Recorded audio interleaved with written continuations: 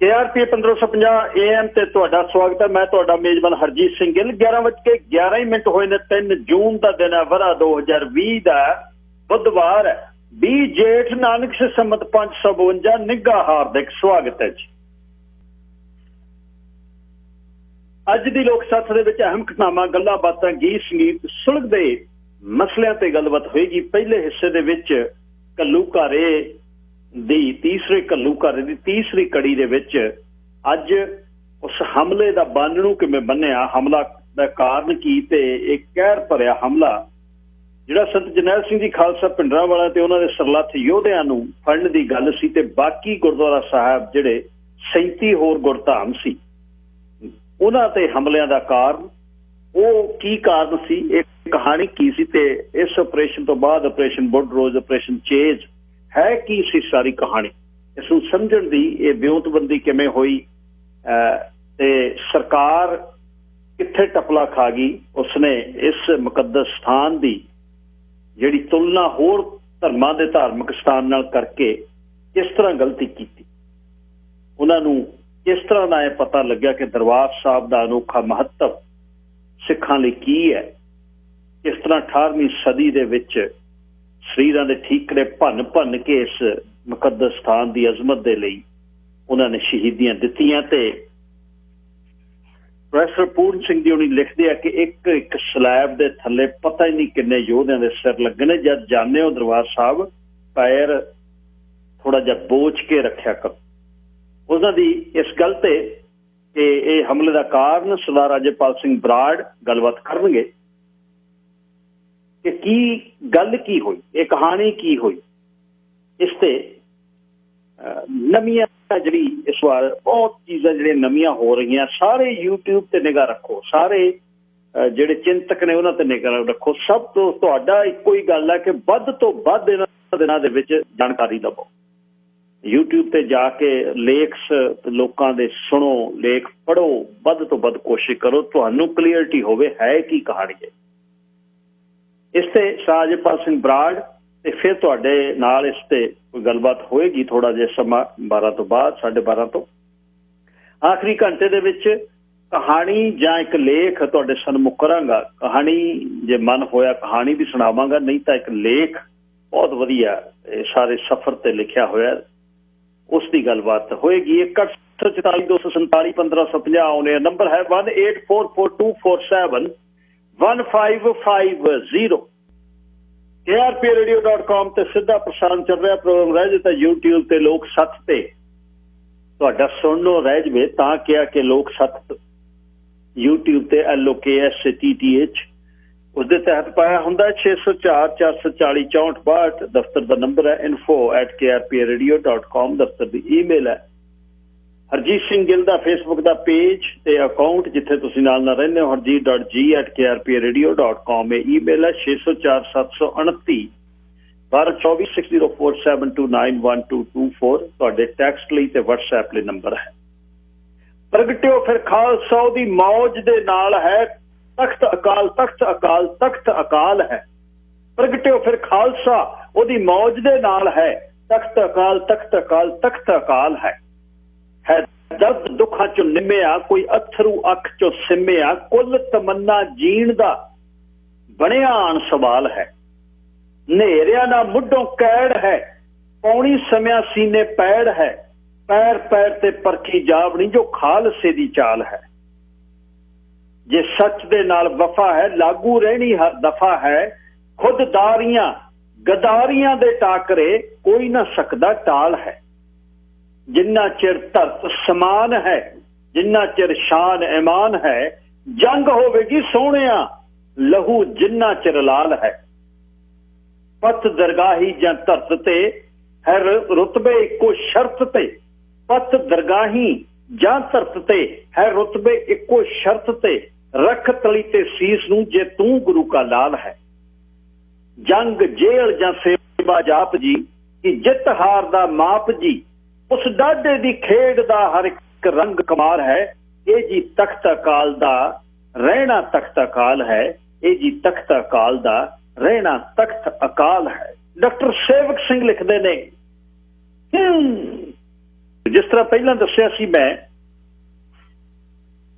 ਕਿ ਦੂਸਰੀ ਅੱਜ ਕੜੀ ਸਰਦਾਰ ਅਜੇਪਾਲ ਸਿੰਘ ਬਰਾੜ ਹੋਰਾਂ ਦੇ ਨਾਲ ਘੱਲੂਘਾਰੇ ਦੇ ਸੰਬੰਧੀ 1920 ਤੋਂ 1984 ਤੱਕ ਉਹ ਸੋਮਵਾਰ ਵਾਲੇ ਦਿਨ ਲੈ ਕੇ ਗਏ ਸੀ। ਉਹ ਕਾਰਨ ਪਰ ਵਿਸ਼ੀਅਸ ਅਟੈਕ ਜਿਹੜਾ ਹੋਇਆ ਉਹਦੇ ਵਿੱਚੋਂ ਸੁਨੇਹਾ ਜਿਹੜਾ ਭਾਰਤ ਸਰਕਾਰ ਕੀ ਦੇਣਾ ਚਾਹੁੰਦੀ ਸੀ।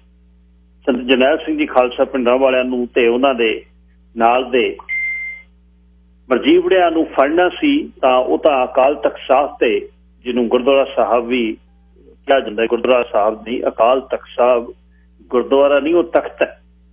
ਸਰਬੱਤ ਗੁਰਧਾਮਾਂ ਤੇ ਤਖਤਾਂ ਦੀ ਗੱਲ ਅਲੱਗ ਤਾਂ ਹੀ ਤਰੀਕੇ ਨਾਲ ਕੀਤੀ ਜਾਂਦੀ ਹੈ। ਸ਼੍ਰੀ ਅਕਾਲ ਤਖਤ ਸਾਹਿਬ ਇਮੋਰਟਲ ਤਖਤ ਹੈ, ਸਭ ਤੋਂ ਉੱਚੀ ਥਰੋਨ ਹੈ ਤੇ ਉਹ ਸ਼੍ਰੀ ਗੁਰੂ ਹਰਗੋਬਿੰਦ ਪਾਤਸ਼ਾਹ ਦਾ ਬਣਾਇਆ ਹੋਇਆ ਹੱਥੀ ਆਪਣਾ ਤਖਤ ਹੈ ਜਿਹੜਾ ਸਦਾ ਉੱਥੇ ਹੀ ਰਹਿਣਾ। ਅਜ਼ਲਾਂ ਹੋ ਗਈਆਂ ਤੇ ਦੁਨੀਆ ਰਹਿੰਦੀ ਤੱਕ ਉਸਨੇ ਰਹਿਣਾ।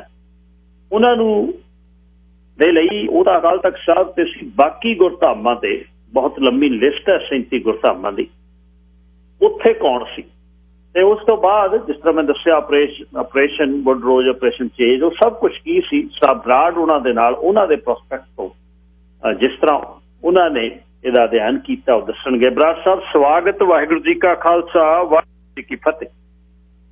ਵਾਹਿਗੁਰੂ ਜੀ ਕਾ ਖਾਲਸਾ, ਵਾਹਿਗੁਰੂ ਜੀ ਕੀ ਫਤਿਹ। ਸਤਿ ਸ਼੍ਰੀ ਅਕਾਲ ਜੀ, ਕੀ ਹਾਲ? ਧੰਨਵਾਦ ਜੀ ਤੁਹਾਡੇ ਸਮੇਂ ਲਈ ਜੀ।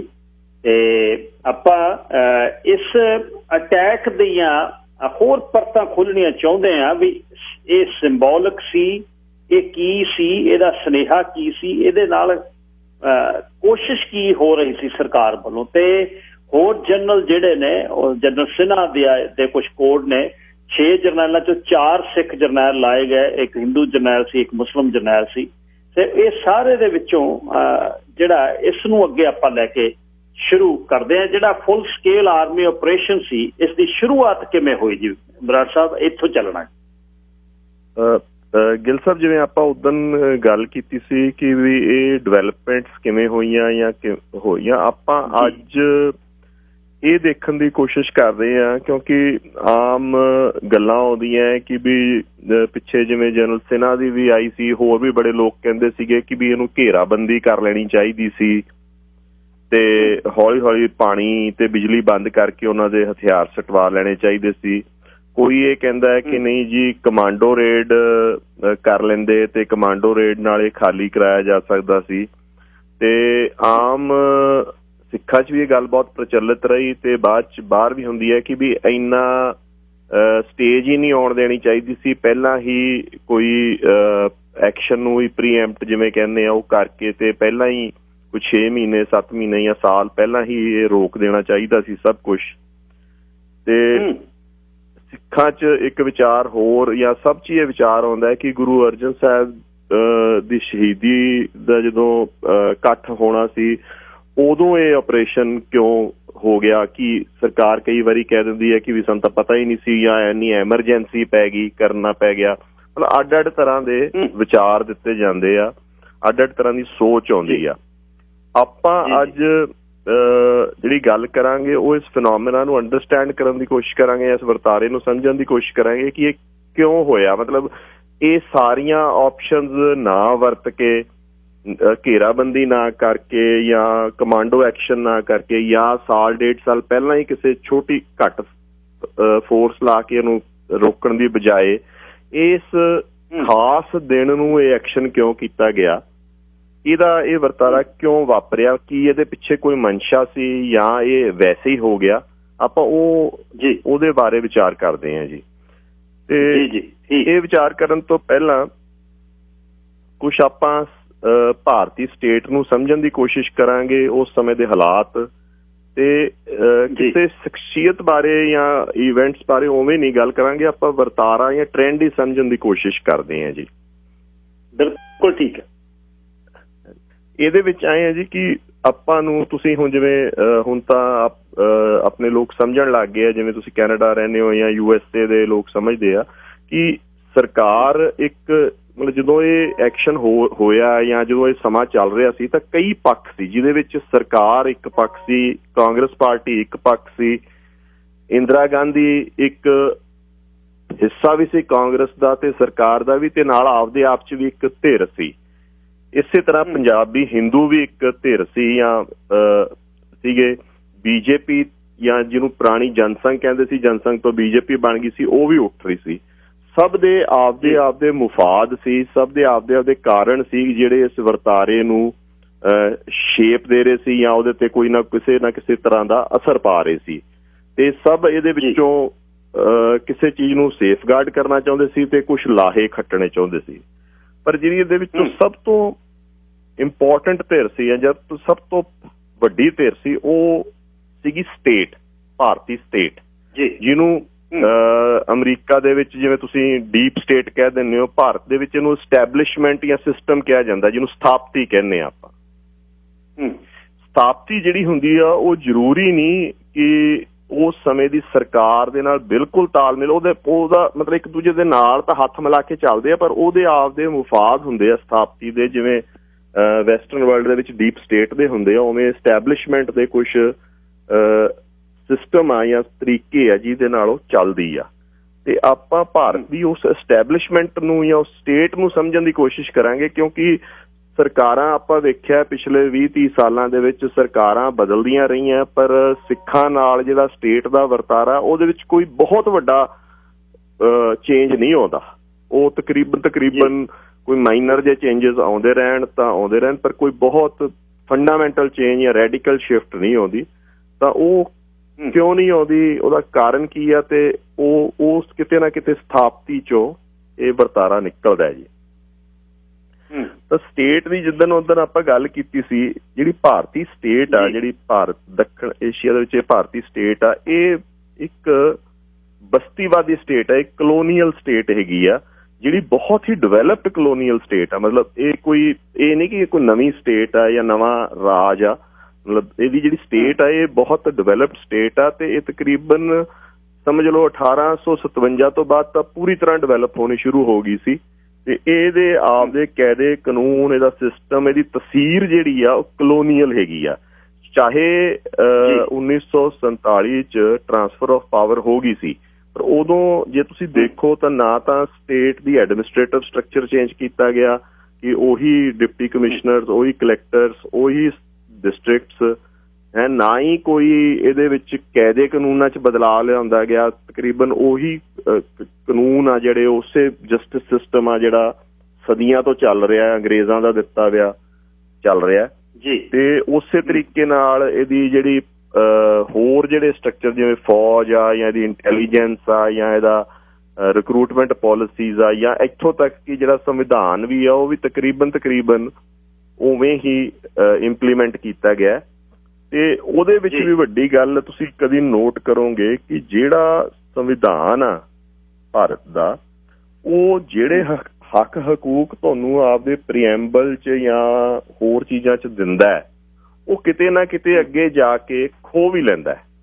ਤੇ ਇਹ ਵਰਤਾਰਾ ਜਿਹੜਾ ਹੈ ਇਹ ਵੱਧਦਾ ਜਾ ਰਿਹਾ। ਜਿਹੜੇ ਇੰਟਰਨਲ ਸਿਕਿਉਰਿਟੀ ਲਾਜ਼ ਆਉਂਦੇ ਆ ਕਿ ਜੇ ਤੁਸੀਂ ਉਸ ਸਟੇਟ ਦੇ ਜਾਂ ਉਸ ਸਿਸਟਮ ਦੇ ਸਾਂਚੇ 'ਚ ਨਹੀਂ ਪੈਂਦੇ ਤਾਂ ਉਸ ਸਾਂਚਾ ਤੁਹਾਨੂੰ ਉਹ ਸਿਸਟਮ ਤੁਹਾਨੂੰ ਉਸ ਦੀ ਪਨਿਸ਼ਮੈਂਟ ਦਿੰਦਾ ਹੈ।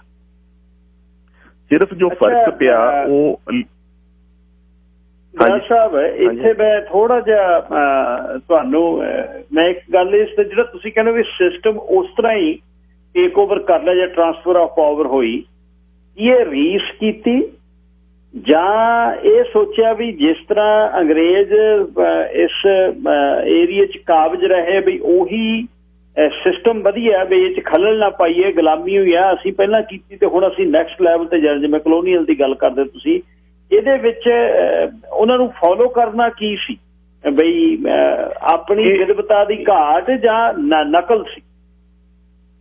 ਨਹੀਂ ਜੀ, ਇਹ ਨਾ ਵਿਵਸਥਾ ਦੀ ਘਾਟ ਸੀ ਨਾ ਨਕਲ ਸੀ। ਇਹ ਇੱਕ ਤਰ੍ਹਾਂ ਦਾ ਐਲੀਟ ਨੇ ਆਪਦਾ ਸਾਮਰਾਜ ਸਿਰਜਣਾ ਸੀ ਜੀ। ਉਹਨਾਂ ਨੇ ਵੇਖਿਆ ਕਿ ਸਾਡੇ ਵਾਸਤੇ ਇਸੇ ਨੂੰ ਹੀ ਜੇ ਅਗਾਂਹ ਚਲਾਇਆ ਜਾਵੇ ਉਸੇ 'ਚ ਹੀ ਫਾਇਦਾ ਹੈ ਸਾਨੂੰ। ਠੀਕ ਹੈ ਜੀ। ਇਹ ਉਦੋਂ ਵੀ ਆਪਾਂ ਜੇ ਗੱਲ ਕੀਤੀ ਸੀ, ਉਹ ਇੱਕ ਸਮਝ ਲਓ ਇੱਕ ਅੰਗਰੇਜ਼ ਸਾਮਰਾਜ ਦਾ ਜਿਹੜਾ ਬਦਲਾਅ ਉਹ ਹਿੰਦੂ ਸਾਮਰਾਜ 'ਚ ਆ ਗਿਆ ਜਾਂ ਇੱਕ ਐਲੀਟ ਹਿੰਦੂ ਸਾਮਰਾਜ 'ਚ ਆ ਗਿਆ। ਉਹੀ ਬਦਲਾਅ ਲਿਆਂਦਾ ਉਹਨਾਂ ਨੇ। ਕੋਈ ਉਹਨੂੰ ਚਲਾਉਣ 'ਚ ਉਹਨਾਂ ਨੂੰ ਫਾਇਦਾ ਸੀ ਉਸ ਕਲੋਨੀਅਲ ਸਿਸਟਮ ਨੂੰ ਚਲਾਉਣ 'ਚ। ਇਹਦੀ ਨਾ ਬਹੁਤ ਸੋਹਣੀ ਐਗਜ਼ਾਮਪਲ ਵਿਲੀਅਮ ਡਰਲਿੰਪ ਦਿੰਦੇ ਹੈਗੇ ਆ। ਵਿਲੀਅਮ ਡਰਲਿੰਪ ਆ ਜਿਨ੍ਹਾਂ ਨੇ ਇੱਕ ਲਾਸਟ ਮੰਗਲ ਤੇ ਹੋਰ ਕੁਝ ਕਿਤਾਬਾਂ ਲਿਖੀਆਂ ਤੇ ਸਿੱਖ ਰਾਜ ਬ੍ਰਿਟਿਸ਼ ਰਾਜ ਤੇ ਕੰਮ ਕੀਤਾ। ਉਹ ਕਹਿੰਦੇ ਜਦੋਂ ਤੁਸੀਂ ਰਾਜਪਥ ਦੇ ਉੱਤੇ ਤੁਰਦੇ ਹੋ ਤੇ ਦੇਖਦੇ ਹੋ ਨਾ ਬਿਲਡਿੰਗਾਂ ਨੂੰ, ਬ੍ਰਿਟਿਸ਼ ਰਾਜ ਦੀਆਂ ਜਿਹੜੀਆਂ ਰਾਸ਼ਟਰਪਤੀ ਭਵਨ ਜਿਹਨੂੰ ਅੱਜ ਕੱਲ੍ਹ ਕਹਿੰਦੇ ਆ, ਪਹਿਲਾਂ ਵਾਈਸ ਰੀਗਲ ਲੌਜ ਕਹਿੰਦੇ ਸੀ, ਜਾਂ ਉਹਦੇ ਆਸੇ ਪਾਸੇ ਜਿਹੜੇ ਸਥਾਪਤੀ ਦੇ ਦਫ਼ਤਰ ਆ, ਉਹਨਾਂ ਨੂੰ ਜਦੋਂ ਤੁਸੀਂ ਦੇਖਦੇ ਹੋ ਗਿੱਲ ਸਾਹਿਬ, ਤਾਂ ਤੁਹਾਨੂੰ ਇੱਕ ਤਰ੍ਹਾਂ ਦੀ ਉਹ ਕਹਿੰਦਾ ਵੀ ਨਾਜ਼ੀ ਜਰਮਨੀ ਤੇ ਫਾਸਿਸਟ ਇਟਲੀ ਦੀ ਯਾਦ ਦਿਵਾਉਂਦੇ ਆ। ਅੱਛਾ ਜੀ, ਠੀਕ ਹੈ, ਇਹ ਬਹੁਤ ਵੱਡੀ ਸਟੇਟਮੈਂਟ ਆ ਉਹਦੀ। ਉਹ ਕਹਿੰਦਾ ਤੇ ਵੈਸੇ ਵੀ ਤੁਸੀਂ ਕਦੀ ਜੇ ਉਸ ਇਲਾਕੇ 'ਚ ਜਾਓ ਤਾਂ ਤੁਸੀਂ ਦੇਖੋਗੇ ਕਿ ਤੁਹਾਨੂੰ ਦਰਖਤ ਤਾਂ ਬਹੁਤ ਨਜ਼ਰ ਆਉਣਗੇ, ਪਰ ਜੇ ਕਦੀ ਤੁਸੀਂ ਉੱਥੇ ਤੁਰਨ ਦੀ ਕੋਸ਼ਿਸ਼ ਕਰੋ, ਮੈਂ ਉੱਥੇ ਸਿਟੀ ਬੈਂਕ 'ਚ ਸ਼ੁਰੂ 'ਚ ਜੌਬ ਕੀਤੀ ਆ ਜਾਂ ਉਸ ਏਰੀਏ 'ਚ ਰਿਹਾ, ਤਾਂ ਉਸ ਤੇ ਤੁਹਾਨੂੰ ਜਿਹੜਾ ਛਾਂ ਨਹੀਂ ਮਿਲੂਗੀ ਉਸ ਏਰੀਏ ਦੇ ਵਿੱਚ ਕਿਤੇ, ਤੁਹਾਨੂੰ ਉੱਥੇ ਹੋਰ ਤਰ੍ਹਾਂ ਦਾ ਇੱਕ ਮਾਹੌਲ ਮਿਲਦਾ। ਇਹ ਇੱਕ ਖਾਸ ਤਰ੍ਹਾਂ ਦਾ ਮਾਹੌਲ ਆ ਜਿਹੜਾ ਉਹ ਕਹਿੰਦਾ ਇਹ ਕਲਚਰ ਸਾਰੇ ਭਾਰਤ 'ਚ ਹੈਗਾ ਕਿ ਇਹ ਆਪਦੇ ਸਿਟੀਜ਼ਨਸ ਨੂੰ ਉਸ ਤਰੀਕੇ ਨਾਲ ਨਹੀਂ ਟਰੀਟ ਕਰਦੀ ਐਲੀਟ ਜਿਵੇਂ ਇੱਕ ਸਿਟੀਜ਼ਨ ਇੱਕ ਕੋਈ ਨੇਸ਼ਨ ਟਰੀਟ ਕਰਦਾ ਹੁੰਦਾ। ਤੇ ਇਹਦੇ ਵਿੱਚੋਂ ਆਪਾਂ ਆਉਂਦੀ ਹੈ ਕਿ ਵੀ ਇਹ ਜਿਹੜੀ ਸਥਾਪਤੀ ਆ ਇਹਦੇ ਕੁਛ ਮਹੱਤਵਕਾਂਖਸ਼ਾਵਾਂ ਹੈ ਜੀ ਤੇ ਕੁਛ ਇਹਦੇ ਡਰ ਹੈਗੇ ਆ। ਇਹ ਮਹੱਤਵਕਾਂਖਸ਼ਾਵਾਂ ਤੋਂ ਭਾਵ ਇਹ ਹੈ ਕਿ ਜਦੋਂ ਅੰਗਰੇਜ਼ਾਂ ਨੇ 1920 ਦੇ ਵਿੱਚ ਇਹ ਲੁਟੀਅਨਸ ਦਿੱਲੀ ਬਣਾਉਣੀ ਸ਼ੁਰੂ ਕੀਤੀ, ਤਾਂ ਇਹਦੇ ਇੱਕ ਆਰਕੀਟੈਕਟ ਸੀਗੇ ਸਰ ਐਡਵਰਡ ਲੁਟੀਅਨਸ। ਤੇ ਗਿੱਲ ਸਾਹਿਬ ਉਹਨਾਂ ਨੇ ਇੱਕ ਜਦੋਂ ਵਾਈਸ ਰੀਗਲ ਲੌਜ ਜਿਹਨੂੰ ਅੱਜ ਕੱਲ੍ਹ ਰਾਸ਼ਟਰਪਤੀ ਭਵਨ ਕਹਿੰਦੇ, ਜਦੋਂ ਉਹਦੀਆਂ ਉੱਥੇ ਘੰਟੀਆਂ ਦੀ ਉਹ ਆਪਣਾ ਐਨਗਰੇਵਿੰਗ ਕੀਤੀ, ਤਾਂ ਉਹਨੇ ਆਖਿਆ ਵੀ ਇਹ ਘੰਟੀਆਂ ਸਾਡੇ ਰਾਜ ਦੀਆਂ ਹਮੇਸ਼ਾ ਜੁਗੋ ਜੁਗ ਅਟੱਲ ਰਹਿਣਗੀਆਂ। ਠੀਕ ਹੈ ਨਾ, ਮਤਲਬ ਕਦੀ ਸਾਡਾ ਰਾਜ ਖਤਮ ਨਹੀਂ ਹੋ ਸਕਦਾ। ਇਸ ਤਰ੍ਹਾਂ ਦੀ ਉਹਨਾਂ ਨੂੰ, ਜਿਵੇਂ ਨਾਜ਼ੀ ਜਰਮਨੀ ਨੂੰ ਇਹ ਸੀਗਾ ਕਿ ਅਸੀਂ 1000 ਸਾਲ ਰਾਜ ਕਰਾਂਗੇ ਰਿਸ਼ਤੇ, ਉਵੇਂ ਇਹਨਾਂ ਨੂੰ ਸੀ ਕਿ ਹਜ਼ਾਰਾਂ ਸਾਲ ਇੱਥੇ ਰਵਾਂਗੇ। ਪਰ 20 ਸਾਲਾਂ ਬਾਅਦ ਹੀ ਉਹਨਾਂ ਨੂੰ ਇਹ ਜਗ੍ਹਾ ਛੱਡ ਕੇ ਜਾਣੀ ਪੈ ਗਈ।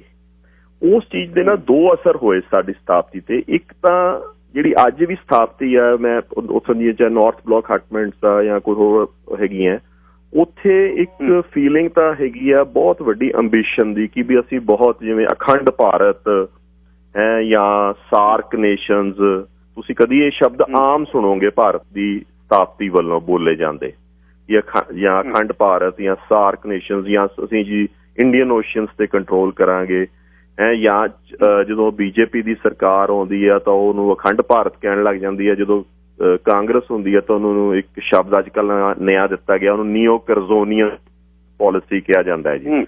ਨੀਓ ਕਰਜ਼ੋਨੀਅਨ ਪਾਲਿਸੀ ਇਹ ਹੈ ਕਿ 1905 'ਚ ਜੋ ਭਾਰਤ ਦਾ ਸਾਈਜ਼ ਸੀ ਬਰਮਾ ਤੋਂ ਲੈ ਕੇ ਤੇ ਅਫਗਾਨਿਸਤਾਨ ਤੱਕ ਸਾਡਾ ਉਹ ਸਾਈਜ਼ ਹੋਊਗਾ।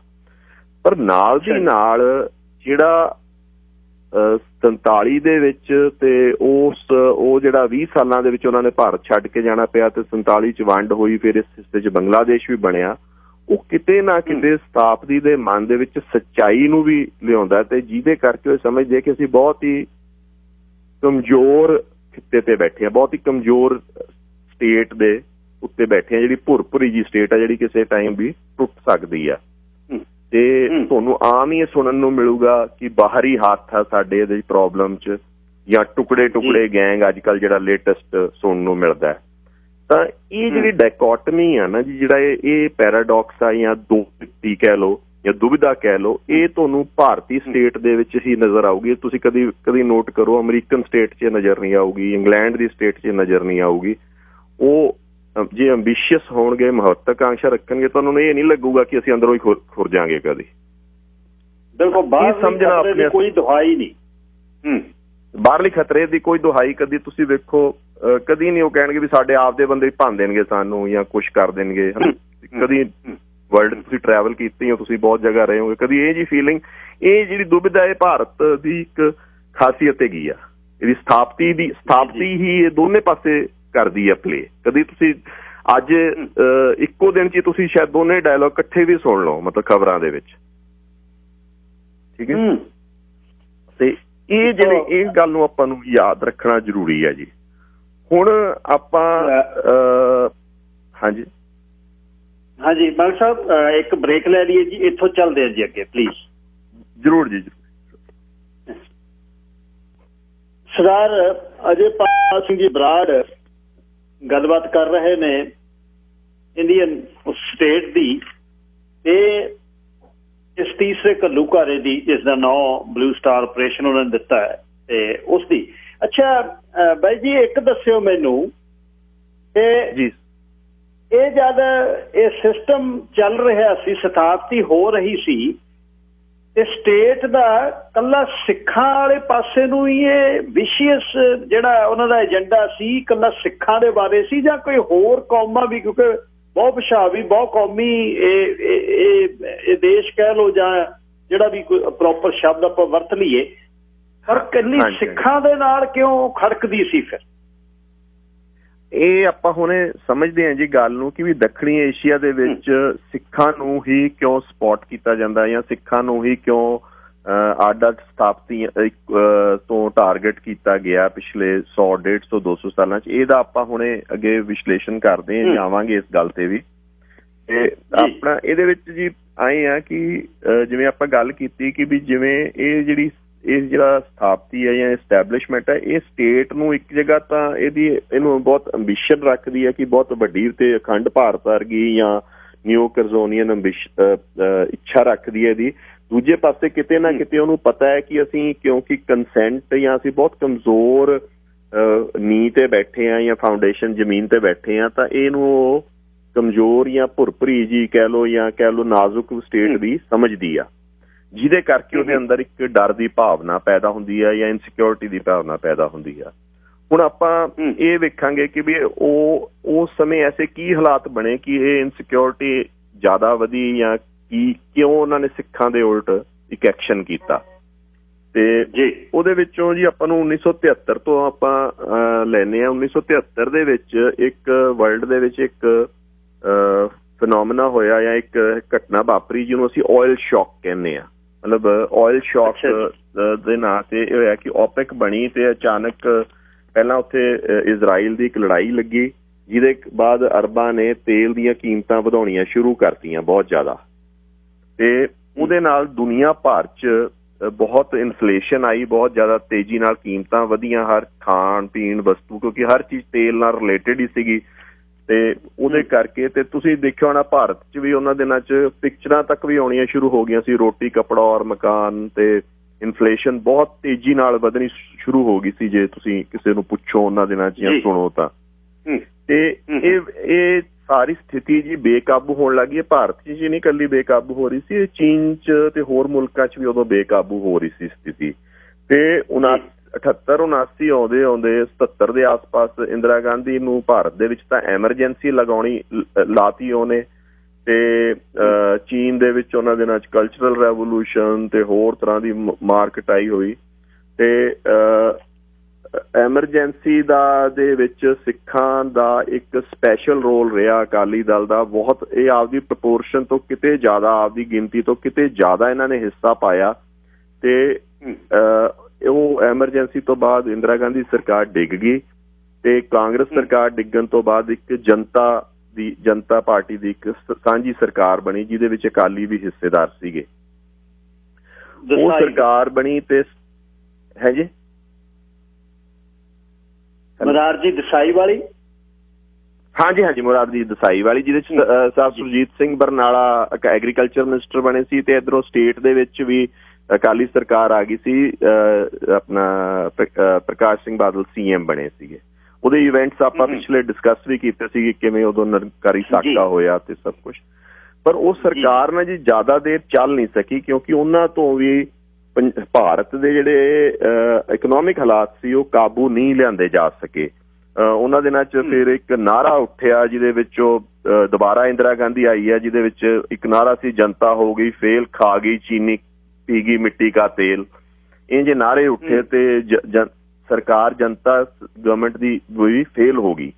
ਤਾਂ ਓਵਰਆਲ ਗਿੱਲ ਸਾਹਿਬ ਉਹਨਾਂ ਦਿਨਾਂ 'ਚ ਜਿਹੜਾ ਸਮਾਜਵਾਦ ਸੀ ਜਾਂ ਕਮਿਊਨਿਜ਼ਮ ਵਾਲਾ ਲੈਫਟ ਵਾਲਾ ਟਿਲਟ ਸੀ, ਉਹ ਸਭ ਜਗ੍ਹਾ ਫੇਲ ਹੋ ਰਿਹਾ ਸੀਗਾ।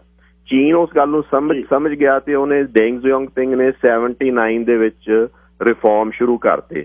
ਪਰ ਭਾਰਤ ਦੇ ਆਸ-ਪਾਸ ਦਾ ਜਿਹੜਾ ਖਿੱਤਾ ਸੀ, ਜੇ ਉਦੋਂ ਸਮਝੀਏ ਤਾਂ ਉਦੋਂ ਈਰਾਨ ਦੇ ਵਿੱਚ ਵੀ ਇੱਕ ਰਾਜ ਪਲਟਾ ਆ ਗਿਆ, ਉੱਥੇ ਵੀ ਹਾਲਾਤ ਵਿਗੜ ਚੁੱਕੇ ਸੀਗੇ। ਅਫਗਾਨਿਸਤਾਨ ਦੇ ਵਿੱਚ ਵੀ ਬਹੁਤ ਤਰਤੱਲੀ ਮੱਚੀ ਵੀ ਸੀ, ਰੂਸ ਉੱਥੇ ਵਧਿਆ ਆਇਆ ਸੀ, ਤੇ ਪਾਕਿਸਤਾਨ ਦੇ ਵਿੱਚ ਵੀ ਰਾਜ ਪਲਟਾ ਹੋਇਆ ਤੇ ਜ਼ਿਆ ਉਲ ਹਕ ਆ ਗਿਆ, ਭੁੱਟੋ ਨੂੰ ਫਾਂਸੀ ਦਿੱਤੀ ਗਈ। ਤਾਂ ਇਹ ਮੇਰਾ ਕਹਿਣ ਦਾ ਭਾਵ ਹੈ ਕਿ ਵੀ ਇੱਕ ਪਾਸੇ ਇਨਫਲੇਸ਼ਨ ਆ ਰਹੀ ਸੀ, ਸਮਾਜਵਾਦ ਫੇਲ ਹੋ ਰਿਹਾ ਸੀ, ਆਸਾ ਪਾਸਾ ਬੜਾ ਤੁਹਾਡਾ ਗਰਮ ਮਤਲਬ ਰਾਜਨੀਤਿਕ ਹਾਲਾਤ ਬਦਲ ਰਹੇ ਸੀ ਤੇ ਰਾਜ ਪਲਟੇ ਹੋ ਰਹੇ ਸੀ। ਤੇ ਭਾਰਤ 'ਚ ਵੀ ਜਦੋਂ ਦੁਬਾਰਾ ਇੰਦਰਾ ਗਾਂਧੀ ਰਾਜ 'ਚ ਆਈ ਆ ਤਾਂ ਉਹਦੇ ਤੋਂ ਵੀ ਇਹ ਕੰਟਰੋਲ ਨਹੀਂ ਹੋ ਸਕਿਆ। ਕਾਂਗਰਸ ਪਾਰਟੀ ਰਾਜ 'ਚ ਤਾਂ ਆ ਗਈ ਦੁਬਾਰਾ ਜਨਤਾ ਪਾਰਟੀ ਦੇ ਜਾਣ ਤੋਂ ਬਾਅਦ, ਹਾਰਨ ਤੋਂ ਬਾਅਦ। ਪਰ ਭਾਰਤ ਦੇ ਵਿੱਚ ਸਭ ਤੋਂ ਵੱਡਾ ਜਿਹੜਾ ਮਿਲਸ ਦੇ ਵਿੱਚ ਟੈਕਸਟਾਈਲ ਵਰਕਰਸ ਦੀ ਸਟ੍ਰਾਈਕ ਹੋਈ ਆ, ਉਹ ਉਹਨਾਂ ਦਿਨਾਂ 'ਚ ਹੋਈ ਆ। ਦੱਤਾ ਸਮੰਤ ਉਹਨਾਂ ਦਾ ਲੀਡਰ ਸੀ। ਤਕਰੀਬਨ 2 ਲੱਖ ਵਰਕਰ ਸਟ੍ਰਾਈਕ ਤੇ ਚਲੇ ਗਏ ਤੇ ਮਿੱਲਾਂ ਜਿਹੜੀਆਂ ਸੀ, ਬਹੁਤ ਜ਼ਿਆਦਾ ਮਿੱਲਾਂ ਬੈਂਕਰਪਟ ਹੋ ਗਈਆਂ ਜੀ। ਇਸੇ ਤਰ੍ਹਾਂ ਮੁਸਲਿਮ ਹਿੰਦੂ ਰਾਈਟਸ ਸ਼ੁਰੂ ਹੋ ਗਏ, 79 ਤੋਂ ਸ਼ੁਰੂ ਹੋਏ ਜਮਸ਼ੇਦਪੁਰ 'ਚ, ਤੇ ਕਈ ਜਗ੍ਹਾ ਮੁਰਾਦਾਬਾਦ, ਮੇਰਠ, ਬੜੌਦਾ, ਗੋਧਰਾ, ਅਹਿਮਦਾਬਾਦ ਹੁੰਦੇ ਹੋਏ ਇਹ ਭਿਵੰਡੀ ਦੇ ਵਿੱਚ ਤਾਂ ਕਈ ਦਿਨ ਚੱਲੇ ਮਤਲਬ। ਤੇ ਇਸ ਤੋਂ ਇਲਾਵਾ ਮੂਵਮੈਂਟਸ ਉੱਠ ਖੜੀਆਂ ਜੀ ਉਹਨਾਂ ਦਿਨਾਂ 'ਚ। ਨਾਗਾਲੈਂਡ ਬੜਾ ਸ਼ਾਂਤ ਪਿਆ ਸੀਗਾ, ਨਾਗਾਲੈਂਡ ਅਚਾਨਕ ਦੁਬਾਰਾ ਉੱਠ ਖੜਾ। ਆਈਜ਼ਿਕ ਤੇ ਮੂਵਰ 2 ਬੰਦੇ ਸੀ, ਉਹਨਾਂ ਨੇ ਅੱਜ ਤੱਕ ਉਹ ਲੜ ਰਹੇ ਆ ਵੈਸੇ, ਤੇ ਉਹਨਾਂ ਨੇ ਸਮਝੌਤਾ ਤੋੜਤਾ ਤੇ ਸਿੱਖ ਪਲਟਨ ਸੀ ਇੱਕ ਉੱਥੇ ਛੁੱਟੀ ਆ ਰਹੀ, ਉਹਨਾਂ ਦੇ 22 ਫੌਜੀ ਉਹਨਾਂ ਨੇ ਐਂਬੁਸ਼ ਲਾ ਕੇ ਮਾਰੇ ਜੀ ਉਦੋਂ 82 ਦੀ ਗੱਲ ਆ। ਗੁਜਰਾਤ 'ਚ ਵੀ ਦੰਗੇ ਹੋ ਗਏ। ਅਸਾਮ ਨੇ ਇਹ ਅਸਾਮ ਆਪਾਂ ਨੂੰ ਬਹੁਤ ਸਮਝਣ ਵਾਲੀ ਗੱਲ ਹੈ ਕਿ ਅਸਾਮ ਵੀ ਤਕਰੀਬਨ ਉਹਨਾਂ ਦਿਨਾਂ 'ਚ ਉਹੀ ਮੰਗਾਂ ਕਰ ਰਿਹਾ ਸੀ ਜੋ ਪੰਜਾਬ ਮੰਗ ਰਿਹਾ ਸੀ। ਠੀਕ ਹੈ ਜੀ। ਅਸਾਮ ਨੇ ਵੀ ਤਕਰੀਬਨ ਉਹ ਜਿਹੇ ਸਟੈਪਸ ਲਏ ਸੀ ਜਿਹੜੇ ਪੰਜਾਬ ਨੇ ਲਏ ਸੀ। ਥੋੜਾ ਮੂਵਮੈਂਟ ਦੇ ਵਿੱਚ ਐਂ ਫਰਕ ਸੀ ਕਿ ਅਸਾਮ ਦੇ ਵਿੱਚ ਕੋਈ ਇੱਕ ਆਈਕੋਨਿਕ ਜਿਵੇਂ ਸੰਤ ਜਰਨੈਲ ਸਿੰਘ ਭਿੰਡਰਾਂਵਾਲੇ ਵਰਗੇ ਲੀਡਰ ਨਹੀਂ ਸੀ ਉਹਨਾਂ ਦੇ, ਪਰ ਉਹਨਾਂ ਦੀ ਇੱਕ ਬੋਡੀ ਜੀ ਉਹਨੂੰ ਚਲਾ ਰਹੀ ਸੀ। ਤੇ ਉਹਨਾਂ ਨੇ ਵੀ ਤੇਲ, ਭਾਰਤ ਨੂੰ ਉਹ ਤੇਲ ਜਿਹੜਾ ਹੈਗਾ ਉੱਥੋਂ ਕੱਚਾ ਤੇਲ ਆ ਜਾਂਦਾ ਜੀ, ਤੇ ਭਾਰਤ ਦੀਆਂ ਰਿਫਾਈਨਰੀਜ਼ 'ਚ ਰਿਫਾਈਨ ਹੁੰਦਾ, ਤੇ ਅਸਾਮ ਨੂੰ ਵਾਪਸ ਉਸੇ ਰੇਟ ਤੇ ਜੋ ਭਾਰਤ ਰੇਟ ਦਿੰਦਾ ਉਸੇ ਤੇ ਲੈਣਾ ਪੈਂਦਾ ਸੀ, ਜਿਸ ਤੋਂ ਨਾਰਾਜ਼ ਸੀ ਤੇ ਉਹਨਾਂ ਨੇ ਤੇਲ ਰੋਕਣ ਦੀ ਕੋਸ਼ਿਸ਼ ਕੀਤੀ। ਸਭ ਤੋਂ ਵੱਡੀ ਗੱਲ ਉਹਨਾਂ ਦਿਨਾਂ 'ਚ ਜਿਹੜੀ ਗਿੱਲ ਸਾਹਿਬ ਹੋਈ ਉਹ ਹੈਗੀ ਹੈ ਕਿ ਪੁਲਿਸ ਵੀ ਬਗਾਵਤ ਤੇ ਉਤਰੇ ਸੀ। ਪੁਲਿਸ ਦੀ ਸਟ੍ਰਾਈਕ ਹੋਈ ਜਿਹੜੀ ਬਹੁਤ ਰੇਅਰ ਚੀਜ਼ ਆ। ਪੰਜਾਬ ਦੇ ਵਿੱਚ ਵੀ ਪੁਲਿਸ ਦੀ ਸਟ੍ਰਾਈਕ ਹੋਈ, ਉਹ ਅਕਾਲੀ ਸਰਕਾਰ ਦੇ ਵਿੱਚ ਹੀ ਹੋਈ। ਪੁਲਿਸ ਵਾਲੇ ਨਾਅਰੇ ਲਾਉਂਦੇ ਸੀ, ਮੈਂ ਬਹੁਤ ਛੋਟਾ ਜਿਹਾ ਸੀਗਾ ਉਦੋਂ, ਮੈਂ ਦੇਖਿਆ ਉਹਨਾਂ ਨੂੰ ਨਾਅਰੇ ਲਾਉਂਦੇ ਸੁਣਿਆ ਸੀ, ਪੰਜਾਬ ਦੇ ਵਿੱਚ 3 ਪਖੰਡੀ, ਬਾਦਲ, ਤੌੜਾ ਤੇ ਤਲਵੰਡੀ, ਉਹ ਆਮ ਨਾਅਰਾ ਲੱਗਦਾ ਹੁੰਦਾ ਸੀ ਉਹਨਾਂ ਦਿਨਾਂ 'ਚ। ਤੇ ਇਹ ਸਾਰੇ ਹਾਲਾਤਾਂ ਨੂੰ ਜਦੋਂ ਵੇਖੀਏ ਨਾ ਜੀ, ਤਾਂ ਕੁੱਲ ਮਿਲਾ ਕੇ ਜਿਹੜਾ ਭਾਰਤ ਸੀ ਨਾ ਜੀ, ਉਹ ਤਕਰੀਬਨ ਮਤਲਬ ਖਿਲਰਿਆ ਜਿਹਾ ਪਿਆ ਸੀ, ਬਿਲਕੁਲ ਹਾਲਾਤ ਉਹਦੇ ਬਹੁਤ ਮਾੜੇ ਸੀ। ਇਹਨਾਂ ਹਾਲਾਤਾਂ ਦੇ ਵਿੱਚ ਜਦੋਂ ਅਨੰਦਪੁਰ ਸਾਹਿਬ ਹਾਂਜੀ ਕੰਟੀਨਿਊ ਹਾਂ, ਜਦੋਂ ਇਹਨਾਂ ਹਾਲਾਤਾਂ ਦੇ ਵਿੱਚ ਅਕਾਲੀਆਂ ਨੇ ਅਨੰਦਪੁਰ ਸਾਹਿਬ ਦਾ ਮਤਾ ਪੇਸ਼ ਕੀਤਾ ਤਾਂ ਉਹ ਸਰਕਾਰ ਨੂੰ ਇਹ ਸਰਕਾਰ ਕਿਤੇ ਇਸ ਗੱਲ ਨੂੰ ਇਹ ਜਿਹੜੀ ਸਥਾਪਤੀ ਸੀ ਉਹਨੂੰ ਇਹ ਸਮਝ ਆ ਗਈ ਕਿ ਵੀ ਜਦੋਂ ਇਹ ਮਤਾ ਜਿਹੜਾ ਅਨੰਦਪੁਰ ਸਾਹਿਬ ਦਾ ਮਤਾ ਸੀ, ਇਹ ਫੈਡਰਲ ਹੱਕ ਹਕੂਕ ਮੰਗਦਾ ਸੀ, ਇਹ ਸੈਂਟਰ ਸਟੇਟ ਰਿਲੇਸ਼ਨਸ਼ਿਪ ਨੂੰ ਰੀਡਿਫਾਈਨ ਕਰਨ ਦੀ ਗੱਲ ਕਰਦਾ ਸੀ। ਤੇ ਉਹਨੂੰ ਕਹਿੰਦਾ ਸੀ ਵੀ ਤੁਸੀਂ 4 ਚੀਜ਼ਾਂ, ਡਿਫੈਂਸ, ਕਰੰਸੀ, ਕਮਿਊਨੀਕੇਸ਼ਨ, ਇਹ ਰੱਖ ਕੇ ਆਪਦੇ ਕੋਲੇ, ਫੋਰਨ ਅਫੇਅਰਸ ਰੱਖ ਕੇ ਬਾਕੀ ਹੱਕ ਸਾਰੇ ਸਟੇਟਾਂ ਨੂੰ ਦਿਓ। ਇਹੀ ਮੰਗ ਸਾਊਥ 'ਚ ਉੱਠ ਖੜੀ ਸੀ, ਇਹੀ ਮੰਗ ਅਸਾਮ ਮੰਗ ਰਿਹਾ ਸੀ। ਹੁਣ ਤੁਹਾਡਾ ਸਵਾਲ ਆਉਂਦਾ ਵੀ ਇਹ ਸਿੱਖਾਂ ਨਾਲ ਇਹ ਕਿਉਂ ਸਪੈਸ਼ਲ ਇਹ ਆਪਣਾ ਇਸ ਤਰੀਕੇ ਦੀ ਡੀਲਿੰਗ ਕੀਤੀ ਗਈ ਕਿ ਇਹਨਾਂ ਸਖਤ ਸਿੱਖਾਂ ਨਾਲ ਇੰਨੀ ਸਖਤੀ ਕਿਉਂ ਕੀਤੀ ਗਈ ਤੇ ਉਹਨਾਂ ਨਾਲ ਕਿਉਂ ਨਹੀਂ ਕੀਤੀ ਗਈ। ਇਹਦਾ ਮੁੱਖ ਕਾਰਨ ਇਹ ਹੈ ਗਿੱਲ ਸਾਹਿਬ ਕਿ ਜਦੋਂ ਵੀ ਦੱਖਣੀ ਏਸ਼ੀਆ ਦੇ ਵਿੱਚ ਕੋਈ ਵੀ ਮੂਵਮੈਂਟ ਉੱਠੀ ਆ ਕਿਸੇ ਤਰੀਕੇ ਦੀ ਇਤਿਹਾਸ ਦੇ ਵਿੱਚ, ਉਹਨੇ ਜਦੋਂ ਤੋਂ ਸਿੱਖ ਪੰਥ ਹੋਂਦ 'ਚ ਆਇਆ, ਇਹ ਸਿੱਖ ਰਿਲਾਈਜ਼ ਨਹੀਂ ਕਰਦੇ ਆਪਦੇ ਪੋਟੈਂਸ਼ੀਅਲ ਨੂੰ, ਉਹਨਾਂ ਨੇ ਸਿੱਖਾਂ ਵੱਲ ਵੇਖਿਆ। ਇਹ ਅੰਗਰੇਜ਼ ਵੀ ਇਹਨਾਂ ਨੂੰ ਸਮਝਾ ਕੇ ਗਏ ਸੀਗੇ ਕਿ ਜਦੋਂ ਫਸਟ ਐਂਗਲੋ ਸਿੱਖ ਵਾਰ ਵੇਲੇ ਕਿਹਾ ਜਾਂਦਾ ਹੈ ਵੀ ਕੰਟਰੀ ਇੰਡੀਆ ਵਾਜ਼ ਲੁਕਿੰਗ ਟੂਵਰਡਸ, ਹਿੰਦੁਸਤਾਨ ਵਾਜ਼ ਲੁਕਿੰਗ ਟੂਵਰਡਸ ਦੀ ਸਿੱਖਸ। ਠੀਕ ਹੈ ਜੀ। ਤੇ ਇਹ ਹਮੇਸ਼ਾ ਹੁੰਦਾ ਆਇਆ ਤੇ ਹੁਣ ਵੀ ਇਹ ਹਾਲਾਤ ਬਣ ਗਏ ਸੀ। ਐਮਰਜੈਂਸੀ 'ਚ ਵੀ ਸਿੱਖਾਂ ਦਾ ਰੋਲ ਬਹੁਤ ਅਹਿਮ ਸੀ। ਤਾਂ ਇਹ ਸਭ ਤੋਂ ਵੱਧ ਸੰਗਠਿਤ ਸੀ, ਸਭ ਤੋਂ ਵੱਧ ਇਕੱਠੇ ਸੀ, ਸਭ ਤੋਂ ਵੱਧ ਪੋਟੈਂਸ਼ੀਅਲੀ ਇਹ ਕਰ ਸਕਦੇ ਸੀ। ਇਹਦੇ ਬਾਰੇ ਨਾ ਪੌਲ ਵਾਲਸ ਇੱਕ ਹੈਗੇ ਜੀ ਪੋਲੀਟੀਕਲ ਸਾਇੰਟਿਸਟ, ਜਿਨ੍ਹਾਂ ਨੇ ਤਮਿਲਾਂ ਤੇ ਬਹੁਤ ਕੰਮ ਕੀਤਾ ਹੈ। ਉਹਨਾਂ ਨੇ ਤਮਿਲਾਂ ਦੇ ਫਰਕ ਦੱਸਿਆ। ਉਹਨਾਂ ਨੇ ਕਿ ਈਲਮ ਤਮਿਲ ਚ ਤੇ ਹਿੰਦੁਸਤਾਨੀ ਤਮਿਲ ਚ ਕੀ ਫਰਕ ਆ, ਤੇ ਉਹਦੇ ਬਾਰੇ ਉਹਨਾਂ ਨੇ 81 ਚ ਹੀ ਇਹ ਵਾਰਨ ਕਰ ਦਿੱਤਾ ਸੀਗਾ ਕਿ ਵੀ ਸਭ ਤੋਂ ਸੰਗਠਿਤ ਤੇ ਸਭ ਤੋਂ ਪੋਟੈਂਸ਼ੀਅਲੀ ਇਤਿਹਾਸ ਆ ਜਿਨ੍ਹਾਂ ਦਾ, ਤੇ ਜਿਹੜੇ ਲੀਡ ਕਰ ਸਕਦੇ ਆ, ਜਿਹੜੇ ਇੱਕ ਨਵਾਂ ਤਰੀਕਾ ਇੱਥੇ ਦਿਖਾ ਸਕਦੇ ਆ ਭਾਰਤ ਦੱਖਣੀ ਏਸ਼ੀਆ ਨੂੰ, ਉਹ ਸਿੱਖ ਹੀ ਹੈਗੇ ਆ। ਤੇ ਇਹ ਗੱਲ ਸਿੱਖ ਭਾਵੇਂ ਸਮਝਣ ਨਾ ਸਮਝਣ ਗਿੱਲ ਸਾਹਿਬ, ਇਹ ਸਥਾਪਤੀ ਸਮਝਦੀ ਆ। ਤਾਂ ਉਸ ਕਾਰਨ ਕਰਕੇ ਜਿਹੜਾ ਪੰਜਾਬ ਦੇ ਨਾਲ ਡੀਲ ਹੁੰਦੀ ਹੈ, ਚਾਹੇ ਉਹ ਅੰਗਰੇਜ਼ਾਂ ਵੇਲੇ ਦੇਖ ਲਓ ਤੇ ਚਾਹੇ ਬਾਅਦ ਵਾਲੇ ਦੇਖ ਲਓ, ਉਹਦੇ ਵਿੱਚ ਹਾਈਲੀ ਮਿਲੀਟਰਾਈਜ਼ ਕਰ ਦਿੱਤਾ ਜਾਂਦਾ ਹੈ ਤੇ ਉਹ ਜ਼ਿਆਦਾ ਉਹਦੇ ਤੇ ਉਹਨੂੰ ਦਬਾਉਣ ਦੀ ਕੋਸ਼ਿਸ਼ ਕੀਤੀ ਜਾਂਦੀ ਆ। ਤੇ ਇਹਨਾਂ ਹਾਲਾਤਾਂ ਦੇ ਵਿੱਚ ਜੇ ਹੁਣ ਆਪਾਂ ਇਹਨੂੰ ਸਮਝੀਏ ਤਾਂ ਆਪਾਂ ਨੂੰ ਇਸ ਸਟੇਟ ਨੂੰ, ਜਿਵੇਂ ਕਿ ਕਲੋਨੀਅਲ ਸਟੇਟ ਆ, ਤਾਂ ਆਪਾਂ ਨੂੰ ਥੋੜਾ ਜਿਹਾ ਹੋਰ ਪਿੱਛੇ ਜਾਣਾ ਪਊਗਾ। ਆਪਾਂ ਨੂੰ ਅੰਗਰੇਜ਼ਾਂ ਦੇ ਸਮੇਂ ਤੋਂ ਜਾਣਾ ਪਊਗਾ। ਤੁਸੀਂ ਇਤਿਹਾਸ ਦੇ ਵਿੱਚ ਪੜ੍ਹਿਆ ਹੋਊਗਾ, ਇੱਕ ਮੂਵਮੈਂਟ ਉੱਠੀ ਸੀ ਜਿਹਨੂੰ ਕੂਕਾ ਮੂਵਮੈਂਟ ਕਹਿੰਦੇ ਆ ਆਪਾਂ। ਬਿਲਕੁਲ ਜੀ, ਬਿਲਕੁਲ, ਹੈ ਨਾ। ਹਾਂਜੀ, ਕੂਕਾ ਮੂਵਮੈਂਟ ਵੇਲੇ ਗਿੱਲ ਸਾਹਿਬ ਇੱਕ ਜਦੋਂ ਉਹ ਕੂਕਿਆਂ ਨੂੰ ਪਕੜਿਆ ਗਿਆ ਤੇ ਉਹਨਾਂ ਨੂੰ ਜਦੋਂ ਸਜ਼ਾ ਦਿੱਤੀ ਗਈ ਤਾਂ ਉਹਨਾਂ ਨੂੰ ਤੋਪਾਂ ਅੱਗੇ ਬੰਨ੍ਹ ਕੇ ਉਡਾ ਦਿੱਤਾ ਗਿਆ। ਆਪਣੇ ਮਲੇਰਕੋਟਲੇ ਹਾਂਜੀ। ਉਹ ਜਿਹੜਾ ਤੋਪਾਂ ਅੱਗੇ ਬੰਨ੍ਹ ਕੇ ਉਡਾਉਣ ਦਾ ਜਿਹੜਾ ਸਿੰਬੋਲਿਕ ਇੱਕ ਤਰੀਕਾ ਇਹ ਸੀਗਾ ਕਿ ਵੀ ਉਹ ਅੰਗਰੇਜ਼ਾਂ ਨੇ ਉਹ ਇੱਕ ਆਰਟ ਪਰਫੈਕਟ ਕੀਤਾ ਸੀ। ਉਹ ਵੈਸੇ ਮੁਗਲਾਂ ਵੇਲੇ ਵੀ ਹੁੰਦਾ ਸੀ, ਪਰ ਅੰਗਰੇਜ਼ਾਂ ਨੇ ਉਹਨੂੰ ਕੀਤਾ ਸੀ, ਜਿਹਦੇ ਵਿੱਚ ਉਹ ਇਹ ਸ਼ੋਅ ਕਰਦੇ ਸੀ ਕਿ ਵੀ ਆਦਮੀ ਦਾ ਮਤਲਬ ਉਹ ਨਾ ਦਫਨਾਉਣ ਲਾਇਕ ਰਹਿੰਦਾ ਸੀ ਬੰਦਾ, ਤੇ ਨਾ ਉਸ ਤੋਂ ਬਾਅਦ ਉਹ ਅਗਨ ਭੇਂਟ ਕਰਨ ਲਾਇਕ ਰਹਿੰਦਾ ਸੀ। ਮਤਲਬ ਏਡਾ ਬੁਰੀ ਤਰ੍ਹਾਂ ਉਹਨੂੰ ਉਡਾਇਆ ਜਾਂਦਾ ਸੀਗਾ। ਤੇ ਇਸ ਕਰਕੇ ਜਿਹੜਾ ਉਸੇ ਤਰੀਕੇ ਨਾਲ ਇਹ ਨਾ ਸਪੈਕਟੀਕਲ ਹੁੰਦਾ। ਇਹ ਜਿਹੜੀਆਂ ਇਹਨੂੰ ਆਪਾਂ ਜੋ ਸਮਝਣਾ ਹੋਵੇ ਤਾਂ ਇਹ ਇੱਕ ਤਰ੍ਹਾਂ ਸਜ਼ਾ ਉਹਨੂੰ ਨਹੀਂ ਦਿੱਤੀ ਜਾਂਦੀ ਹੁੰਦੀ, ਸਜ਼ਾ ਦਿਖਾਈ ਜਾਂਦੀ ਹੁੰਦੀ ਆਸੇ ਪਾਸੇ ਜੀ। ਠੀਕ ਹੈ ਜੀ, ਮਤਲਬ ਕਿ ਵੀ ਇਹ ਮੈਂ ਸਜ਼ਾ ਦਿੱਤੀ ਜਾ ਰਹੀ ਹੈ, ਇਹ ਦਿਖਾਇਆ ਗਿਆ ਕਿ ਵੀ ਹਾਂ ਐਡੀ, ਮਤਲਬ ਜਿਹੜਾ ਦੇਖਣ ਵਾਲੇ ਵੀ ਸਹਿਮ ਜਾਂਦੇ ਸੀ ਉਸ ਚੀਜ਼ ਨੂੰ ਦੇਖ ਕੇ, ਮਤਲਬ ਤੇ ਉਹ ਮੈਸੇਜ ਦਿੱਤਾ ਜਾਂਦਾ ਸੀ ਅਕਰੋਸ ਦੀ ਸਿਟੀਜ਼ਨਸ ਕਿ ਵੀ ਇਹ ਅਸੀਂ ਕਰ ਸਕਦੇ ਹਾਂ, ਸਾਡੀ ਤਾਕਤ ਇੰਨੀ ਆ ਇਹਦੇ ਵਿੱਚ। ਤਾਂ ਇਹ ਉਦੋਂ ਬਾਅਦ ਤੁਸੀਂ ਦੇਖੋ ਕਿ ਉਦੋਂ ਬਾਅਦ ਇਹ ਕੰਮ ਜਲਿਆਂਵਾਲੇ ਬਾਗ ਵੇਲੇ ਅੰਗਰੇਜ਼ ਨੇ ਕੀਤਾ। ਉਹਨੇ ਬਹੁਤ ਲੋਕ ਮਾਰੇ ਤੇ ਉਹਦੇ ਚ ਉਹ ਕਹਿੰਦਾ ਹੰਟਰ ਕਮਿਸ਼ਨ ਦੇ ਅੱਗੇ ਜਦੋਂ ਬੈਠਦਾ ਡਾਇਰ ਕਿ ਵੀ ਮੈਂ ਘੱਟ ਨਾਲ ਵੀ ਮਾਰ ਸਕਦਾ ਸੀ, ਪਰ ਘੱਟ ਨਾਲ ਉਹ ਸੁਨੇਹਾ ਨਹੀਂ ਜਾਣਾ ਸੀ ਪੰਜਾਬ ਨੂੰ ਤੇ ਬਾਕੀ ਹਿੰਦੁਸਤਾਨ। ਤਾਂ ਉਹ ਸੁਨੇਹਾ ਦੇਣਾ ਚਾਹੁੰਦੇ ਸੀ। ਤੇ ਇਹਨੂੰ ਜੇ ਆਪਾਂ ਸਮਝਣਾ ਹੋਵੇ ਗਿੱਲ ਸਾਹਿਬ ਤਾਂ ਇਹਦੇ ਵਿੱਚ ਸਾਨੂੰ ਬਹੁਤ ਇਕੱਲੇ ਆਹ ਮੈਕਰੋ ਇਵੈਂਟਸ ਨਹੀਂ ਸਮਝਣੇ ਪੈਣੇ ਕਿ ਵੀ ਕੂਕਾ ਹੋਇਆ, ਇੱਕ ਇਹ ਹੋਈ, ਉਦੋਂ ਬਾਅਦ ਪੰਜਾਬ ਚ ਦਰਬਾਰ ਸਾਹਿਬ ਚ ਪੁਲਿਸ ਵੜੀ। ਇਹਨਾਂ ਨੂੰ ਛੋਟੇ ਛੋਟੇ ਇਵੈਂਟਸ ਜਿਹੜੇ ਪੰਜਾਬ ਦੇ ਵਿੱਚ ਹੁੰਦੇ ਆ ਨਾ, ਨਿੱਕੇ ਨਿੱਕੇ, ਉਹਨਾਂ ਨੂੰ ਵੀ ਤੁਸੀਂ ਕਦੀ ਨਿਗਾਹ ਨਾਲ ਵੇਖੋ ਤਾਂ ਜਦੋਂ ਪੰਜਾਬ ਦੇ ਵਿੱਚ ਪ੍ਰੈਸ਼ਰ ਪਾਇਆ ਜਾਂਦਾ ਤਾਂ ਉਹਨੂੰ ਇੱਕ ਸਪੈਕਟੀਕਲ ਬਣਾਇਆ ਜਾਂਦਾ। ਹੁਣ ਪਿੱਛੇ ਵੀ ਵੇਖੋ ਆ ਨਿਹੰਗਾਂ ਵਾਲਾ ਇੰਸੀਡੈਂਟ ਜਿਹੜਾ ਹੋਇਆ, ਬਿਲਕੁਲ ਪਟਿਆਲੇ ਪਿੱਛੇ, ਠੀਕ ਹੈ ਨਾ ਜੀ। ਤਾਂ ਉਹਨੂੰ ਕਵਰ ਚ ਨਹੀਂ ਨਜਿੱਠਿਆ ਗਿਆ, ਉਹਨੂੰ ਦਿਖਾਇਆ ਗਿਆ ਫੁੱਲ ਬਲੋਨ ਕਿ ਵੀ ਆਹ ਸਟੇਟ ਹੈਗੀ ਆ। ਇਸੇ ਤਰ੍ਹਾਂ ਤੁਹਾਨੂੰ ਤੁਸੀਂ ਬਹੁਤ ਇੰਸੀਡੈਂਟਸ ਵੇਖੋਗੇ ਕਿ ਇਹ ਇੱਕ ਕੰਟੀਨਿਊਟੀ ਆ ਅੰਗਰੇਜ਼ ਰਾਜ ਤੋਂ ਹੁਣ ਤੱਕ ਕਿ ਇਹ ਦਿਖਾਇਆ ਜਾਵੇ, ਕਿਉਂਕਿ ਇਹਦੇ ਨਾਲ ਸੁਨੇਹਾ ਇਕੱਲੇ ਪੰਜਾਬ ਨੂੰ ਨਹੀਂ ਜਾਂਦਾ, ਸਾਰੀ ਥਾਂ ਜਾਂਦਾ ਹੈ।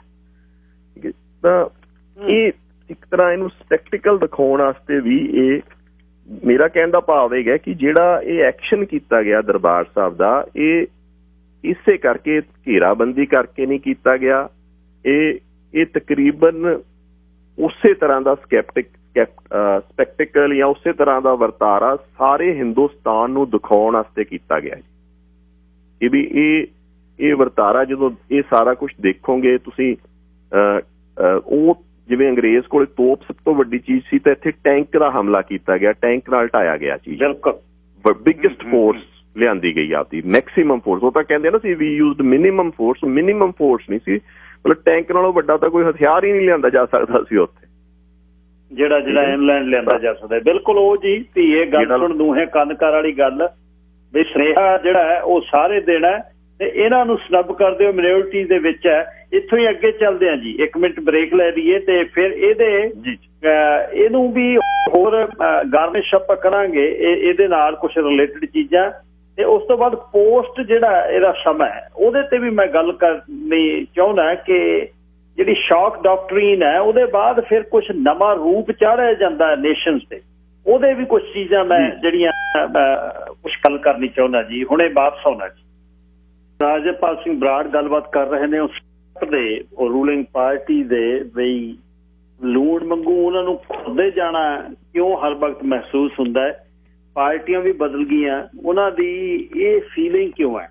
ਅੱਛਾ ਬਰਾੜ ਸਾਹਿਬ, ਕੋਈ ਵੀ ਆਈਡੀਓਲੋਜੀ ਉਸ ਤੇ ਜਗ੍ਹਾ ਤੇ ਦਿੱਲੀ ਰਾਜ ਕਰੇ, ਚਾਹੇ ਹੁਣ ਪਹਿਲਾਂ ਕਾਂਗਰਸੀ ਸੀ ਜਾਂ ਭਾਜਪਾਈ ਸੀ, ਕੀ ਇਹ ਕੋਈ ਹੈਰੀਡਿਟੀ ਹੈ ਜਾਂ ਕੋਈ ਹੋਰ ਨੇਸ਼ਨ ਜੇ ਉੱਥੇ ਕੋਸ਼ਿਸ਼ ਕਰੇ, ਜਿਵੇਂ ਸਿੱਖਾਂ ਦੇ ਬੇਗਮਪੁਰੇ ਦੀ ਗੱਲ ਹੈ, ਬਰਾਬਰਤਾ ਦੀ ਗੱਲ ਹੈ, ਜਾਂ ਕੋਈ ਹੋਰ ਜਿਹੜੇ ਜਿਨ੍ਹਾਂ 'ਚ ਮਨੁੱਖਤਾ ਦੀ ਗੱਲ ਹੈ, ਕੋਈ ਸਾਮ ਦਾਮ ਦੰਡ ਭੇਦ ਵਾਲੀ ਕਹਾਣੀ ਨਹੀਂ, ਸ਼ਸਤਰ ਤੇ ਸ਼ਸਤਰ ਵਾਲੀ ਗੱਲ ਨਹੀਂ, ਕਿ ਜਾਂ ਉਹ ਸੈਟਅਪ ਹੀ ਇਸ ਦੇਸ਼ ਦਾ ਇਸ ਤਰ੍ਹਾਂ ਵੀ ਉੱਥੇ ਕੋਈ ਵੀ ਪਾਰਟੀ ਬੈਠ ਜਾਵੇ ਉਹਨੂੰ ਲੂਣ ਵਾਂਗੂ ਖੁਰਦਾ ਹੀ ਲੱਗਣਾ ਹੈ, ਤੇ ਜਾਂ ਫਿਰ ਇਹੀ ਦੋਨੇ ਪਾਰਟੀਆਂ ਨੂੰ ਲੱਗਦਾ ਵੀ ਸਾਡੀ ਗੜਬੜ ਹੈ, ਸਾਡੀ ਗੜਬੜ ਹੈ? ਜੋ ਪ੍ਰੈਜ਼ੈਂਟ ਨਿਜ਼ਾਮ ਆ ਜੀ, ਜਿਸ ਤਰੀਕੇ ਦੀ ਸਟੇਟ ਆ ਤੇ ਜਿਸ ਤਰੀਕੇ ਨਾਲ ਇਹ ਕੰਸੈਂਟ ਦੀ ਬਜਾਏ ਕੋਅਰਸ਼ਨ ਜਿਹਨੂੰ ਆਪਾਂ ਕਹਿੰਦੇ ਆ ਕਿ ਨਾਲ ਲੈ ਕੇ ਚੱਲਣ ਦੀ ਬਜਾਏ ਦਬਾਅ ਦੇ ਨਾਲ ਜੋ ਰਾਜ ਬਸਤੀਵਾਦੀ ਰਾਜ ਕਾਇਮ ਕੀਤਾ, ਇਹਦੇ 'ਚ ਤਾਂ ਹਰੇਕ ਨੂੰ ਐਂ ਲੱਗੂਗਾ। ਤੇ ਹੋਣ ਵਾਲੇ ਖਾਸ ਦੇ ਵਿੱਚ ਤਾਂ ਲੱਗਦਾ ਕਿਉਂਕਿ ਇਹਦੇ ਵਿੱਚੋਂ ਪਾਰਟੀਸ਼ਨ ਹੋਣ ਤੋਂ ਬਾਅਦ ਜਾਂ ਵੰਡ ਹੋਣ ਤੋਂ ਬਾਅਦ 2 ਖਿੱਤੇ ਬਾਹਰ ਚਲੇ ਗਏ ਆ, ਜਿਹੜੇ ਇਹਦੇ ਅੰਦਰ ਵੀ ਇੱਕ ਬਹੁਤ ਵੱਡੀ ਲੜਾਈ ਦਾ ਆਪਦਾ ਅੰਦਰੂਨੀ ਲੜਾਈ ਕਹਿ ਲਓ, ਜਾਂ ਹੁਣ ਤਾਂ ਉਹਨੂੰ ਅਸੀਂ ਹਿੰਦੁਸਤਾਨ ਪਾਕਿਸਤਾਨ ਦੀ ਜਾਂ ਬੰਗਲਾਦੇਸ਼ ਦੀ ਲੜਾਈ ਕਹਿੰਦੇ ਆ, ਦਾ ਮੁਲਕ ਕਹਿੰਦੇ ਆ, ਪਰ ਇੱਕ ਤਰ੍ਹਾਂ ਹੈ ਤਾਂ ਇੱਕੋ ਖਿੱਤਾ ਸੀ ਨਾ ਦੱਖਣ ਏਸ਼ੀਆ, ਜਿਹਦੇ ਵਿੱਚ ਇਹ ਹੁਣ ਇੱਕ ਦੂਜੇ ਦੇ ਉਲਟ ਖੜੇ ਆ, ਜਿਹਦੇ ਕਰਕੇ ਬਹੁਤ ਜ਼ਿਆਦਾ ਜਿਹੜੀ ਐਨਰਜੀ ਆ ਜਾਂ ਰਿਸੋਰਸਿਸ ਆ ਜਾਂ ਵਸੀਲੇ ਆ, ਇਹ ਇੱਕ ਦੂਜੇ ਨੂੰ ਹੀ ਟਕਰਾਉਣ ਦੇ ਵਿੱਚ ਜਾਂ ਇੱਕ ਦੂਜੇ ਨਾਲ ਲੜਨ ਦੇ ਵਿੱਚ ਜ਼ਾਇਆ ਹੋ ਜਾਂਦੇ ਆ, ਤੇ ਇਸ ਕਰਕੇ ਇਹ ਅਨਸਟੇਬਲ ਹੋ ਜਾਂਦੀ ਹੈ ਜਾਂ ਇਹਨੂੰ ਹਮੇਸ਼ਾ ਡਰ ਰਹਿੰਦਾ। ਇਹਦਾ ਇੱਕ ਹੋਰ ਵੀ ਜੀਓਪੋਲੀਟੀਕਲ ਕਾਰਨ ਹੈਗਾ ਉਹ, ਜਾਂ ਭੂ ਰਾਜਨੀਤਿਕ ਕਾਰਨ ਹੈ ਕਿ ਇਹ ਕੈਸਪੀਅਨ ਸੀ ਦਾ ਜਿਹੜਾ ਟ੍ਰੇਡ ਰੂਟ ਆ ਉਹਦੇ ਤੋਂ ਵੀ ਅੰਗਰੇਜ਼ਾਂ ਨੇ ਇਹਨਾਂ ਨੂੰ ਕੱਟਿਆ ਹੋਇਆ, ਤਾਂ ਉਹ ਇਸ ਕਰਕੇ ਵੀ ਇਹ ਬਹੁਤ ਅਨਸਟੇਬਲਾਈਜ਼ਡ ਡੀਸਟੇਬਲਾਈਜ਼ ਰਹਿੰਦਾ ਜਾਂ ਇੱਥੇ ਹਮੇਸ਼ਾ ਡਰ ਰਹਿੰਦਾ। ਪਰ ਸਭ ਤੋਂ ਵੱਡੀ ਗੱਲ ਹੈ, ਜਿਵੇਂ ਤੁਸੀਂ ਹੁਣ ਆਖੀ ਹੈ, ਕਿ ਜਿਹੜਾ ਸਿੱਖਾਂ ਦਾ ਬੇਗਮਪੁਰੇ ਦਾ ਸਿਧਾਂਤ ਆ, ਜਾਂ ਉਦੋਂ ਵੀ ਵੱਡੀ ਗੱਲ ਹੈ ਜਿਹੜਾ ਹਲੀਮੀ ਰਾਜ ਦਾ ਸਿਧਾਂਤ ਆ, ਉਹੋ ਜਿਹਾ ਸਿਧਾਂਤ ਹੀ ਇਸ ਖਿੱਤੇ ਨੂੰ ਹਮੇਸ਼ਾ ਵਾਸਤੇ ਸਥਾਈ ਰਾਜ ਦੇ ਸਕਦਾ। ਤੇ ਕਿਤੇ ਨਾ ਕਿਤੇ ਇਹ ਡਰ ਵੀ, ਜਿਹੜਾ ਵੀ ਕੋਈ ਇੱਥੇ ਰਾਜ ਕਰਦਾ ਜਾਂ ਜਿਹੜਾ ਵੀ ਇੱਥੇ ਇੱਕ ਛੋਟੀ ਧਿਰ ਵੱਧ ਵਸੀਲਿਆਂ ਤੇ ਕਾਬਜ਼ ਹੋ ਕੇ ਰਾਜ ਕਰਨ ਦੀ ਕੋਸ਼ਿਸ਼ ਕਰੂਗੀ, ਉਹਨੂੰ ਸਿੱਖ ਸਿਧਾਂਤ ਤੋਂ ਹਮੇਸ਼ਾ ਡਰ ਰਹੂਗਾ, ਕਿਉਂਕਿ ਪਛੜੀ ਜਾਤੀਆਂ ਨੂੰ ਜਾਂ ਹੋਰਾਂ ਨੂੰ ਲੈ ਕੇ ਇਕੱਠਾ ਨਾਲ ਚੱਲਣ ਦਾ ਜਿਹੜਾ ਇਸ ਖਿੱਤੇ ਦਾ ਜਿਹੜਾ ਇੱਕ ਸਿਧਾਂਤ ਆ, ਉਹ ਸਿਰਫ ਸਿੱਖਾਂ ਦਾ ਹੀ ਸਿਧਾਂਤ ਆ। ਬਾਕੀ ਤੁਸੀਂ ਜਿੰਨੇ ਸਿਧਾਂਤ ਵੇਖੋ ਉਹ ਸਾਰੇ ਦੂਜੇ ਨੂੰ ਦਬਾ ਕੇ ਆਪਦੀ ਹੈਂਕੜ ਕਾਇਮ ਕਰਨ ਦੇ ਸਿਧਾਂਤ ਹੈਗੇ ਆ ਇੱਥੇ, ਚਾਹੇ ਉਹ ਪੱਛਮੀ ਸਿਧਾਂਤ ਲੈ ਕੇ ਰਾਜ ਕਰ ਲਓ, ਚਾਹੇ ਉਹ ਹੋਣ ਵਾਲਾ ਹਿੰਦੂਤਵ ਦਾ ਸਿਧਾਂਤ ਲੈ ਲਓ, ਜਿਹਦੇ ਵਿੱਚ ਕਿਸੇ ਨੂੰ ਸਿਧਾਂਤ ਨੂੰ ਲੈ ਲਓ, ਇਹਦੇ ਵਿੱਚ ਕਿਸੇ ਨਾ ਕਿਸੇ ਤਰ੍ਹਾਂ ਦੀ ਦਬਾਅ ਪਾ ਕੇ ਜਾਂ ਉਹਦੀ ਰਾਜ ਕਰਨ ਦੀ ਕੋਸ਼ਿਸ਼ ਹੈਗੀ ਆ, ਜਿਹਦੇ ਕਰਕੇ ਇਹ ਜਿੱਥੇ ਦਬਾਅ ਪਾ ਕੇ ਰਾਜ ਹੋਊਗਾ, ਜਿੱਥੇ ਸਹਿਮਤੀ ਦਾ ਰਾਜ ਨਹੀਂ ਹੋਊਗਾ, ਤਾਂ ਉੱਥੇ ਇਹ ਡਰ ਹਮੇਸ਼ਾ ਕਾਇਮ ਰਹੂਗਾ ਕਿ ਵੀ ਇਹ ਡਰ ਰਹੂਗਾ ਕਿ ਵੀ ਇਹ ਕਿਸੇ ਟਾਈਮ ਵੀ ਇਹਦੇ ਤੇ ਕੋਈ ਵਿਦਰੋਹ ਉੱਠ ਸਕਦਾ। ਤੇ ਉਹ ਉੱਠੂਗਾ ਕਿੱਥੋਂ? ਜਿਹੜੀ ਸਭ ਤੋਂ ਵਾਈਬਰੈਂਟ ਕਮਿਊਨਿਟੀ ਹੋਊਗੀ, ਜਿਹੜੀ ਸਭ ਤੋਂ ਡਾਇਨਾਮਿਕ ਹੋਣਗੇ, ਜਿਹੜੇ ਸਭ ਤੋਂ ਇਹਨਾਂ ਦਾ ਇਤਿਹਾਸ ਹੋ ਜਾ ਹੋਊਗਾ, ਉਹਨਾਂ ਦਾ ਹੀ ਡਰ ਸਭ ਤੋਂ ਜ਼ਿਆਦਾ ਰਹੂਗਾ। ਜੇ ਉਹਨਾਂ ਨੂੰ ਦਬਾ ਦਿੱਤਾ ਜਾਵੇ, ਉਹਨਾਂ ਨੂੰ ਨੱਪ ਦਿੱਤਾ ਜਾਵੇ, ਤਾਂ ਬਾਕੀਆਂ ਨੂੰ ਤਾਂ ਆਟੋਮੈਟਿਕਲੀ ਸੁਨੇਹਾ ਚਲਾ ਜਾਂਦਾ ਹੈ ਜੀ। ਤੇ ਇਹ ਅੰਗਰੇਜ਼ਾਂ ਦਾ, ਜੇ ਆਪਾਂ ਜਲਿਆਂਵਾਲੇ ਬਾਗ, ਹਾਂਜੀ ਸੌਰੀ, ਹਾਂ ਕੰਟੀਨਿਊ ਕਰੋ, ਮੈਂ ਆਪਾਂ ਅਗਲੇ ਨੈਕਸਟ ਚੈਪਟਰ ਜਾ ਜੀ। ਜਲਿਆਂਵਾਲੇ ਬਾਗ ਦੇ ਸਮੇਂ ਦੀ ਵੀ ਆਪਾਂ ਸਥਿਤੀ ਵੇਖੀ ਅੰਗਰੇਜ਼ਾਂ ਦੀ, ਤਾਂ ਤਕਰੀਬਨ ਇਹੀ ਸੀਗੀ। ਉਹਨਾਂ ਨੂੰ ਸਿੱਖ ਫੌਜੀ ਇੱਥੇ ਆਏ ਹੋਏ ਸੀ, ਬਹੁਤ ਜ਼ਿਆਦਾ ਵਰਲਡ ਵਾਰ ਵੇਖ ਕੇ ਅੰਗਰੇਜ਼ ਕਮਜ਼ੋਰ ਹੋ ਰਿਹਾ ਸੀ। ਉਹਨੂੰ ਆਇਰਲੈਂਡ ਦੇ ਵਿੱਚ ਇੱਕ ਈਸਟਰ ਰਾਈਜ਼ਿੰਗ ਹੋ ਗਈ ਸੀ 1916-17 ਦੇ ਵਿੱਚ, ਜਿਹੜੀ ਉਹਨਾਂ ਨੇ ਬਹੁਤ ਕ੍ਰਸ਼ ਕੀਤੀ। ਤੇ ਇਸੇ ਤਰ੍ਹਾਂ ਈਜਿਪਟ 'ਚ ਰਾਈਜ਼ਿੰਗ ਹੋ ਗਈ ਸੀ, ਫ੍ਰੈਂਚ ਦੇ ਉਲਟ ਇੰਡੋਨੇਸ਼ੀਆ 'ਚ ਰਾਈਜ਼ਿੰਗ ਹੋਈ, ਸਾਰੇ ਉਸੇ ਟ੍ਰੈਂਡ ਨਾਲ ਦਬਾਉਣ ਦੀ ਕੋਸ਼ਿਸ਼ ਕੀਤੀ। ਪਰ ਸਭ ਤੋਂ ਜ਼ਿਆਦਾ ਵੱਧ ਜ਼ੁਲਮ ਹੋਇਆ ਉਹਨਾਂ ਦੇ ਟਾਈਮ ਵੀ ਪੰਜਾਬ ਦੇ ਵਿੱਚ ਹੀ ਉਹਨਾਂ ਨੇ ਕੀਤਾ, ਕਿਉਂਕਿ ਇੱਥੇ ਸਭ ਤੋਂ ਵੱਧ ਪੋਟੈਂਸ਼ੀਅਲ ਤੋਂ ਇਹ ਡਰਦੇ ਆ ਜੀ। ਤੇ ਇੱਕ ਜਿਹੜੇ ਇਹ ਜ਼ੁਲਮ ਹੁੰਦੇ ਆ ਨਾ ਜੀ, ਇਹਨਾਂ ਦਾ ਇੱਕ ਟ੍ਰੈਂਡ ਆ, ਚਾਹੇ ਉਹ ਜਲਿਆਂਵਾਲਾ ਬਾਗ ਹੋਇਆ, ਚਾਹੇ ਉਹ ਈਜਿਪਟ 'ਚ ਹੋਇਆ, ਚਾਹੇ ਹੁਣ ਉਹ ਆਪਣਾ ਦਰਬਾਰ ਸਾਹਿਬ ਵੇਲੇ ਕੀਤਾ ਗਿਆ। ਤੇ ਇਹਦੇ 'ਚ ਪਹਿਲਾਂ ਤਾਂ ਇੱਕ ਪੋਜੀਸ਼ਨ ਬਣਾਈ ਜਾਂਦੀ ਆ ਪਬਲਿਕ ਦੇ ਵਿੱਚ, ਇੱਕ ਸੋਚ ਬਣਾਈ ਜਾਂਦੀ ਆ ਕਿ ਵੀ ਇਹ ਲੋਕ ਜ਼ੁਲਮ ਕਰ ਰਹੇ ਆ, ਜਾਂ ਇੱਕ ਕੰਸੈਂਸਸ ਕ੍ਰੀਏਟ ਕੀਤਾ ਜਾਂਦਾ ਕਿ ਉਸ ਪਰਟੀਕੂਲਰ ਕਮਿਊਨਿਟੀ ਨੂੰ ਜਾਂ ਉਸ ਉਹਨੂੰ ਇੱਕ ਹੋਮੋਸੇਕਰ ਕਹਿੰਦੇ ਆ ਅਸੀਂ ਗ੍ਰੀਕ, ਕਿ ਵੀ ਇਹਨੂੰ ਅੱਡ ਦਾਨਵ ਦੇ ਰੂਪ 'ਚ ਸ਼ੋਅ ਕੀਤਾ ਜਾਂਦਾ ਹੈ, ਤਾਂ ਕਿ ਵੀ ਇੱਕ ਦੈਂਤ ਆ ਜਿਵੇਂ ਕਿ ਖਾ ਜੂਗਾ।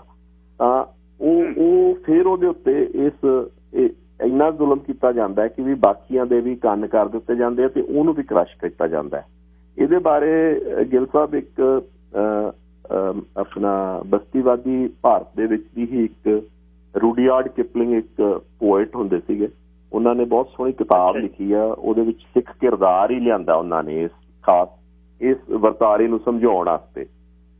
ਠੀਕ ਹੈ ਜੀ। ਉਹ ਕਿਤਾਬ, ਉਸ ਕਹਾਣੀ ਦਾ ਨਾਂ ਹੈ ਔਨ ਦੀ ਸਿਟੀ ਵਾਲ। ਇਹ ਉਹਨਾਂ ਨੇ 1888 ਦੇ ਵਿੱਚ ਲਿਖੀ, ਤੇ ਜਿਹੜਾ ਉਸ ਕਿਰਦਾਰ, ਉਹਦੇ ਵਿੱਚ ਮੁੱਖ ਕਿਰਦਾਰ ਆ ਉਹ ਖੇਮ ਸਿੰਘ ਨਾਂ ਦਾ ਇੱਕ ਆਦਮੀ ਆ।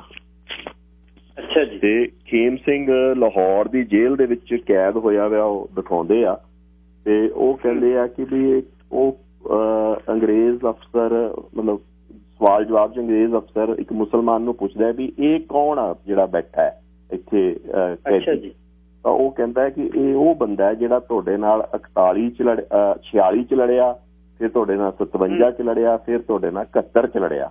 ਮਤਲਬ ਸਿੱਖ ਰਾਜ ਵੇਲੇ ਵੀ ਇਹਨੇ ਬਗਾਵਤ, ਜਦੋਂ ਸਿੱਖ ਰਾਜ ਤੁਸੀਂ ਖੋਇਆ ਤੇ ਇਹਨੇ ਬਗਾਵਤ ਕੀਤੀ, ਤੇ ਫਿਰ ਇਹਨੇ ਜਦੋਂ 57 ਦਾ ਸਮਾਂ ਆਇਆ ਉਦੋਂ ਵੀ ਇਹ ਤੁਹਾਡੇ ਉਲਟ ਲੜਿਆ, ਤੇ ਫਿਰ ਜਦੋਂ 71 'ਚ ਕੂਕਾ ਬਣ ਕੇ ਵੀ ਤੁਹਾਡੇ ਉਲਟ ਲੜਿਆ। ਫਿਰ ਉਹ ਅੱਗੇ ਲਿਖਦਾ ਹੈ, ਰੂਡੀਆਰਡ ਕਿਪਲਿੰਗ ਨੇ ਜਿਹੜਾ ਇਹ ਟਰਾਮਾ ਜਾਂ ਸਪੈਕਟੀਕਲ ਜਿਹੜਾ ਹਮਲਾ ਹੈ ਇਹਨੂੰ ਜਾਇਜ਼ ਕਰਾਰ ਦਿੱਤਾ ਕਿ ਵੀ ਇਹ ਕਰ ਦੇਣਾ ਚਾਹੀਦਾ ਹੈ, ਤੇ ਇਹਦੇ ਨਾਲ ਬੜੀ ਦੇਰ ਸ਼ਾਂਤੀ ਰੱਖੀ ਜਾ ਸਕਦੀ ਹੈਗੀ ਆ। ਤਾਂ ਉਹਨੇ ਫਿਰ ਇਹ ਕਹਾਣੀ ਲਿਖੀ ਸੀ। ਹਾਲਾਂਕਿ ਇਹ ਬਹੁਤ ਨੈਗੇਟਿਵ ਸਟੋਰੀ ਸੀ, ਜਾਂ ਕਹਿ ਲਓ ਕਿ ਬਹੁਤ ਮਾੜੀ ਗੱਲ ਉਹਨੇ ਕੀਤੀ। ਫਿਰ ਉਹ ਲਿਖਦਾ ਹੈ ਕਿ ਵੀ ਇਹ ਖੇਮ ਸਿੰਘ, ਫਿਰ ਉਹਦਾ ਕਹਾਣੀ ਦੱਸਦਾ ਕਿ ਇਹ ਖੇਮ ਸਿੰਘ ਨੂੰ ਬਰਮਾ ਦੇ ਵਿੱਚ ਉਹਨਾਂ ਦਿਨਾਂ 'ਚ ਬਰਮਾ 'ਚ ਭੇਜ ਦਿੱਤਾ ਜਾਂਦਾ ਹੁੰਦਾ ਸੀ ਵਤਨ ਤੋਂ ਬਾਹਰ। ਬਰਮਾ ਰੰਗੂਨ 'ਚ ਭੇਜ ਦਿੰਦੇ ਸੀ, ਜਾਂ ਮਲਾਇਆ ਭੇਜ ਦਿੰਦੇ ਸੀ, ਜਾਂ ਕਾਲੇ ਪਾਣੀ ਭੇਜ ਦਿੰਦੇ ਸੀ। ਤੇ ਖੇਮ ਸਿੰਘ ਨੂੰ ਰੰਗੂਨ ਭੇਜ ਦਿੱਤਾ ਗਿਆ ਸੀ, ਤੇ ਰੰਗੂਨ ਤੋਂ ਇਹ ਟਿਕਾ ਨਹੀਂ ਹੋਇਆ। ਇਹ ਬੰਦਾ, ਇਹਦੇ ਅੰਦਰ ਫਿਰ ਵੀ ਅੱਗ ਸੀਗੀ, ਤੇ ਕਿਵੇਂ ਨਾ ਕਿਵੇਂ ਉੱਥੋਂ ਨਿਕਲ ਆਇਆ। ਵਾਪਸ ਆ ਕੇ ਬੁਢਾਪੇ ਦੇ ਵਿੱਚ ਵੀ ਇਹਨੇ ਲੋਕਾਂ ਨੂੰ ਖੜੇ ਕਰਨ ਦੀ ਕੋਸ਼ਿਸ਼ ਕੀਤੀ, ਉਹਨਾਂ ਲੋਕਾਂ ਨੂੰ ਜਿਹੜੇ ਲੋਕ ਇਹਨੂੰ ਪਹਿਲਾਂ ਤੋਂ ਜਾਣਦੇ ਸੀ। ਪਰ ਇਹਨੂੰ ਸਮਝ ਆਈ ਕਿ ਲੋਕ ਮੈਨੂੰ ਭੁੱਲ ਚੁੱਕੇ ਆ। ਜਿਹੜੇ ਨੌਜਵਾਨ ਆ ਉਹ ਸਰਕਾਰੀ ਨੌਕਰੀਆਂ ਵੱਲ ਤੁਰ ਪਿਆ, ਜਾਂ ਦੇਸਾਂ ਵਿਦੇਸਾਂ 'ਚ ਨੂੰ ਚਲਾ ਗਿਆ, ਤੇ ਕੋਈ ਮੇਰੇ ਨਾਲ ਤੁਰਨ ਨੂੰ ਤਿਆਰ ਨਹੀਂ। ਜਿਹੜੇ ਲੋਕ ਨੂੰ ਮੈਂ ਕਹਿਣਾ ਚਾਹੁੰਦਾ ਉਹ ਜਾਂ ਤਾਂ ਕਿਸੇ ਪੈਨਸ਼ਨਾਂ ਤੇ ਲੱਗੇ ਹੋਏ ਆ, ਜਾਂ ਸਰਕਾਰੀ ਅਹੁਦਿਆਂ ਤੇ ਬੈਠੇ ਆ, ਤੇ ਮੇਰੇ ਕੋਲੇ ਤਾਂ ਬੰਦੂਕ ਤੋਪ ਦੇ ਅੱਗੇ ਲੱਗ ਕੇ ਮੌਤ ਦੇਣ ਤੋਂ ਸਿਵਾ ਮੇਰੇ ਪੱਲੇ ਤਾਂ ਕੁਛ ਹੋਰ ਹੈ ਹੀ ਨਹੀਂ, ਕਿ ਕਣਕ ਦੀ ਮੌਤ ਹੀ ਦੇ ਸਕਦਾ ਮੈਂ। ਰੂਡੀਆਰਡ ਕਿਪਲਿੰਗ ਨੇ ਇਹ ਦੱਸਣ ਦੀ ਕੋਸ਼ਿਸ਼ ਕੀਤੀ ਕਿ ਬਈ ਇਹ ਜਿਹੜੀ ਸਜ਼ਾ ਉਹਨੂੰ ਦਿੱਤੀ ਗਈ ਆ, ਦਿੰਦੇ ਆ ਅਸੀਂ, ਉਹਦੇ ਨਾਲ ਜਿਹੜਾ ਬਸਤੀਵਾਦੀ ਰਾਜ ਆ ਉਹ ਬਹੁਤ ਦੇਰ ਤੱਕ ਸਥਾਈ ਰੱਖਿਆ ਜਾ ਸਕਦਾ। ਹਾਲਾਂਕਿ ਉਹਦੀ ਗੱਲ ਕੋਈ ਪੋਜ਼ਿਟਿਵ ਨੋਟ ਨਹੀਂ ਸੀ। ਤਾਂ ਮੈਂ ਇਹ ਦੱਸਣਾ ਚਾਹੁੰਦਾ ਹੈ ਕਿ ਇਹ ਜਿਹੜੀਆਂ ਇਹ ਸਪੈਕਟੀਕਲ ਕ੍ਰੀਏਟ ਕੀਤਾ ਜਾਂਦਾ ਹੈ, ਇਹ ਇਸੇ ਤਰੀਕੇ ਨਾਲ ਕੀਤਾ ਜਾਂਦਾ। ਤੁਸੀਂ ਵੇਖੋ ਹੁਣ ਆਪਣੇ ਵੀ ਇਹ ਤਕਰੀਬਨ ਵਰਤਾਰਾ ਅੱਜ ਸਮਝ ਲਓ 100-150 ਸਾਲ ਬਾਅਦ ਖੇਮ ਸਿੰਘ ਇੱਕ ਤਰ੍ਹਾਂ ਦੁਬਾਰਾ ਸਾਹਮਣੇ ਆਉਂਦਾ ਕਿ ਜੇ ਕੋਈ ਉਹ ਆ ਕੇ ਕੋਈ ਦੇਖੇ ਤਾਂ ਉਹ ਕਹਿੰਦਾ ਕਿ ਵੀ ਹੁਣ ਤਾਂ ਲੋਕ ਕਿਸੇ ਹੋਰ ਹੀ ਪਾਸੇ ਲੱਗ ਗਏ ਆ, ਹਨਾ, ਮਤਲਬ ਹੋਰ ਹੀ ਪਛਾਣਦੇ ਨਹੀਂ, ਮਤਲਬ ਆਪਦੀ ਨੌਕਰੀਆਂ, ਆਪਦੇ ਵਪਾਰਾਂ 'ਚ ਜਾਂ ਕਿਸੇ ਹੋਰ ਕਿੱਤਿਆਂ 'ਚ ਲੱਗ ਗਏ ਆ।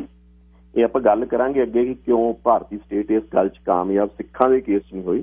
ਪਰ ਜਿਹੜਾ ਉਹਨਾਂ ਨੇ ਸਪੈਕਟੀਕਲ ਦਿਖਾਇਆ ਜਾਂ ਵਾਇਲੈਂਸ ਕੀਤਾ ਜਾਂ ਬੱਚਿਆਂ ਤੱਕ ਨਾਲ ਜ਼ੁਲਮ ਕੀਤਾ, ਇੱਥੋਂ ਤੱਕ ਬ੍ਰਿਗੇਡੀਅਰ ਗੁਰਾਇਆ ਦੱਸਦੇ ਆ ਉਹਦੀ ਕਿਤਾਬ 'ਚ ਕਿ ਦੇਖੋ ਬੰਗਲਾਦੇਸ਼ ਵੇਲੇ ਫੌਜ ਸਰੈਂਡਰ ਹੋਈ, ਕੋਈ ਵੀ ਫੌਜੀ ਨਹੀਂ ਮਾਰਿਆ ਗਿਆ ਜਦੋਂ ਸਰੈਂਡਰ ਹੋ ਗਿਆ ਪਾਕਿਸਤਾਨੀ ਫੌਜ ਵੱਲੋਂ ਭਾਰਤ ਵਾਲੀ।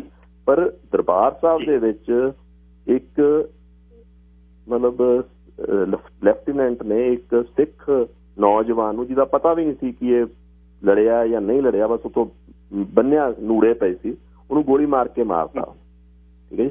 ਹੋਰ ਵੀ ਕਈ ਮਾਰੇ ਹੋਣੇ, ਇਹ ਤਾਂ ਇੱਕ ਇੰਸੀਡੈਂਟ ਸਾਹਮਣੇ ਆ ਗਿਆ ਜਿਹੜਾ ਇਹ point blank cold blooded murder ਕਹਿ ਸਕਦੇ ਇਹਨੂੰ ਆਪਾਂ, ਕਿਉਂਕਿ ਸਰੈਂਡਰ ਹੋਏ ਬੰਦੇ ਨੂੰ, ਬੰਨੇ ਹੋਏ ਬੰਦੇ ਨੂੰ ਨਹੀਂ ਮਾਰਿਆ ਜਾ ਸਕਦਾ ਫੌਜ ਦੇ ਵਿੱਚ, ਤੇ ਇਹ ਹੋਇਆ ਉੱਥੇ। ਤੇ ਇਹ ਸਾਰਾ ਕੁਛ ਤਾਂ ਹੀ ਦਿਖਾਇਆ ਗਿਆ ਨਾ, ਬੱਚਿਆਂ ਤੇ ਜ਼ੁਲਮ, ਪਾਣੀ ਨਾ ਮਿਲਣਾ, ਬੇਇੰਤਹਾ ਲੋਕਾਂ ਨੂੰ ਬਾਹਰ ਨਿਕਲ ਨਹੀਂ ਦਿੱਤਾ ਗਿਆ, ਤੇ ਇਹ ਸਾਰਾ ਸਪੈਕਟੀਕਲ ਕ੍ਰੀਏਟ ਕੀਤਾ ਗਿਆ ਤੇ ਉਹਦਾ ਅਸਰ ਵੀ ਹੋਇਆ ਗਿੱਲ ਸਾਹਿਬ। ਅਸਰ ਇਹ ਹੋਇਆ ਕਿ ਵੇਖੋ ਉਦੋਂ ਬਾਅਦ ਇਹ ਸਾਰੀਆਂ ਜਿਹੜੇ ਆ ਦੱਤਾ ਸਮਾਂਤਰ ਰੌਲਾ ਪਾਉਂਦੇ ਸੀ ਤੇ ਕੋਈ ਹੋਰ ਮੰਗਦਾ ਸੀ, ਕੋਈ ਸਾਰੇ ਸ਼ਾਂਤ ਹੋ ਕੇ ਬਹਿ ਗਏ ਭਾਰਤ ਦੇ ਵਿੱਚ। ਤੇ ਇੰਦਰਾ ਗਾਂਧੀ ਕਾਂਗਰਸ ਨੂੰ, ਰਾਜੀਵ ਗਾਂਧੀ ਦੀ ਸਰਕਾਰ ਨੂੰ ਜਿਤਾਤਾ ਤੇ ਉਹ ਇੱਕ ਹਿੰਦੂ ਸਿੱਖ ਮਤਲਬ ਕਨਫਲਿਕਟ ਖੜਾ ਹੋ ਗਿਆ, ਉਹ ਦਿਖਾ ਦਿੱਤਾ ਗਿਆ।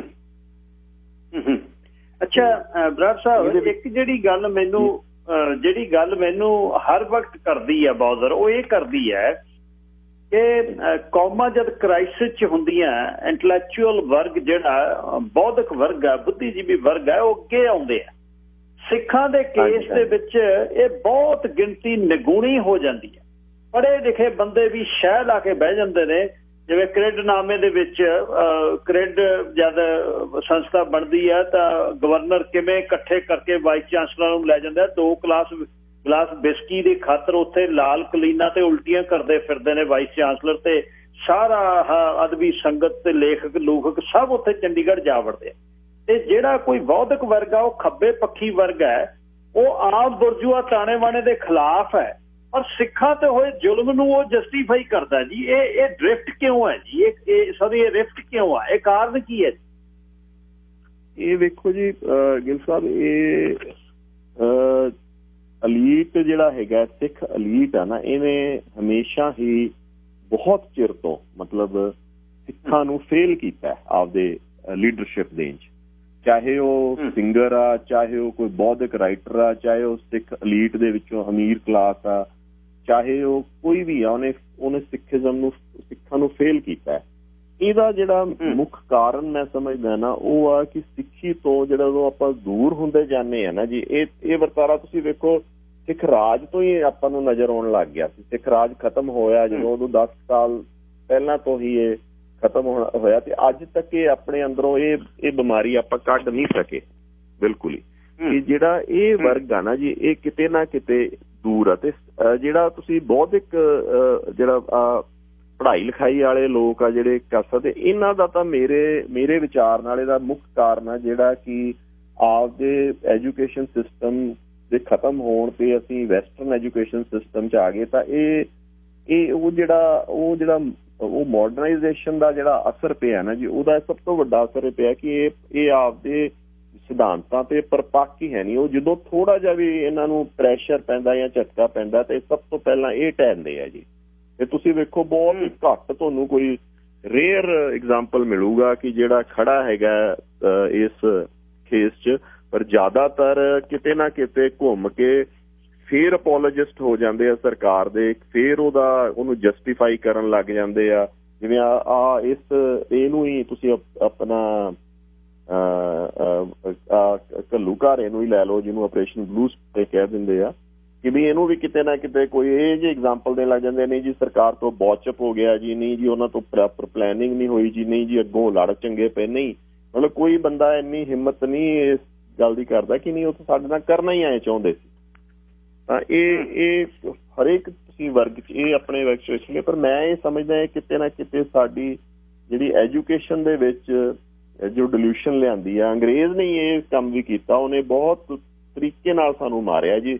ਉਹਨੇ ਗੁਰਮੁਖੀ ਨੂੰ ਸਾਡੀ ਨੂੰ ਖਤਮ ਕੀਤਾ, ਹੋਰਾਂ ਚੀਜ਼ਾਂ ਨੂੰ ਕੀਤਾ। ਉਹਦੇ ਨਾਲ ਜਦੋਂ ਪੱਛਮੀ ਵਿੱਦਿਆ ਆ ਗਈ ਸਾਡੇ 'ਚ, ਤਾਂ ਅਸੀਂ ਉਸ ਪਰਪੱਕਤਾ ਨਾਲ ਖੜੇ ਨਹੀਂ ਹੋ ਸਕਦੇ ਗਿੱਲ ਸਾਹਿਬ ਜੀ। ਸਿੱਖੀ ਤੋਂ ਦੂਰ ਜਾਣ ਦੇ ਜਾਂ ਕਹਿ ਦੋ ਵੀ ਉਸ ਸਪਿਰਿਚੁਅਲ ਦੂਰ ਜਾਣ ਦੇ ਅਸਰ ਹੈਗੇ ਆ ਜੀ। ਇੱਕ ਬ੍ਰੇਕ ਲੈ ਲਈਏ ਜੀ, ਅਖੀਰ ਤੇ ਆਪਾਂ 10 ਮਿੰਟ ਇਸ ਨੂੰ ਸਮ ਅਪ ਕਰਾਂਗੇ। ਜਿਹੜਾ 1984 ਦੇ ਇਸ ਸਾਕੇ ਆਪਣੇ ਘੱਲੂਘਾਰੇ ਤੋਂ ਬਾਅਦ ਜਿਹੜੀਆਂ ਚੀਜ਼ਾਂ ਦੁਬਾਰਾ ਜਿਹੜੀ ਪਰਤ ਚਾੜੀ ਇਸ ਜ਼ੁਲਮ ਦੇ ਵਿੱਚੋਂ, ਉਹ ਕੀ ਸੀ, ਤੇ ਅੱਜ ਆਪਾਂ 36 ਵਰ੍ਹੇ ਬਾਅਦ ਕਿੱਥੇ ਸੋਚਦੇ ਹਾਂ ਕਿ ਸਿੱਖ ਖੜਾ ਹੈ, ਤੇ ਕਿੱਧਰ ਨੂੰ ਜਿਹੜੀ ਹੈ ਤੁਹਾਡੇ ਹਿਸਾਬ ਨਾਲ ਸਾਨੂੰ ਜਿਹੜਾ ਸੋਚ ਕਿੱਧਰ ਨੂੰ ਜਾਣੀ ਚਾਹੀਦੀ ਹੈ, ਤੇ ਅੱਜ ਕੀ ਅਸੀਂ ਅਵੇਅਰ ਹੋਏ ਆ ਪਿਛਲੇ 10-12 ਸਾਲਾਂ ਸੋਸ਼ਲ ਮੀਡੀਆ 'ਚ ਤੇ ਜਾਂ ਨਹੀਂ? ਇਸ ਤੇ ਗੱਲਬਾਤ ਕਰਾਂ ਹੁਣੇ ਵਾਪਸ। ਅੱਛਾ ਬਰਾੜ ਸਾਹਿਬ, ਇਸ ਜਿਹੜੀ ਇਹ ਇੱਕ ਵਿਸ਼ੇ ਸਾਈਕਲ ਜਿਹੜਾ 84 ਤੋਂ ਫਿਰ 94-95 ਤੱਕ ਦਾ ਉਹ ਸਮਾਂ ਹੈ ਜਿਹਦੇ ਤੇ ਕੰਟੀਨਿਊਟੀ ਹੈ ਸਟੇਟ ਦੀ, ਤੇ ਕਿ ਹੁਣ ਇਕੱਠੇ ਨਾ ਹੋ ਜਾਣ ਆਪਰੇਸ਼ਨ ਬੁੱਢਰੋਜ਼ ਤੇ ਆਪਰੇਸ਼ਨ ਚੇਜ਼ ਦੇ ਵਿੱਚ ਨੌਜਵਾਨਾਂ ਨੂੰ ਪਿੰਡਾਂ 'ਚ ਫੜ ਕੇ ਕਿਵੇਂ ਮੁਸ਼ਕਾਂ ਬੰਨ੍ਹ ਕੇ ਬਸ ਸਕੂਲ 'ਚ ਬਿਠਾ ਕੇ ਤੇ ਸਿਰਫ ਉਹਨਾਂ ਦੇ ਦਾੜੀ ਤੇ ਕੇਸ ਹੋਣ ਕਰਕੇ ਉਹਨਾਂ ਨੂੰ ਡਰਾਵੇ ਸੀ, ਲੋਕ ਘਰਾਂ 'ਚੋਂ ਦੁਨੀਆ ਦੇ ਵਿੱਚ ਖਿੰਡ ਗਏ। ਤੇ ਪਰ ਅੱਜ ਦੁਨੀਆ ਦੀ ਪੱਧਰ ਤੇ ਗੱਲਬਾਤ ਹੋ ਰਹੀ ਹੈ। ਅੱਜ ਇੱਕ ਛੋਟੀ ਜੀ ਪੀਸ ਬ੍ਰਿਗੇਡੀਅਰ ਮਹਿੰਦਰ ਸਿੰਘ ਉਹਨਾਂ ਦਾ ਮੈਂ ਦੇਖ ਰਿਹਾ ਸੀ, ਉਹ ਕਹਿੰਦੇ ਵੀ ਇਹਨਾਂ ਨੇ ਮਤਲਬ ਮਿਲਟਰੀ ਦੇ ਵਿੱਚ ਹੁੰਦੇ, ਉਹ ਕਹਿੰਦੇ ਵੀ ਇਹਨਾਂ ਨੇ ਜ਼ੁਲਮ ਕੀਤਾ, ਕੌਮ ਬਾਹਰ ਚਲੇ ਗਈ। ਹੁਣ ਦੁਨੀਆ ਦੇ ਲੈਵਲ ਤੇ ਗੱਲ ਇਹਨਾਂ ਦੀ ਹੋ ਰਹੀ ਹੈ।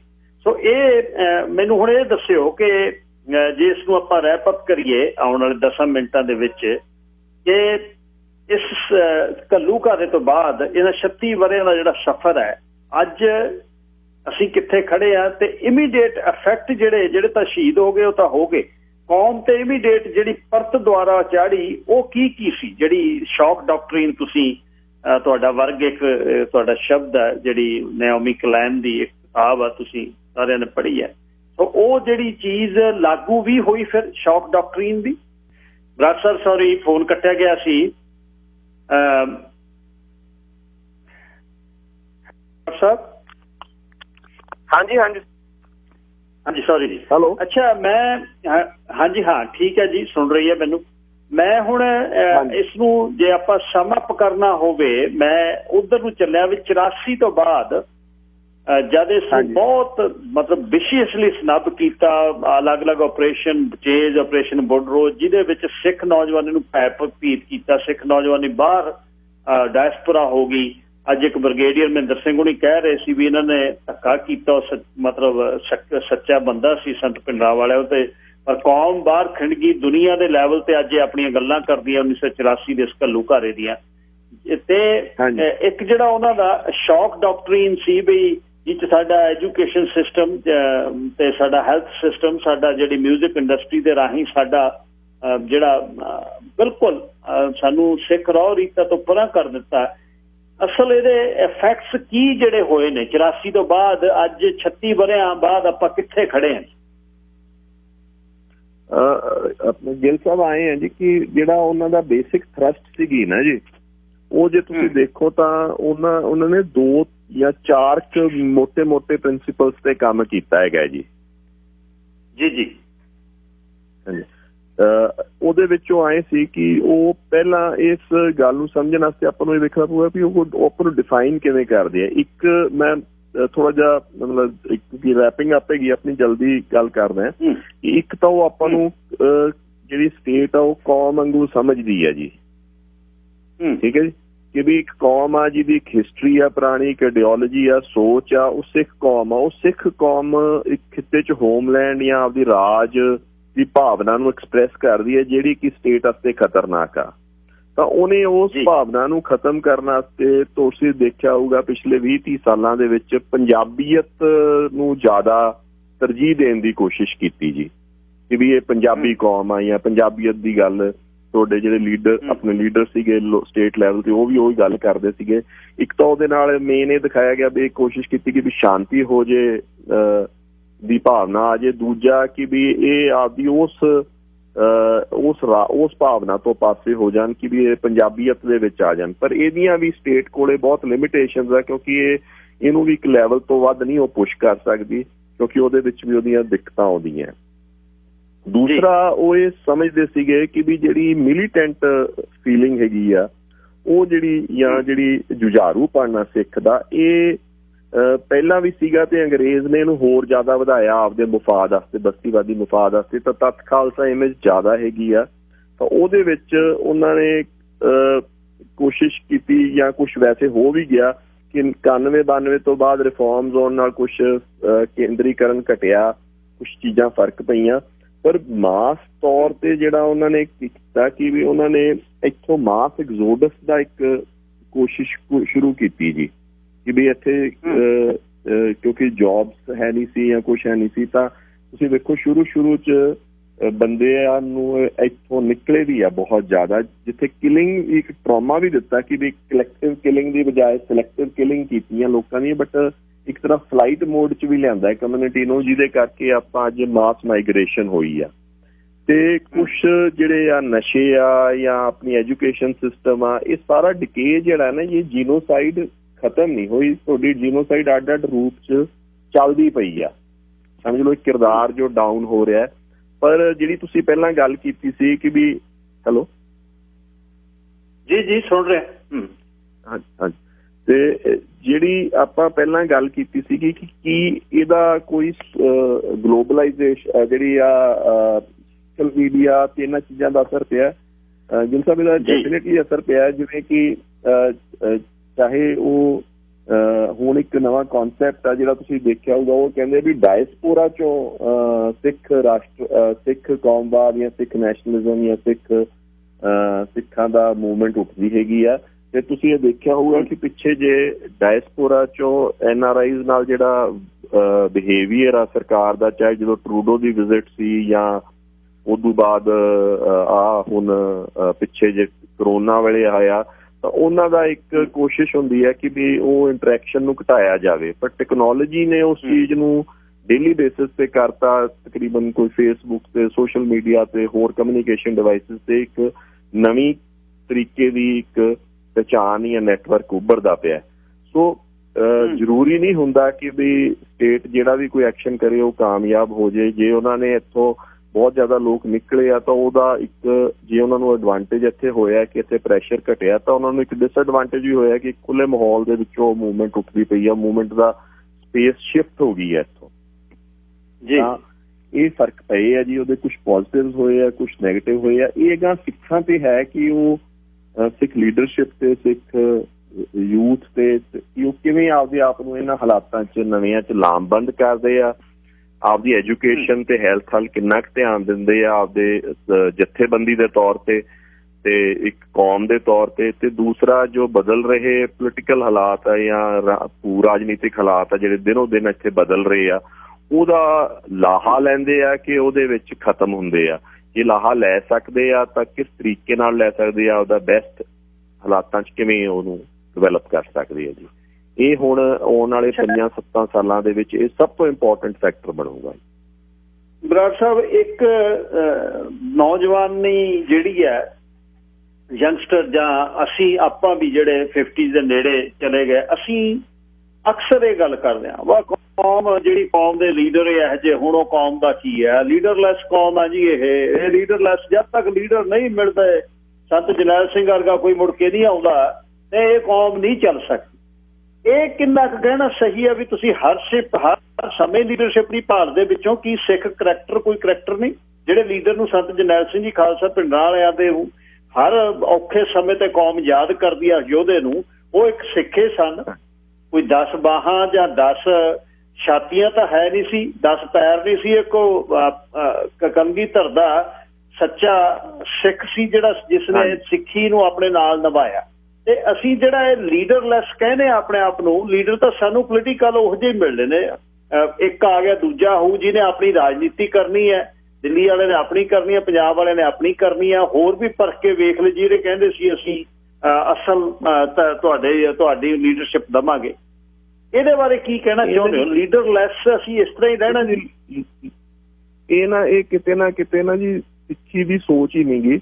ਇਹ ਤਾਂ ਆਪਾਂ ਸਮਝ ਲਓ ਜਿਵੇਂ ਹਿੰਦੂ ਕਹਿੰਦਾ ਹੈ ਕਿ ਵੀ ਜਿਵੇਂ ਜਦੋਂ ਵੀ ਧਰਮ ਦਾ ਨਾਸ ਹੋਊਗਾ ਤੇ ਇੱਕ ਅਵਤਾਰ ਪੈਦਾ ਹੋਊਗਾ, ਆਪਾਂ ਉਹ ਜੀ ਸੋਚਣ ਦੇ ਵਿੱਚ ਮਜਬੂਰ ਹੋ ਗਏ ਆ। ਪਰ ਉਹ ਸੋਚਣ ਲੱਗ ਗਏ ਆ ਲੀਡਰਸ਼ਿਪ ਦੀ ਕੋਈ ਅੱਜ ਵੀ ਲੋਕਾਂ ਦੀ ਕੋਈ ਚੰਗਿਆਂ ਦੀ ਕਮੀ ਨਹੀਂ ਹੈਗੀ। ਪਰ ਇਹਦੇ ਵਾਸਤੇ ਗਿੱਲ ਸਾਹਿਬ ਇਹ ਹੈ ਕਿ ਵੀ ਲੀਡਰਸ਼ਿਪ ਤਾਂ ਉਂਝ ਹੀ ਇਮਰਜ ਹੁੰਦੀ ਹੈ ਨਾ, ਜਿਵੇਂ ਆਪਾਂ ਲੋਕ ਹੈਗੇ ਆ ਆਪ, ਹਨਾ, ਆਪਣੇ ਚੋਂ ਹੀ ਇਮਰਜ ਹੋਣੀ ਹੈ ਲੀਡਰਸ਼ਿਪ। ਤੇ ਉਹਦੇ ਵਿੱਚ ਮੈਂ ਇਹ ਫੀਲ ਕਰਦਾ ਸਟਰੋਂਗਲੀ ਕਿ ਉਹਦੇ ਵਿੱਚ ਨਾ ਜੀ ਫਾਈਨੈਂਸ਼ੀਅਲ ਕੰਸਟ੍ਰੇਂਟਸ ਵੀ ਜਾਂ ਫਾਈਨੈਂਸ਼ੀਅਲ ਕਮੀਆਂ ਵੀ ਬਹੁਤ ਵੱਡੀ ਗੱਲ ਹੋ ਜਾਂਦੀ ਆ। ਤੇ ਉਹਦੇ ਜਦੋਂ ਸੰਪੰਨ ਹੋ ਜਾਂਦੇ ਹੋ ਤੁਸੀਂ ਫਾਈਨੈਂਸ਼ੀਅਲੀ, ਤਾਂ ਤੁਸੀਂ ਬਿਹਤਰ ਲੀਡਰਸ਼ਿਪ ਵੱਲ ਵੇਖਦੇ ਹੋ ਹਮੇਸ਼ਾ। ਚਾਹੇ ਤੁਸੀਂ ਦੇਖੋ ਹੁਣ ਤੁਸੀਂ ਜਿਵੇਂ ਜੋ ਮਾਪਦੰਡ ਤੁਸੀਂ ਕੈਨੇਡਾ ਦੇ ਵਿੱਚ ਆਪਦੇ ਲੀਡਰ ਦੇ ਕਰਦੇ ਹੋਵੋਗੇ, ਉਹ ਅਸੀਂ ਇੱਥੇ ਪੰਜਾਬ 'ਚ ਨਹੀਂ ਕਰ ਸਕਦੇ, ਕਿਉਂਕਿ ਸਾਡੇ ਪੋਪੂਲੇਸ਼ਨ ਦਾ ਉਹ ਸਤਰ ਨਹੀਂਗਾ ਫਾਈਨੈਂਸ਼ੀਅਲ, ਤੇ ਇਹ ਸਾਰੀਆਂ ਚੀਜ਼ਾਂ ਕਨੈਕਟਡ ਹੀ ਹੁੰਦੀਆਂ। ਤਾਂ ਇਹਦਾ ਇੱਕ ਤਰੀਕਾ ਤਾਂ ਇਹ ਆ ਕਿ ਵੀ ਕਿਸੇ ਤਰੀਕੇ ਨਾਲ ਪ੍ਰੈਸ਼ਰ ਗਰੁੱਪਸ ਬਣ ਜਾਣ ਜਿਹੜੇ ਦਬਾਅ ਪਾ ਸਕਣ ਸਾਡੀ ਲੀਡਰਸ਼ਿਪ ਤੇ ਕਿ ਵੀ ਤੁਸੀਂ ਐਂ ਕੰਮ ਕਰੋ। ਇਹ ਚੀਜ਼ ਪੋਸੀਬਲ ਵੀ ਹੈਗੀ ਹੈ, ਪ੍ਰੈਸ਼ਰ ਗਰੁੱਪਸ ਅੱਜ ਦੀ ਡੇਟ 'ਚ ਪੋਸੀਬਲ ਆ। ਤੇ ਆਪਾਂ ਪਿਛਲੇ 3-4 ਸਾਲਾਂ 'ਚ ਅਸੀਂ ਵੇਖਿਆ ਕਿ ਸੋਸ਼ਲ ਮੀਡੀਆ ਦੇ ਉੱਤੇ ਬੜੇ ਸਟਰੋਂਗ ਪ੍ਰੈਸ਼ਰ ਗਰੁੱਪਸ ਨੇ ਤੇ ਆਪਾਂ ਬੜੇ ਕੰਮ ਕਰਾਏ ਆ ਉਸ ਪ੍ਰੈਸ਼ਰ ਗਰੁੱਪ, ਉਹ ਬਣਦੇ ਪਏ ਆ ਹੌਲੀ ਹੌਲੀ। ਪਰ ਇਹਨੂੰ ਫਾਰਮਲਾਈਜ਼ ਕਰਨ ਦੀ ਲੋੜ ਆ, ਇਹਨੂੰ ਕਰਨ ਦੀ ਲੋੜ ਆ। ਤੇ ਹੌਲੀ ਹੌਲੀ ਲੀਡਰ ਵੀ ਜੇ ਐਜੂਕੇਟ ਕਰਾਂਗੇ ਕੌਮ ਆਪੇ ਚੁਣਨ ਲੱਗ ਜੂਗੀ ਚੰਗੇ ਲੀਡਰ ਜੀ। ਕੋਈ ਇਹ ਨਹੀਂ ਕਿ ਇਲੈਕਸ਼ਨਾਂ 'ਚੋਂ ਚੰਗੇ ਲੀਡਰ ਨਹੀਂ ਨਿਕਲ ਸਕਦੇ, ਚੰਗੇ ਲੀਡਰ ਵੀ ਨਿਕਲ ਸਕਦੇ ਆ, ਪਰ ਉਸ ਪਾਸੇ ਨੂੰ ਤੁਰਨ ਦੀ ਲੋੜ ਆ ਸਾਨੂੰ। ਤੇ ਇਸ 36 ਵਰ੍ਹਿਆਂ ਨੂੰ ਅੱਜ ਦੇ ਮਤਲਬ ਹੁਣ ਤੁਹਾਡੇ ਰਾਤ ਹੈ ਤੇ ਆਹ ਸਮੇਂ ਜਿਹੜਾ ਉੱਥੇ ਹਮਲਾ ਜਿਹੜਾ ਸ਼ੁਰੂ ਹੋਇਆ ਤੇ 303 ਦੇ ਸਾਹਮਣੇ 6 ਵਜੇ ਟੈਂਕ ਅਖੀਰ 6 ਤਰੀਕ ਨੂੰ ਸਵੇਰੇ 48 ਘੰਟਿਆਂ ਤੋਂ ਬਾਅਦ ਐਲੀਟ ਫੋਰਸ ਜਦ ਜਿਹੜੀਆਂ 2 ਘੰਟੇ 'ਚ ਬਸ ਗਏ ਤੇ ਲੈ ਆਏ, ਜਿਵੇਂ ਭੂਆ ਨੂੰ ਸੰਧਾਰਾ ਦੇ ਕੇ ਆਉਣਾ, ਇਸ ਤਰ੍ਹਾਂ ਜਾ ਕੇ ਜਦ ਮੁੜਨ ਦੀ ਗੱਲ ਹੋਈ ਤਾਂ ਇਸ ਦਿਨ ਤੇ ਆਪਾਂ ਅੱਜ ਕਿਹੜੀ ਗੱਲ ਖਾਸ ਜਿਹੜੀ ਕਰਨੀ ਚਾਹੁੰਦੇ ਆ, ਜਿਹੜੀ ਲੋਕ ਉਸ ਯਾਦ ਨੂੰ, ਸਿੱਖ ਯਾਦ ਨੂੰ, ਸਾਡੇ ਘੱਲੂਘਾਰਿਆਂ ਨੂੰ ਕਿਵੇਂ ਅਸੀਂ ਯਾਦ ਕਰੀਏ ਅਖੀਰ 'ਚ, ਇਹ ਵੀ ਸਾਨੂੰ ਥੋੜਾ ਜਿਹਾ ਆਪਣੇ ਹਿਸਾਬ ਨਾਲ ਦੱਸ ਕੇ ਜਾਓ। ਮੈਂ ਜੀ 2 ਹੀ ਚੀਜ਼ਾਂ ਸਮਝਦਾ ਹੈ ਕਿ ਇੱਕ ਤਾਂ ਸਿੱਖਾਂ ਨੂੰ ਘੱਲੂਘਾਰਿਆਂ ਨੇ ਇੱਕ ਗੱਲ ਸਿਖਾਈ ਹੈ ਕਿ ਦੁਨੀਆ ਦੇ ਵਿੱਚ ਕੋਈ ਵੀ ਐਨਮੀ ਐਡਾ ਵੱਡਾ ਨਹੀਂ ਤੁਹਾਡਾ ਜਿਹੜਾ ਤੁਹਾਨੂੰ ਖਤਮ ਕਰ ਸਕੇ। ਇਹ ਸਿੱਖ ਕੌਮ ਨੇ ਹਰੇਕ ਘੱਲੂਘਾਰੇ ਚੋਂ ਸਿੱਖ ਕੇ ਨਿਕਲੇ ਆ ਕਿ no enemy is big enough to destroy you or finish you off।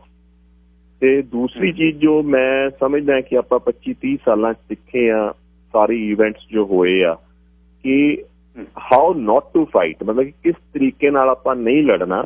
ਹਾਂ, ਹਲੇ ਸਾਡੇ ਕੋਲ ਇਹ ਜਿਹਾ ਤਰੀਕਾ ਨਹੀਂ ਨਿਕਲਿਆ ਜਿਹੜਾ ਕੋਈ ਐਸਾ ਅਸੀਂ ਸਿਸਟਮ ਨਹੀਂ ਬਣਾ ਸਕੇ ਕਿ ਕਿਸ ਤਰੀਕੇ ਨਾਲ ਅਸੀਂ ਇਸ ਸਿਸਟਮ ਨੂੰ ਫਾਈਟ ਕਰਨਾ, ਪਰ ਕਿਹੜੇ ਤਰੀਕਿਆਂ ਨਾਲ ਅਸੀਂ ਨਹੀਂ ਕਰਨਾ ਉਹ ਅਸੀਂ ਜ਼ਰੂਰ ਸਿੱਖੇ ਆ ਪਿਛਲੇ 25-30 ਸਾਲਾਂ 'ਚ।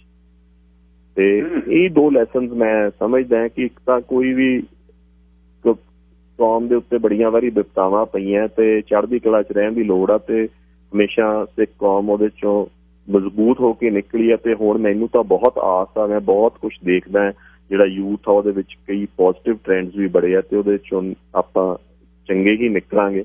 ਤੇ ਦੂਸਰਾ ਇਹ ਆ ਕਿ ਵੀ ਇਹ 25-30 ਸਾਲਾਂ 'ਚ ਆਪਾਂ ਇਹ ਸਿੱਖਿਆ ਕਿ ਕਿਸ ਤਰੀਕੇ ਨਾਲ ਇਹ ਲੜਾਈ ਨਹੀਂ ਲੜਨੀ ਆਪਦੇ ਹੱਕਾਂ ਦੀ, ਪਰ ਕਿਸ ਤਰੀਕੇ ਨਾਲ ਲੜਨੀ ਆ ਸਾਨੂੰ ਉਹ ਵੀ ਕੱਢਣਾ ਜਲਦੀ ਸਿੱਖਣਾ ਜ਼ਰੂਰੀ ਹੈਗਾ।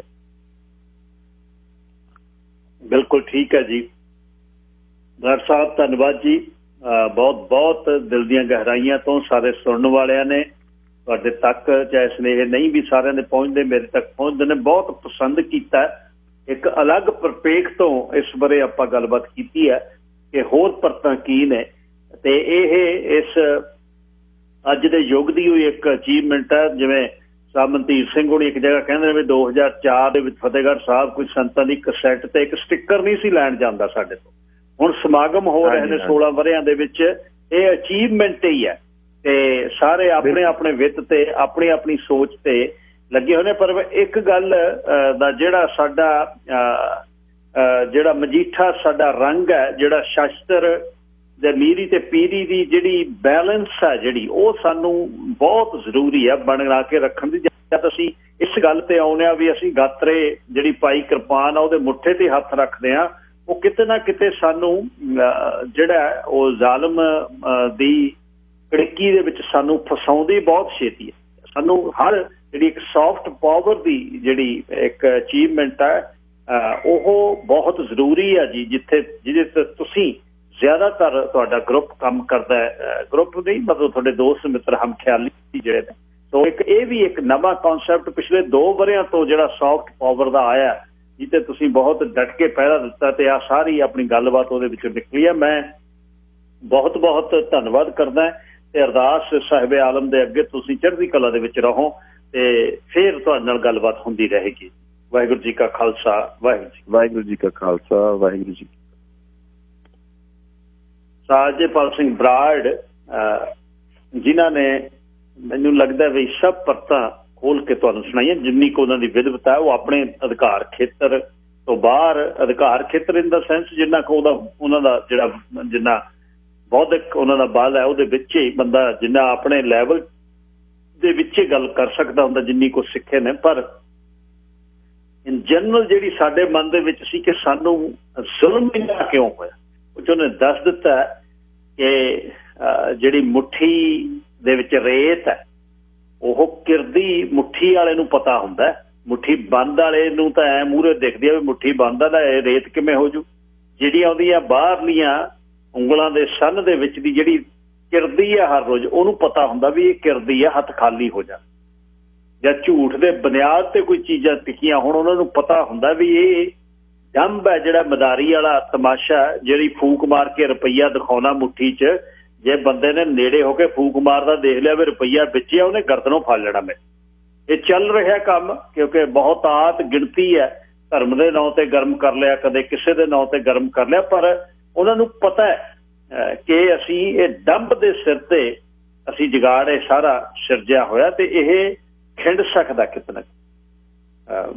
ਜਿਹੜਾ ਇੰਟਲੈਕਚੁਅਲ ਵਰਗ ਸੀ ਗੋਰਾ, ਜਿਹਦੇ ਕਦੇ ਸੂਰਜ ਨਹੀਂ ਛਿਪਦਾ, ਉਹਨੂੰ ਵੀ ਪਤਾ ਸੀ ਵੀ ਹੈ ਕੌਣ ਨੇ ਇਹ ਦਰਾ ਖੈਬਰ ਤੇ ਰੋਕਣ ਵਾਲੇ ਕੌਣ ਨੇ। ਉਹ ਕਹਿੰਦੇ ਵੀ ਸ਼ੇਰੇ ਪੰਜਾਬ ਮਹਾਰਾਜਾ ਰਣਜੀਤ ਸਿੰਘ ਨੂੰ ਵੀ ਮਿੰਟ ਤਰਲਾ ਕਰਦੇ, ਸਾਨੂੰ ਦੂਰਲੇ ਪਾਸੇ ਦੀ, ਪਾਣੀ ਵਾਲੇ ਪਾਸੇ ਦੀ ਜਾਂ ਇਰਾਨ ਵਾਲੇ ਪਾਸੇ ਦੀ, ਬਹੁਤ ਦੂਰ ਪੈਂਦਾ ਅਫਗਾਨਿਸਤਾਨ, ਆ ਮਾੜਾ ਜਿਹਾ ਰਾਹ ਹੀ ਦੇ ਯਾਰ, ਚਲੇ ਜਾਇਆ ਕਰੀਏ ਇੱਧਰ ਦੀ, ਵੀ ਤੈਂ ਬੰਨੇ ਨੇ, ਨਹੀਂ ਤਾਂ ਉਹੀ ਦਗੜ ਕਰਦੇ ਆ ਜਾਂਦੇ ਸੀ। ਜਿਵੇਂ ਬਾਹਰਲੇ ਘਰ ਨੂੰ ਜਾਂਦੇ ਆ, ਸਰਦਾਰ ਨਲੂਏ ਨੇ ਤੇ ਸਰਕਾਰੇ ਖਾਲਸਾ ਨੇ ਬੰਨ ਪਾਈ ਹੈ ਤੇ ਉਹਨਾਂ ਨੂੰ ਪਤਾ ਹੈ।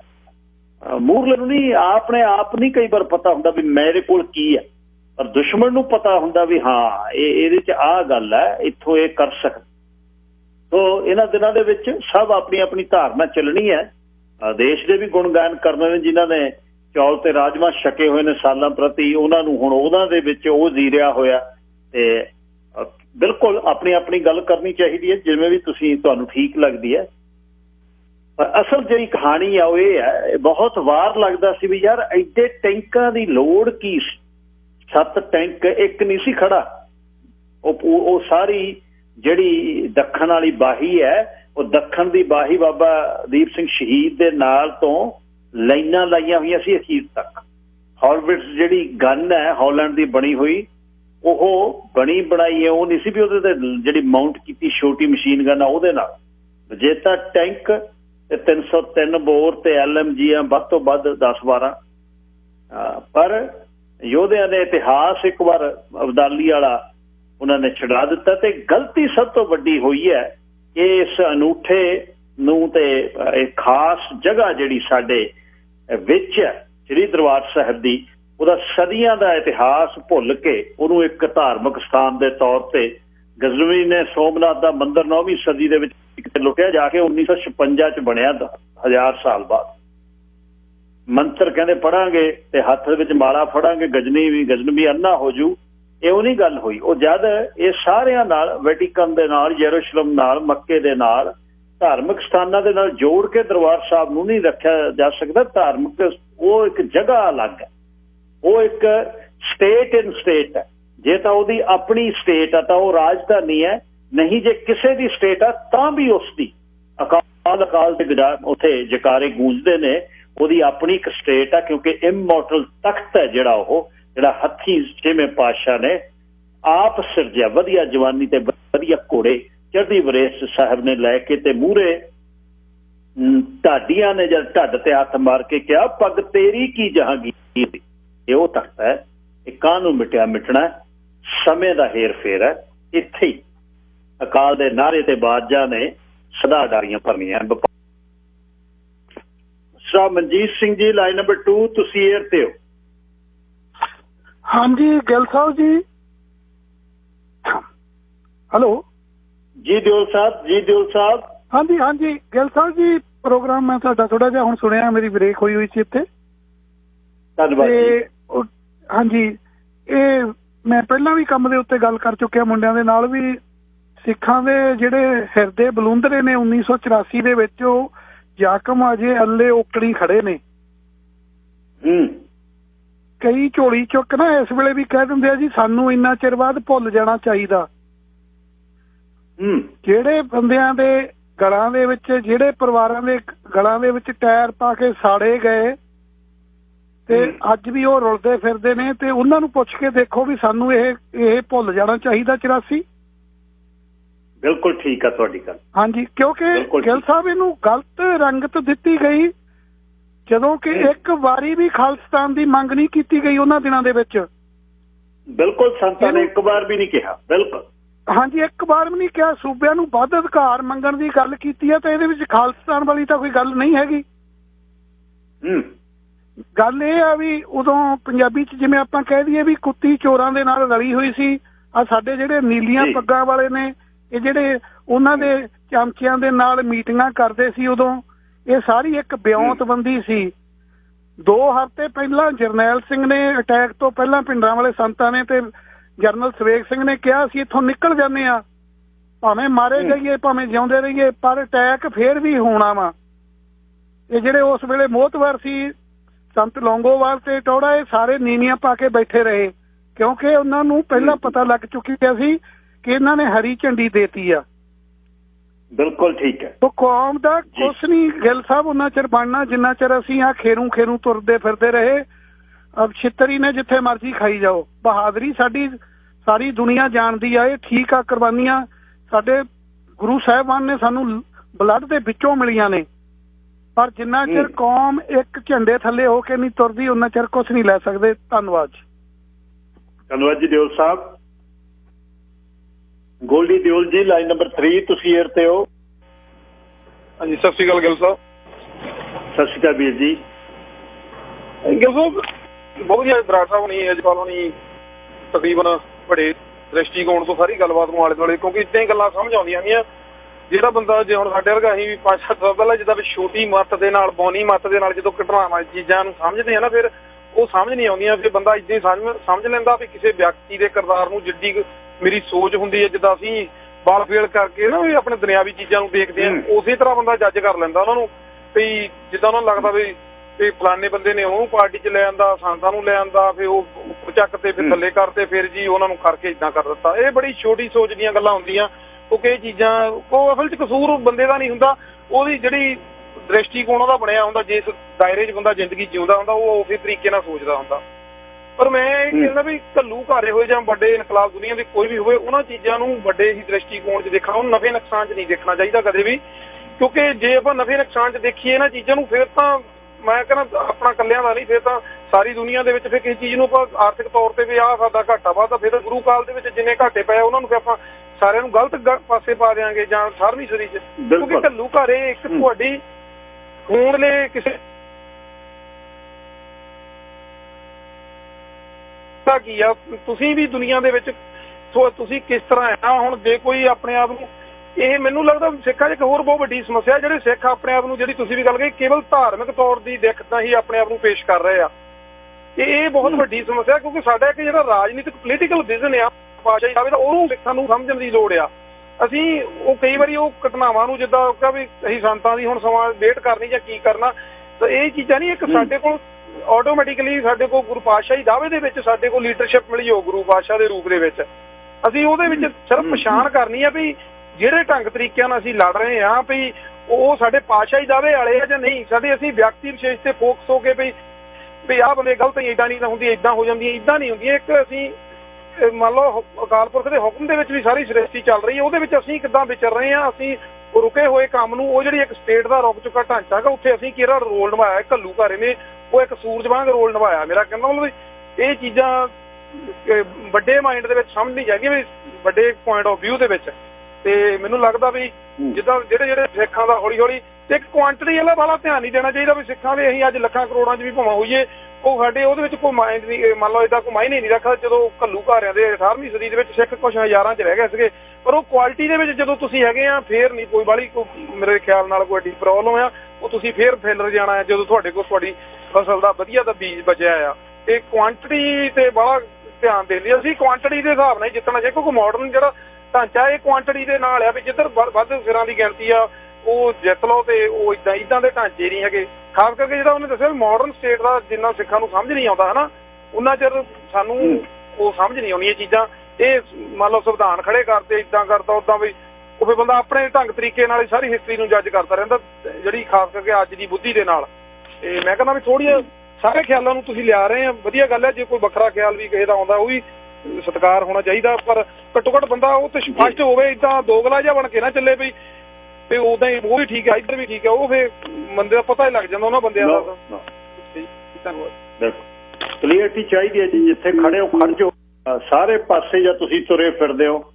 ਅਸਲ ਇਹ ਬੰਦੇ ਦੇ ਵਸ ਨਹੀਂ ਜੀ ਹੈ, ਇਹ ਜਿੱਥੇ ਉਹਦੀ ਪੈਦਾਇਸ਼, ਜਿੱਥੇ ਉਹ ਬੜਾ ਹੋਇਆ, ਜਿਹੜੇ ਸਿਸਟਮ 'ਚ ਬੜਾ ਹੋਇਆ, ਉਹਦੇ ਅੰਦਰ ਰਹਿੰਦੀਆਂ ਨੇ।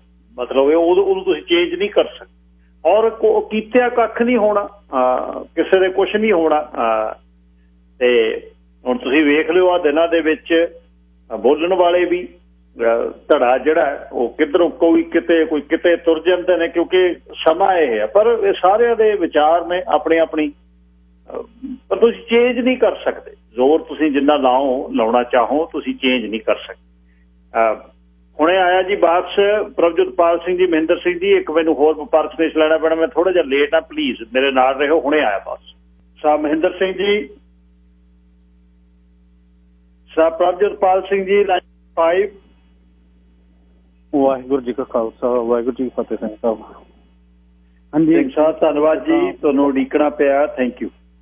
ਨਹੀਂ ਕੋਈ ਚੱਕਰ ਨਹੀਂ, ਜਿੱਦਾਂ ਜਿਹੜੀ ਤੁਸੀਂ ਸੇਵਾ ਕਰ ਰਹੇ ਆ, ਵੱਡੇ ਭਾਗ ਆ ਤੁਹਾਡੇ ਵਰਗੇ ਜਿਹੜੇ ਆ ਕੋਈ ਬੈਠੇ ਹੈਗੇ ਆ। ਜਿੱਦਾਂ ਨਹੀਂ ਤਾਂ ਜਿੱਦਾਂ ਤੁਸੀਂ ਗੱਲ ਕੀਤੀ ਸੀਗੀ ਵੀ ਜਿਹੜੇ ਸਾਡੇ ਇੰਟੈਲੈਕਚੁਅਲ ਹੈਗੇ ਆ ਉਹ ਤਾਂ ਮੌਕੇ ਦੀ ਤਾੜ 'ਚ ਰਹਿੰਦੇ ਆ, ਤੇ ਇਸੇ ਗੱਲ ਨੂੰ ਮੈਂ ਜਿੱਦਾਂ ਅੱਗੇ ਲੈ ਕੇ ਜਾਣਾ ਚਾਹੁੰਦਾ। ਦੇਖੋ ਬਿਲਕੁਲ ਜਿੱਦਾਂ ਬੜਾ ਸੋਹਣਾ ਆਪਣੇ ਅਜੇਪਾਲ ਸਿੰਘ ਹੁਣੀ ਦੱਸਿਆ ਹੈਗਾ ਵੀ ਜਿਹੜੇ ਸਾਡੇ ਪੜ੍ਹੇ ਲਿਖੇ ਹੈਗੇ ਆ ਉਹਨਾਂ ਤੇ ਪ੍ਰਭਾਵ ਜਿਹੜਾ ਹੈਗਾ ਆ ਮਾਡਰਨ ਵਰਲਡ ਦਾ ਹੈਗਾ ਆ, ਉਹ ਜਿਹੜਾ ਸਿੱਖੀ ਸਿਧਾਂਤਾਂ ਨੂੰ ਛੱਡ ਚੁੱਕੇ ਆ।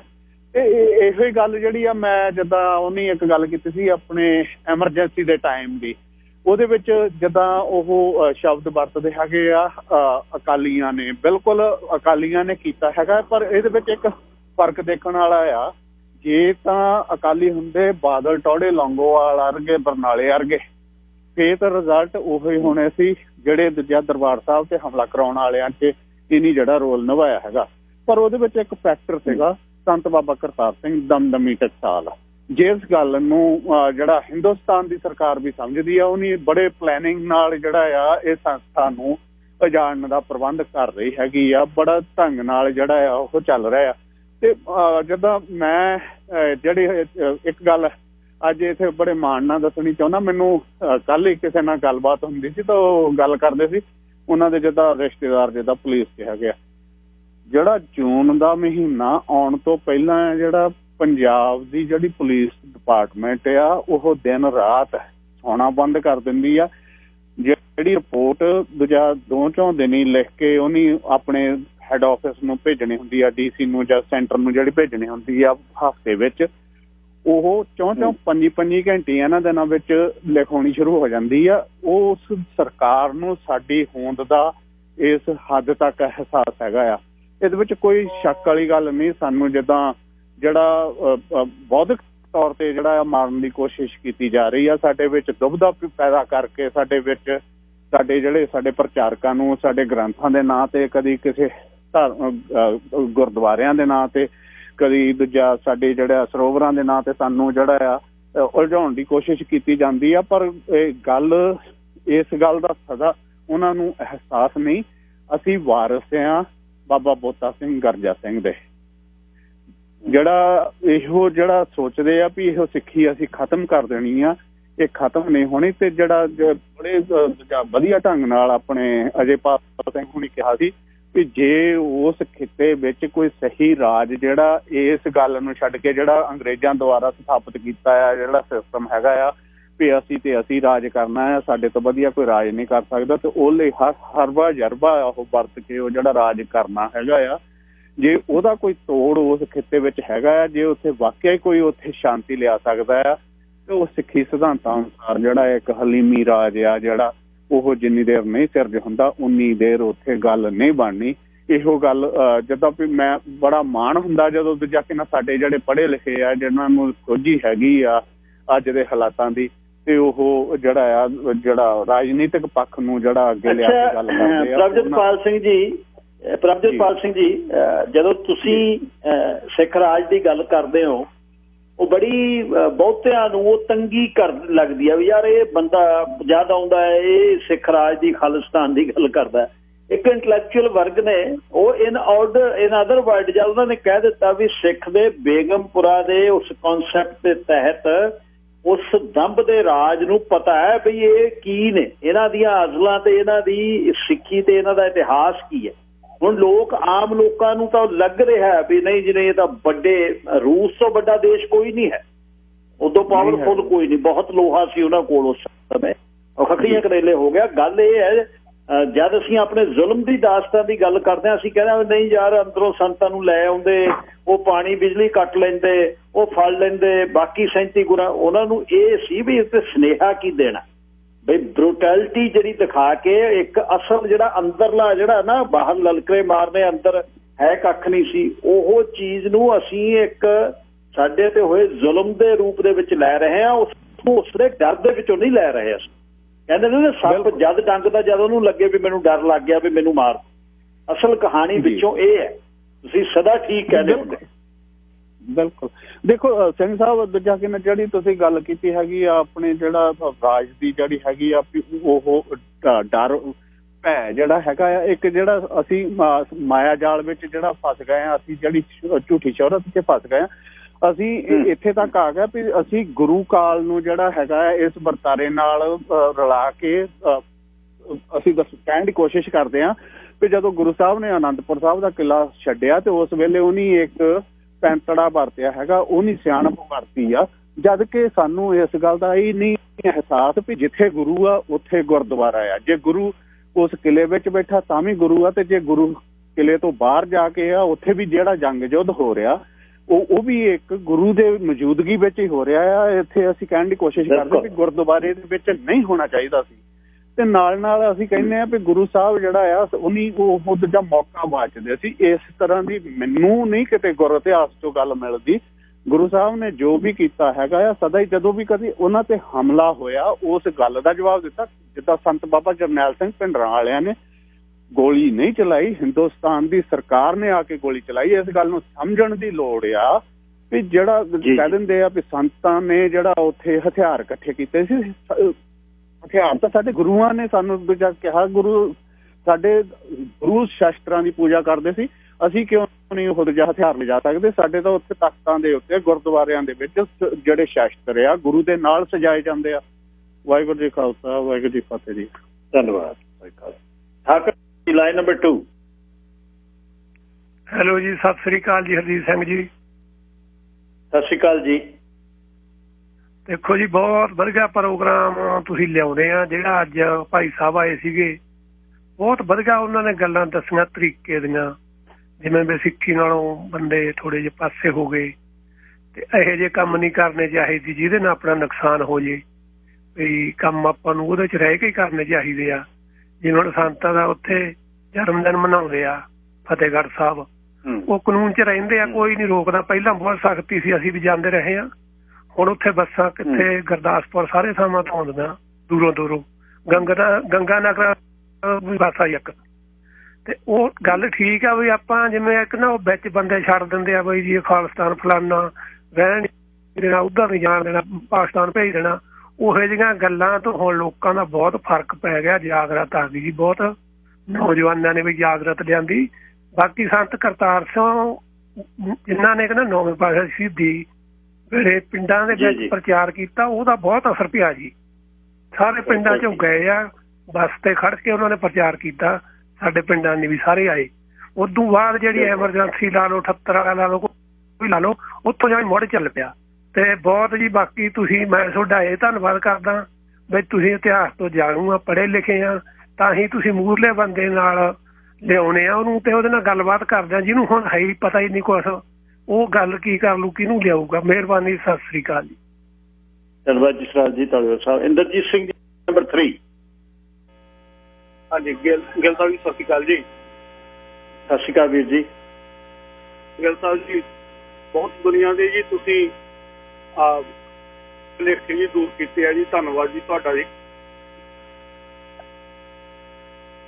ਹਾਂਜੀ ਗਿੱਲ ਸਾਹਿਬ ਥੈਂਕ ਯੂ ਵੀਰ ਜੀ। ਗੱਲ ਤਾਂ ਜੀ 1978 ਦੇ ਜਿਹੜੇ ਸਿੰਘਾਂ ਤੋਂ ਜੀ ਸ਼ੁਰੂ ਹੋਈ ਸੀ ਜੀ, ਮੈਂ ਉਹਦੇ ਬਾਰੇ ਜੀ ਇੱਕ ਦੋ ਕੁ ਲਾਈਨਾਂ ਹੀ ਆ ਜੀ, ਬੋਲ ਸਕਦਾ ਜੀ? ਵੀਰ ਜੀ ਮੈਂ ਗੱਲਬਾਤ ਕਰ ਲਵਾਂ, ਆਪਾਂ ਕਵੀਸ਼ਰੀ ਅਖੀਰਲੇ ਦਿਨ ਸੁਣਾਂਗੇ ਜੀ, ਆਪਾਂ ਕਰਦੇ ਹਾਂ। ਧਾਲੀਵਾਲ ਸਾਹਿਬ ਲਾਈਨ ਨੰਬਰ 4 ਤੁਸੀਂ 에ਅਰ ਤੇ ਹੋ ਜੀ। ਭਾਈ ਸਾਹਿਬ ਮੈਂ ਆਪਣੇ ਜਨਰਲ ਸਿਨ੍ਹਾ ਦੀ ਜਿਹੜੀ ਬੁੱਕ ਹੈ ਨਾ ਜੀ, ਉਹਦੇ ਵਿੱਚ ਸਾਰਾ ਕਲੀਅਰਲੀ ਲਿਖਿਆ ਹੋਇਆ ਹੈ ਕਿ ਇਹ ਜਿਹੜੀ ਪਲੈਨਿੰਗ ਸੀ ਅਕਾਲ ਤਖ਼ਤ ਤੇ ਹਰਿਮੰਦਰ ਸਾਹਿਬ ਤੇ ਅਟੈਕ ਕਰਨੀ, ਇਹ ਤਾਂ 1981 ਤੋਂ ਪ੍ਰੈਕਟਿਸ ਹੋ ਰਹੀ ਸੀ। ਉਹਦਾ ਮਾਡਲ ਬਣਾ ਕੇ ਬਾਹਰ ਆਰਮੀ ਵਾਲਿਆਂ ਨੂੰ ਟ੍ਰੇਨਿੰਗ ਦਿੱਤੀ ਜਾ ਰਹੀ ਸੀ ਇਹਦੀ। ਉਹ ਤਾਂ ਉਹਦੇ ਵਿੱਚੋਂ ਜਦੋਂ ਟ੍ਰੇਨਿੰਗ ਦੇ ਵਿਚਕਾਰ ਜਿਹੜੇ ਭਿੰਡਰਾਂ ਵਾਲਿਆਂ ਦੇ ਫੌਜੀ ਸੀਗੇ ਕੁਝ, ਉਹਨਾਂ ਨੇ ਆ ਕੇ ਦੱਸਿਆ ਉਹਨਾਂ ਨੂੰ ਕਿ ਆਹ ਪਲੈਨਿੰਗ ਹੋ ਰਹੀ ਹੈ ਕਿ ਉੱਥੇ ਉਹਨੂੰ ਢਾਉਣ ਦੀ, ਇੱਥੇ ਆਹ ਕਰਨ ਦੀ। ਉਹ ਫੇਰ ਕਹਿੰਦੇ ਅੱਛਾ ਹਰਿਮੰਦਰ ਸਾਹਿਬ ਤੇ ਉਹ ਤਾਂ ਉੱਥੇ ਆ ਕੇ ਉਹਨਾਂ ਨੇ ਆ ਕੇ ਬੈਠੇ ਸੀਗੇ। ਇਹ ਅਟੈਕ ਦਾ ਤਾਂ 1981 ਤੋਂ ਹੋਇਆ ਸੀ ਜਿਹੜਾ ਇਹ ਆਪਣਾ ਜਨਰਲ ਸਿਨ੍ਹਾ ਨੇ ਇਸੇ ਕਰਕੇ ਉਹਨੇ ਮਨਾ ਕੀਤਾ ਸੌਰੀ ਇਹ ਕੰਮ ਮੈਂ ਨਹੀਂ ਕਰ ਸਕਦਾ। ਉਹ ਸਾਰਾ ਕੁਝ ਉਹਦੀ ਬੁੱਕ 'ਚ ਲਿਖਿਆ ਹੋਇਆ ਜੀ, ਇਸ ਟਾਈਮ ਤੇ ਮੀਡੀਆ ਤੇ ਵੀ ਪਿਆ। ਥੈਂਕ ਯੂ ਜੀ। ਬਿਲਕੁਲ ਜੀ ਬਿਲਕੁਲ। ਉਹਨਾਂ ਨੇ ਇੰਟਰਵਿਊ ਦੇ ਵਿੱਚ ਜਨਰਲ ਸਿਨ੍ਹਾ ਨੇ ਕਲੀਅਰ ਕਿਹਾ ਵੀ ਜਦ ਮੇਰੇ ਤੋਂ ਜ਼ਕਰੀਏ ਨੇ ਦਰਬਾਰੇ ਨੇ ਟੈਂਕ ਮੰਗੇ ਸੰਤਾਂ ਨੂੰ ਗ੍ਰਿਫਤਾਰ ਕਰਨ ਲਈ ਮਾਸ਼ੇ ਦੇ ਕੇਸ ਦੇ ਵਿੱਚ ਜਗਤ ਨਾਰਾਇਣ ਦੇ, ਜਦ ਹੀ ਉਹਨਾਂ ਨੂੰ ਪਤਾ ਲੱਗ ਗਿਆ ਸੀ ਉਹਨਾਂ ਜਵਾਬ ਦਿੱਤਾ ਸੀ। ਉਹ ਕਹਿੰਦੇ ਵੀ ਨੋ ਇਹ ਨਹੀਂ ਗੱਲ ਹੋ ਸਕਦੀ ਜਿਹੜੀ ਤੁਸੀਂ ਗੱਲ ਕਰਦੇ ਹੋ।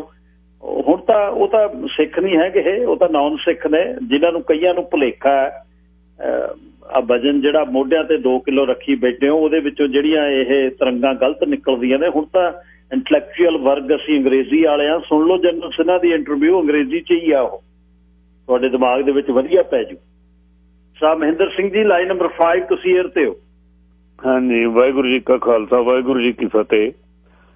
ਵਾਹਿਗੁਰੂ ਜੀ ਕਾ ਖਾਲਸਾ ਵਾਹਿਗੁਰੂ ਜੀ ਕੀ ਫਤਿਹ ਜੀ। ਗਿੱਲ ਸਾਹਿਬ ਅਜੇਪਾਲ ਸਿੰਘ ਹੋਣਾ ਨੇ ਬਹੁਤ ਵਧੀਆ ਗੱਲਾਂ ਕੀਤੀਆਂ। ਮੈਂ ਜਿਹੜੀ ਗੱਲ ਥੋੜੀ ਜਿਹੀ ਇਹ ਕਰਨੀ ਚਾਹੁੰਦਾ ਕਿ ਜਦੋਂ ਆਪਾਂ ਘੱਲੂਘਾਰਾ ਹਫ਼ਤਾ ਮਨਾਉਂਦੇ ਆ ਹਰ ਵਾਰ ਇੱਕ ਗੱਲ ਬੜੀ ਵਧੀਆ ਸਾਹਮਣੇ ਆਈ ਹੈ ਕਿ ਹੁਣ ਹਰ ਵਾਰੀ ਜਿਹੜੀਆਂ ਉਹ ਪਰਤਾਂ ਖੁੱਲਦੀਆਂ ਜਾ ਰਹੀਆਂ, ਲੋਕ ਸਾਡੇ ਜਿਹੜੇ ਆ ਜਾਗਰੂਕ ਹੋ ਗਏ, ਸਾਡੇ ਸਕਾਲਰਸ ਗੱਲਾਂ ਕੱਢ ਕੇ ਲਿਆਉਂਦੇ ਆ। ਦੇਖੋ ਕਿੱਥੋਂ ਅਰਬਿੰਦੂ ਘੋਸ਼ ਨੇ ਕਿਵੇਂ ਦੁਰਗਾ ਨੂੰ ਭਾਰਤ ਮਾਤਾ ਬਣਾਇਆ, ਟੈਗੋਰ ਨੇ ਕਿਵੇਂ ਗੁਰੂ ਸਾਹਿਬਾਨ ਦੇ ਸਿੱਖਾਂ ਦੇ ਵਿਰੁੱਧ ਲਿਖਿਆ, ਉਹ ਗੱਲਾਂ ਅੱਜ ਆ ਰਹੀਆਂ।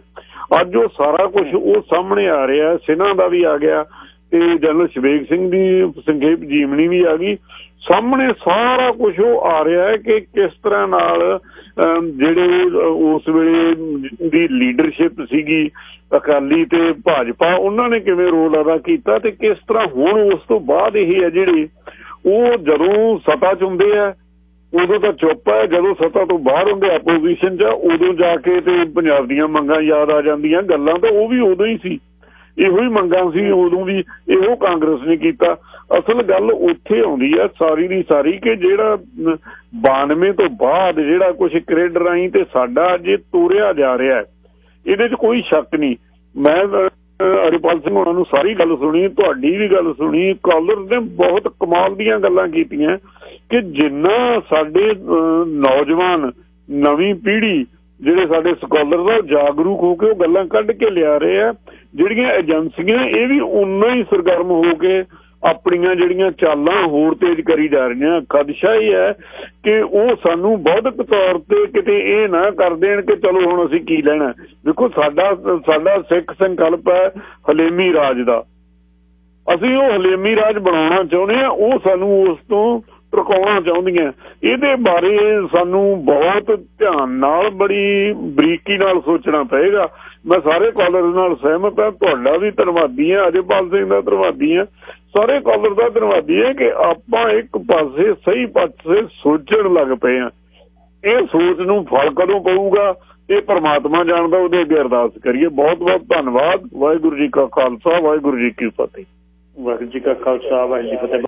ਸੁਮੇਸ਼ ਜੀ, ਜਸਵੀਰ ਸਿੰਘ, ਭੁਲਿੰਦਰ ਸਿੰਘ ਜੀ, ਸਰਮਜੀਤ ਸਿੰਘ ਜੀ, ਹੁਣੇ ਆਉਣਾ ਵਾਪਸ।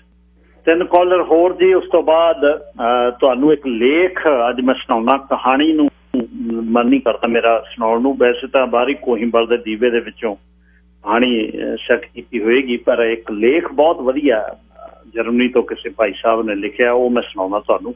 Sir Jasvir Singh, line number 2 ਤੁਸੀਂ। ਗਿੱਲ ਸਾਹਿਬ, ਵਾਹਿਗੁਰੂ ਜੀ ਕਾ ਖਾਲਸਾ, ਵਾਹਿਗੁਰੂ ਜੀ ਕੀ ਫਤਿਹ ਜੀ। ਵਾਹਿਗੁਰੂ ਜੀ ਕਾ ਖਾਲਸਾ, ਵਾਹਿਗੁਰੂ ਜੀ ਕੀ ਫਤਿਹ ਜੀ।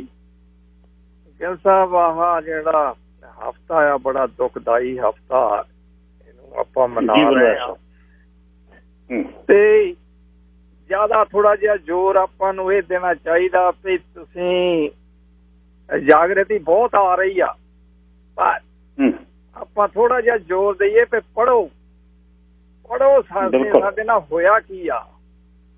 ਪੜ੍ਹੋ ਤੁਸੀਂ ਮਹਾਰਾਜਾ ਰਣਜੀਤ ਸਿੰਘ ਤੋਂ ਸ਼ੁਰੂ ਕਰ ਲਓ, ਬੁੱਕਾਂ ਲਿਖੀਆਂ ਸੋਹਣ ਸਿੰਘ ਭਾਈ ਸਾਹਿਬ ਨੇ, ਖੁਸ਼ਵੰਤ ਸਿੰਘ ਨੂੰ ਉਹਨੂੰ ਕੰਪੀਟ ਕਰੋ, ਖੁਸ਼ਵੰਤ ਸਿੰਘ ਨੇ ਲਿਖੀਆਂ ਇੰਗਲਿਸ਼ ਦੇ ਵਿੱਚ ਬੁੱਕਾਂ। ਫਿਰ ਸਾਚੀ ਸਾਖੀ ਕਪੂਰ ਸਿੰਘ ਭਾਈ ਸਾਹਿਬ ਨੇ ਲਿਖੀ। ਫਿਰ ਸਿੱਖ ਕੌਮ ਪਿੰਜਰੇ 'ਚ ਕਿੱਦਾਂ ਪਈ, ਉਹ ਸਰੂਪ ਸਿੰਘ ਨਰੰਗ ਨੇ ਲਿਖੀ ਹੈਗੀ ਆ। ਸੱਚ ਸੁਣਾਈ ਸੀ ਸੱਚ ਕੀ ਬੇਲਾ, ਜਸਵੰਤ ਸਿੰਘ ਕੰਬਲ ਹੁਣੀ ਪਿੱਟ ਕੇ ਵਿਚਾਰੇ ਚੱਲ ਵਸੇ। ਉਹ ਬੁੱਕਾਂ ਪੜ੍ਹੋ ਉਹਨਾਂ ਦੀਆਂ। ਸੱਚ ਸੁਣਾਈ ਸੀ ਸੱਚ ਕੀ ਬੇਲਾ, ਸਿੱਖੋ ਜਿਉਣਾ ਕਿ ਮਰਨਾ, ਖੂਨ ਕੇ ਸੋਲੇ ਗਾਵੀਏ ਨਾਨਕ, ਸ਼ਹੀਦੀ ਬਲਾਸ ਜਰਨੈਲ ਸਿੰਘ ਭਿੰਡਰਾਂ ਵਾਲੇ। ਪੜ੍ਹੋ, ਪੜ੍ਹ ਕੇ ਫਿਰ ਪਤਾ ਲੱਗਦਾ ਕੀ ਸਾਡੇ ਨਾਲ ਹੋਇਆ। ਤੇ ਇਹ ਜਾਗ੍ਰਿਤੀ ਆ ਰਹੀ ਆ, ਮੈਂ ਬੜਾ ਖੁਸ਼ ਹਾਂ, ਪਰ ਅਸੀਂ ਪੜ੍ਹਦੇ ਨਹੀਂ। ਪੜ੍ਹੋ ਇਹਨੂੰ, ਹਿਸਟਰੀ ਨੂੰ, ਸਾਡੇ ਨਾਲ ਹੋਇਆ ਕੀ। ਮੈਂ ਮਾੜੀ ਜਿਹੀ ਇੱਕ ਗੱਲ ਕਰਾਂ, ਕਹਿੰਦੇ ਮੇਰੇ ਕਾਰ 'ਚ 4 ਬੰਦੇ ਬੈਠੇ ਤਾਂ ਮੈਨੂੰ ਇੱਕ ਕਹਿੰਦਾ 26 ਜਨਵਰੀ ਮਨਾਉਣੀ ਆ, ਫੰਡ ਚਾਹੀਦੇ ਆ। ਮੈਂ ਕਿਹਾ ਠੀਕ ਆ, ਕਿੰਨੇ ਕੁ ਚਾਹੀਦੇ? ਕਹਿੰਦਾ $500। ਮੈਂ ਕਿਹਾ 500 ਨਹੀਂ 1000 ਦੇਵਾਂਗੇ। ਤੇ ਉੱਥੇ ਮੈਨੂੰ 2 ਮਿੰਟ ਦਿਓ ਬੋਲਣ ਲਈ। ਕਹਿੰਦਾ ਕੀ ਕਹਿਣਾ? ਕਹਿੰਦਾ ਉੱਥੇ। ਮੈਂ ਕਿਹਾ ਮੈਂ ਉੱਥੇ ਦਾੜੇ ਛੱਡ ਕੇ ਪੱਗਾਂ ਬੰਨ ਕੇ ਗਏ ਹੁਣ, ਉਹਨਾਂ ਨੂੰ ਮੈਂ ਕਹਿਣਾ ਵੀ ਨੱਕ ਡੋਬ ਕੇ ਮਰ ਜਾਓ ਇੱਥੇ ਤੁਸੀਂ, ਤੇ ਤੁਹਾਨੂੰ 26 ਜਨਵਰੀ ਆ ਤੇ ਸਾਡੇ ਨਾਲ ਕੀ ਕੁਛ ਹੋਇਆ ਉੱਥੇ। ਕਹਿੰਦਾ ਯਾਰ ਭੁੱਲ ਜਾਣਾ ਚਾਹੀਦਾ। ਮੈਂ ਕਿਹਾ ਮੇਰੇ ਮੂੰਹ ਤੇ ਕੋਈ ਚਪੇੜ ਮਾਰਦੇ ਸਾਰੀ ਉਮਰ ਨਹੀਂ ਭੁੱਲਦਾ, ਮੇਰੀ ਕਬਰ ਨਹੀਂ ਭੁੱਲਦੀ। ਸਾਡੇ ਇੰਨੇ ਸ਼ਹੀਦ ਸਿੰਘ ਕਰਤੇ, ਮਾਵਾਂ ਭੈਣਾਂ ਦੀਆਂ ਸਾਡੀਆਂ ਬੇਪਤੀਆਂ ਕੀਤੀਆਂ, ਤੂੰ ਕਹਿੰਦਾ ਭੁੱਲ ਜਾ। ਭੁੱਲ ਕਿੱਦਾਂ ਜਾਈਏ? ਤੋ ਜਾਗਰਤੀ ਆ ਰਹੀ ਆ, ਮੈਂ ਖੁਸ਼ ਹਾਂ, ਪਰ ਸਾਡੇ ਪੜ੍ਹਦੇ ਨਹੀਂ। ਫਿਰ ਸਾਡੇ ਨਾਲ ਹੋਇਆ ਕੀ ਆ, ਤੁਸੀਂ ਜਸਵੰਤ ਸਿੰਘ ਕੰਵਲ ਦੀਆਂ ਪੜ੍ਹ ਕੇ ਦੇਖੋ ਬੁੱਕਾਂ, ਤੋਂ ਰੋਣਾ ਆਉਂਦਾ। ਹਾਂਜੀ ਠੀਕ ਹੈ ਜੀ ਸਾਹਿਬ, ਥੈਂਕ ਯੂ ਜੀ। ਖਾਲਸਾ ਅਜਮੇਰ ਸਿੰਘ ਦੀ 20ਵੀਂ ਸਦੀ ਦੀ ਸਿੱਖ ਰਾਜਨੀਤੀ 3 ਜਿਹੜੀਆਂ ਕਿਤਾਬਾਂ ਦੀ 3 ਲੜੀ ਆ, ਉਹ ਪਹਿਲੀ 20ਵੀਂ ਸਦੀ ਦੀ ਸਿੱਖ ਰਾਜਨੀਤੀ ਪੜ੍ਹਿਓ 2 ਵਾਰ, ਇੱਕ ਵਾਰ ਪੜ੍ਹੇ ਨਹੀਂ ਗੱਲ ਬਣਨੀ। ਦੂਸਰੀ ਹੈ ਉਹਨਾਂ ਦੀ ਕਿਸਮ ਦਰੂਲੀ ਪਾਤਸ਼ਾਹੀ ਦਾ ਦਾਅਵਾ ਜਦ ਛੱਡਿਆ, ਸੋਵਰਨਿਟੀ ਦਾ ਹੱਕ ਛੱਡਿਆ ਜਦ ਤੋਂ ਬਰਬਾਦੀ। ਤੀਸਰੀ 1984 ਅਣਚਿਤਵਿਆ ਕਹਿ, ਨਾ ਮੰਨਣ ਯੋਗ, ਨਾ ਭੁੱਲਣ ਯੋਗ, ਨਾ ਬਖਸ਼ਣ ਯੋਗ। ਪਾਸਟ, ਪ੍ਰੈਜ਼ੈਂਟ ਤੇ ਫਿਊਚਰ ਨੂੰ ਕਿਵੇਂ ਉਹਨਾਂ ਨੇ ਕਲਮਬੱਧ ਕੀਤਾ। 3 ਕਿਤਾਬਾਂ ਤੁਹਾਡੇ ਘਰ ਦਾ ਸ਼ਿੰਗਾਰ ਬਣਨੀਆਂ ਚਾਹੀਦੀਆਂ।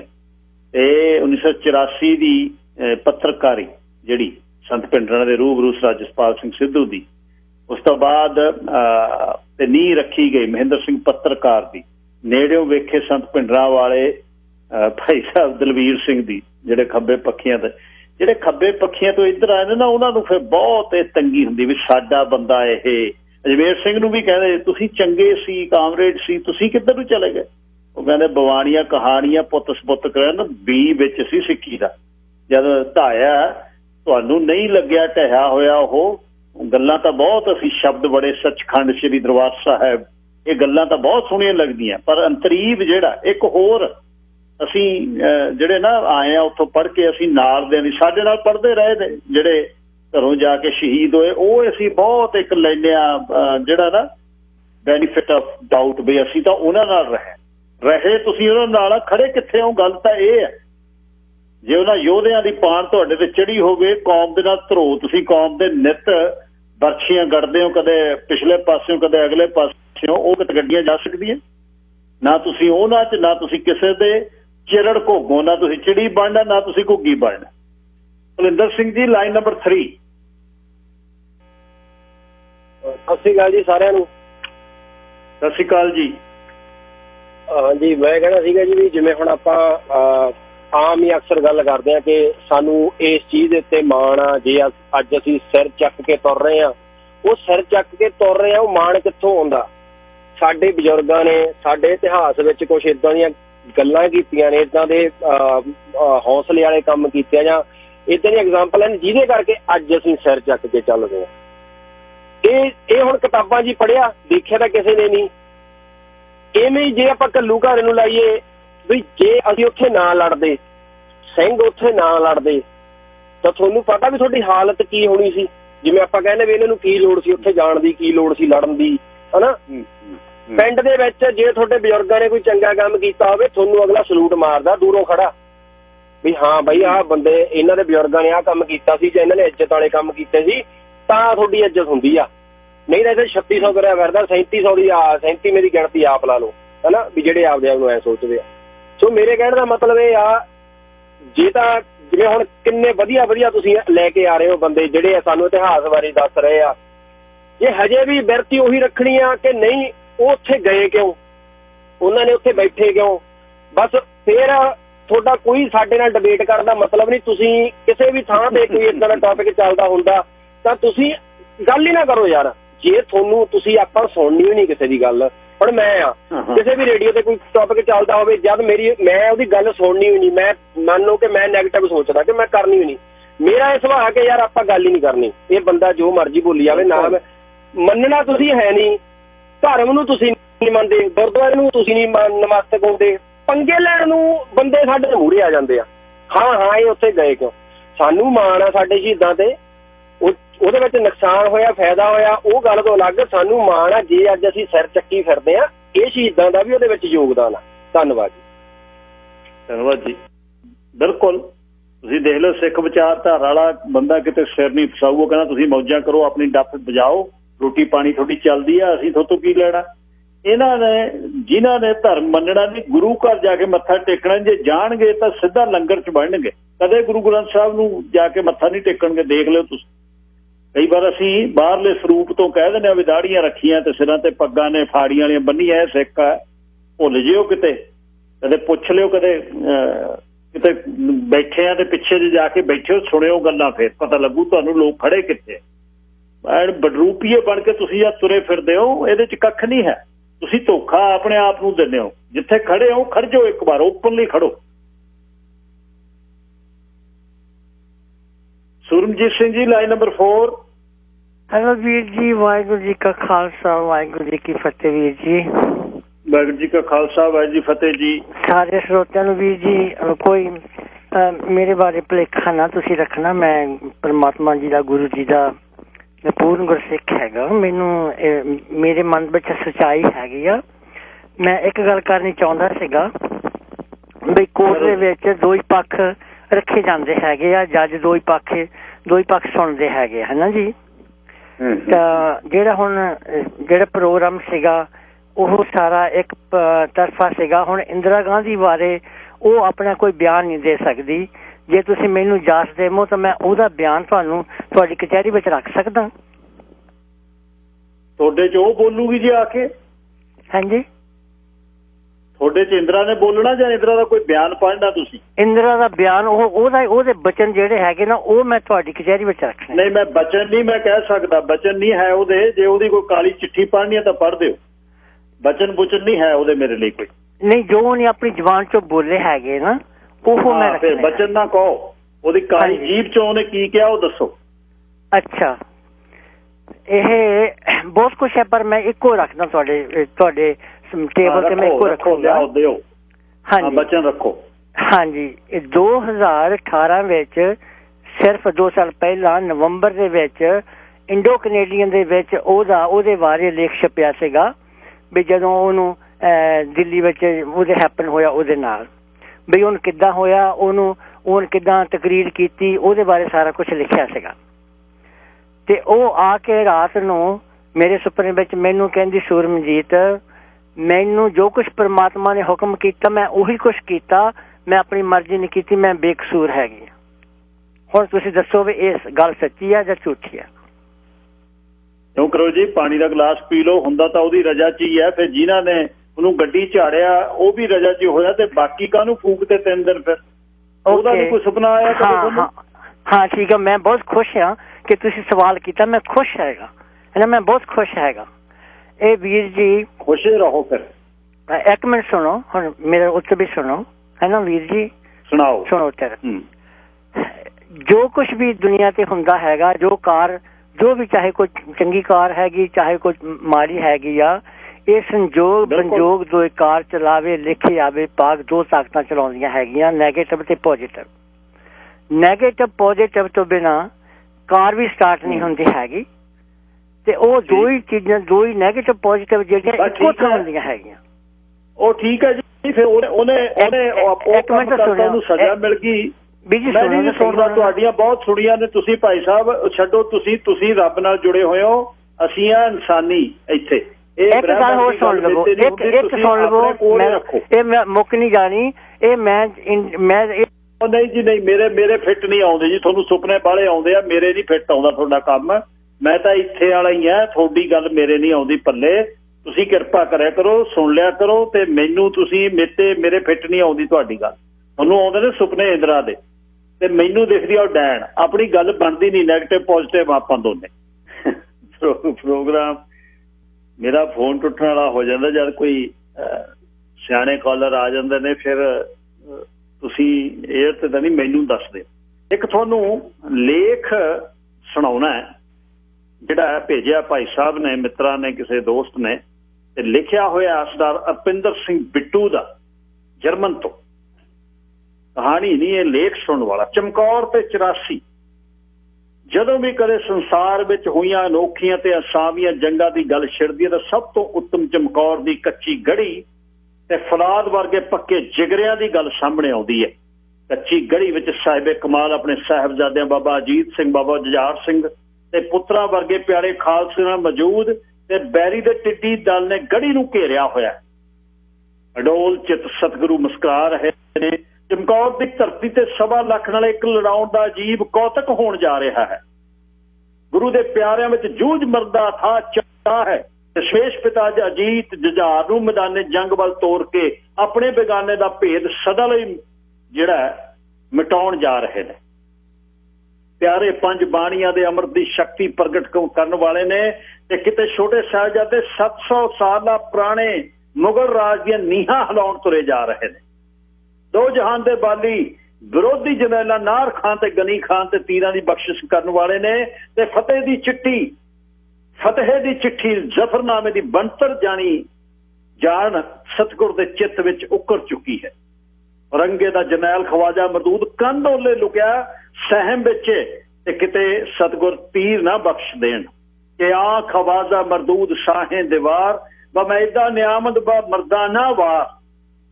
ਦਰੇਗਾ ਅਗਰ ਰੂਏ ਉਹ ਦੀਦ में वह एक तीर लाचार बख्शीद में ਉਹ ਜਿਸ ਤਰ੍ਹਾਂ ਦਾ ਦ੍ਰਿਸ਼ ਹੈ ਗੜੀ ਚਮਕੌਰ ਤੇ ਪੋਹ ਦੀਆਂ ਸ਼ਹੀਦੀਆਂ ਭਰੇ ਮਹੀਨੇ ਦਾ ਕਿ ਕਿਸ ਤਰ੍ਹਾਂ ਸਾਹਿਬੇ ਖਾਸ ਰੂਪ ਖਾਲਸੇ ਦੇ ਸਰਕਲੰਗੀ ਸਜਾ ਤਾੜੀ ਮਾਰ ਲੱਖਾਂ ਦਾ ਘੇਰਾ ਤੋੜ ਰਵਾਨਾ ਹੋਏ ਅਨੇਕਾਂ ਕੌਤਕ ਦੇ ਸ਼ਾਹੇ ਸ਼ਹਿਨਸ਼ਾਹ ਦੇ ਕੀ ਵਰਣਨ ਕਰਾਂ ਕੁਝ ਐਸੀਆਂ ਹੀ ਵੀਰ ਰਸ ਤੇ ਵਿਰਾਗਮਈ ਕਥਾ ਕਹਾਣੀਆਂ ਦਸ਼ਮੇਸ਼ ਦਾ ਖਾਲਸਾ ਖਾਸ ਬਾਬਾ ਜਰਨੈਲ ਸਿੰਘ ਖਾਲਸਾ ਇਹਨਾਂ ਦਿਨਾਂ ਵਿੱਚ ਸੰਗਤਾਂ ਨਾਲ ਸਾਂਝੀਆਂ ਕਰਿਆ ਕਰਦੇ ਸਨ ਇਸ ਦਾ ਜ਼ਿਕਰ ਇੱਕ ਕਿਤਾਬ ਵਿੱਚ ਇਸ ਤਰ੍ਹਾਂ ਹੈ ਸੰਤ ਭਿੰਡਰਾਂ ਵਾਲੇ ਇਹਨਾਂ ਦਿਨਾਂ ਵਿੱਚ ਬੜੇ ਬੈਰਾਗ ਦੇ ਵਿੱਚ ਰਹਿੰਦੇ ਸਨ ਨਾਲ ਦੇ ਸਾਥੀਆਂ ਨਾਲ ਅਨੰਦਪੁਰ ਸਾਹਿਬ ਤੋਂ ਲੈ ਕੇ ਕੱਚੀ ਗੜੀ ਦਾ ਇਤਿਹਾਸ ਰੋਜ਼ ਦੱਸਦੇ ਅੱਜ ਗੁਰੂ ਸਾਹਿਬ ਇੱਥੇ ਪਹੁੰਚ ਗਏ ਸਾਹਿਬਜ਼ਾਦੇ ਇੱਥੇ ਚਲੇ ਗਏ ਜਿਵੇਂ ਆਪ ਉਸ ਜੰਗ ਵਿੱਚ ਮੌਜੂਦ ਹੋਣ ਟਰੂ ਸਟੋਰੀ ਆਫ ਸੰਤ ਭਿੰਡਰਾਂ ਵਾਲੇ ਕਿਤਾਬ ਦੇ ਵਿੱਚ ਹੈ ਸਿੱਖਾਂ ਨੇ ਪਿਛਲੇ 350 ਸਾਲ